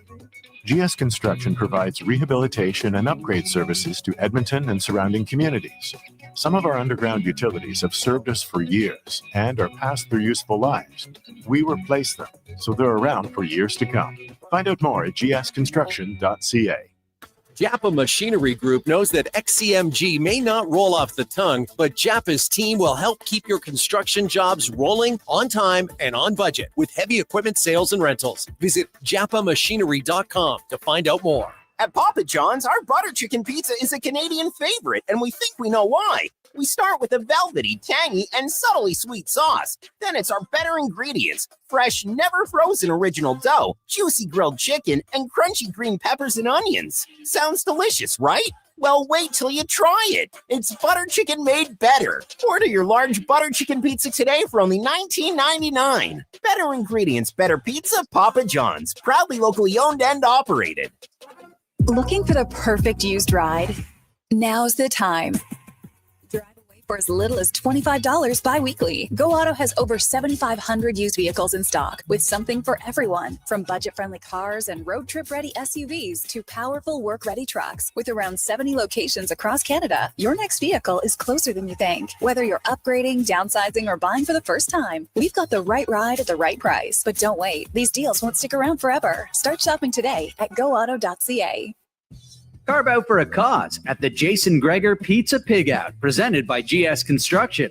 Thursday, November 6th at the Canadian Ice House, indulge in unlimited pizza from amazing local pizzerias while you help raise some dough for Kids Sport. Then vote for your favorite slice to help crown the People's Choice Award winners. Tickets to join Edmonton's biggest and best adult pizza party are just $30. Head to jasongregorpizzapigout.com for more details and to buy tickets. Michelle and Colette are sisters. Sisters who don't agree on much, especially when it comes to which hockey team is the best. Edmonton is the best, baby. Vancouver's number one. Even when it comes to meat snacks from Wilhawks. I love the Harris Schweiner. The ham sausage rules. But they will agree. Wilhawk beef jerky is the best. It might just be the only thing Alberta hockey fans can agree on. Others can try to imitate, but no one can duplicate Wilhawk beef jerky. Only available in Leduc. Get yours today because you don't win friends with salad. Backed by popular demand, Folsom Prison Revisited. The story of one of the greatest concerts in history returns to the Jubilee Auditorium. November 22nd. Step back in time before, during, and after this iconic Johnny Cash performance. Featuring Devin Brain from Million Dollar Quartet and an all-star band. You'll relive an event that changed the life of Johnny Cash and changed music forever. Tickets at Ticketmaster.ca and at the Jubilee box office. Brought to you by Stars and Stories Live.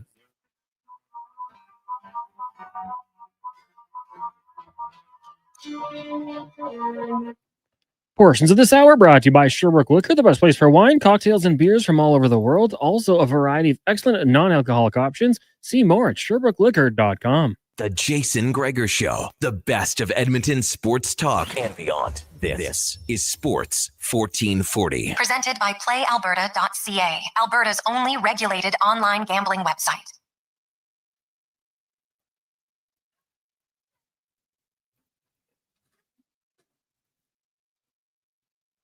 .543, welcome back, Jason Gregor, Connor Halley. First period in the books at Madison Square Gardens, and not a surprise if you consider how these two teams have played this season. No goals. The Rangers have played 4 games this year. The loser has scored a total of 1 goal. So there's been 3 shutouts in 3 of their 4 games played. And the other game, the losing team scored 1 goal. So now the Edmonton Oilers, hey, they've allowed the fewest shots against in the NHL at 18.5. So if you do the math, that's an average of 6 shots against per period. Well, how many shots did the Oilers give up in period number 1? Well, they gave up 6. Now, 3 of them were really good chances. Stuart Skinner was the best Oiler in that first period. So there was no penalties in that period. It was pretty even. If you look up and down the lineup, it's funny. Jack Roslovich played the fewest minutes of any Oiler forward. So I don't know what happened with the line combinations or what, or maybe Roslovich is just getting into game shape. So he had 6 shifts, just took some short shifts. So we'll kind of see how that goes. Oilers, Evan Bouchard had 3 of their 8 shots. Darnell Nurse had 1. So the forwards only combined for 4 shots in a period. It's not ideal. McDavid had 1. Frederick had 1. Tomasic had 1. Ike Howard had 1. So your supposed fourth line had 2 of your shots. So they need a little bit more. I said this going in 5-on-5. The Oilers, hey, sound defensively, no problem, but they need to be a little bit better offensively. I know the Vancouver game, they created some chances, yes, but part of that's finishing, and I think it's how it goes. Also coming up this week on Friday Night Football, baby.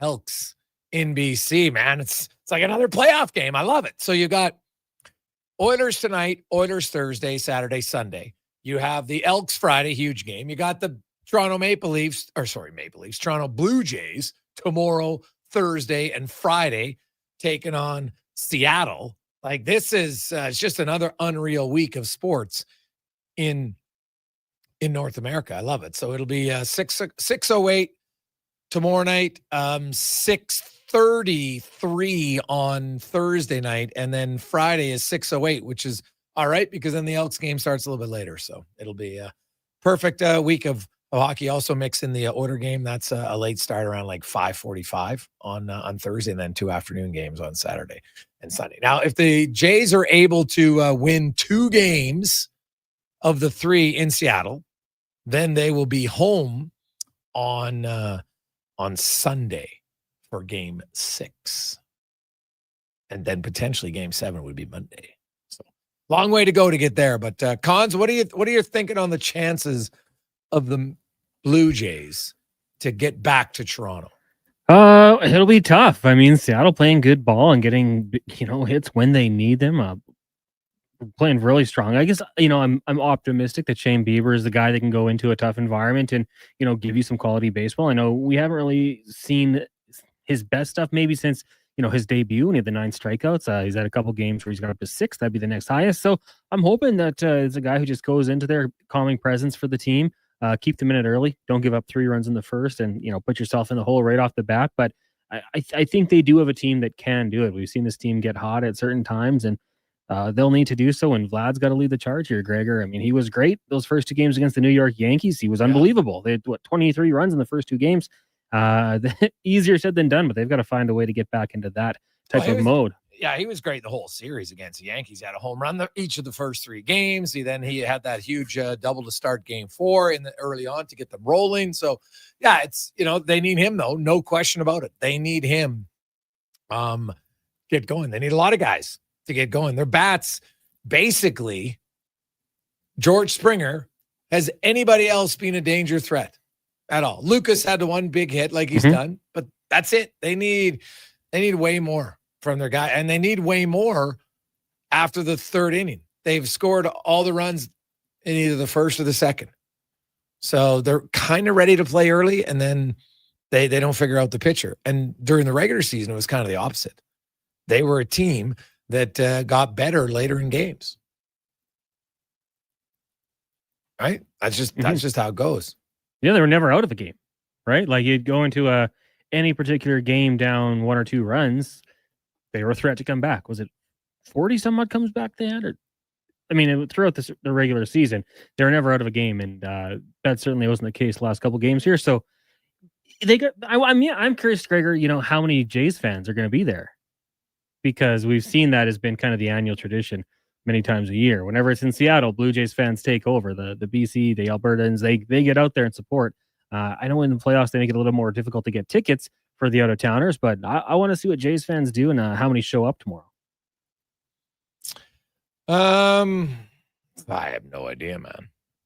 No, they didn't show up in the regular season, right? Lots of Canadians aren't traveling to the U.S. right now. They're just not.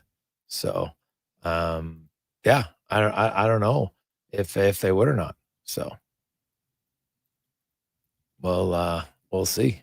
We shall see. I don't know. Like some will show up. I think Vancouver, but there's lots of people in Vancouver that are more Seattle fans and Jays fans from what I'm being seeing and hearing online. So I don't know. I think a lot of the other Jays fans come from other parts to travel there. Seattle's a great place in the summer for years. I get why you went there, but this past summer, it was not Jays mania in Seattle. So we'll see how it goes. Hey, boys, what has to happen for the Elks to make the playoffs? Well, basically, they have to. Let's just start with the simple thing. They have to win both their games. That's non-negotiable. Because if they win one and Winnipeg goes 0-2, Winnipeg still has well, I shouldn't say that. If they win and get a tie, then they could beat Winnipeg. But they Winnipeg they're 8-8, right? And if the Bombers win one of their final 2 games, the Elks can't catch them. Calgary's 9-7. If Calgary gets a point in their final 2 games, you can't catch them. So Edmonton has to win their 2 games, or I guess get a tie and have Winnipeg go 0-2. But where it becomes interesting, first of all, you got to start with BC, right? Now, BC's clinched a playoff spot, but they haven't clinched home field, so they're going to be hungry. But this is a great chance for Edmonton. They've beaten Saskatchewan. They've beaten Winnipeg. They've beaten Calgary lately. They're playing pretty well. If you could go into BC and beat the Lions, then you're 8-9. And now you would still need Calgary to lose to Toronto, because if Calgary beats Toronto, then it doesn't matter. And Winnipeg, well, you hope then that they would lose to Saskatchewan, which is very possible, right? That's possible. Then it would come down to the final weekend of the season. And like, what would be ideal just for drama would be Edmonton beats BC. Somehow Calgary loses to Toronto and Winnipeg loses to Saskatchewan. Then you have the final week of the season. Winnipeg's hosting Montreal and Edmonton hosts Calgary. And, if Edmonton wins that game, they beat Calgary, they would be in. So, yeah, I think Edmonton's got to win both their games realistically here. And then they got to hope that Calgary loses to Toronto, that's the tough one, right? Like, Toronto is not very good right now. So I guess maybe you hope that Winnipeg loses to Saskatchewan and Montreal. But will Montreal, if I'm looking at the standings cons, like Montreal, they're guaranteed second place. Well, I guess you want the bye week. No, well, Montreal actually, if they win the final weekend, they could be playing Hamilton for first place. Yeah, it could be big. So it could be big, actually. So I think it's probably more realistic to think you'll catch Saskatchewan than it is to catch Calgary, just because of that Toronto game, right? Like, you think Toronto can do anything against Calgary? Like, I don't know. Like, Calgary looked dormant there for a few weeks, and then this past weekend they played pretty well. Right? They beat Hamilton on the road in Hamilton by 17 points. So it'll be tough, but God, it would be fun. It would be fun for sure. Enjoy the rest of the Oiler game. Remember, you got Andrew Walker, Donovan Paulson for the post-game show right after the final whistle, and then we'll talk a lot of hockey, football, baseball. We got another edition of Rich Winter. We're going to have a special guest joining us tomorrow on the Business of Sports. Should be a lot of fun. On behalf of Connor Halley, Declan Kruger, it's a Gregor Show presented by PlayAlberta.ca. Let's get to the comment and a Sports 1440 update brought to you by Legacy Heating and Cooling, where the rates never change. No overtime charges. That's how you build a legacy. LegacyHeating.ca. Good night.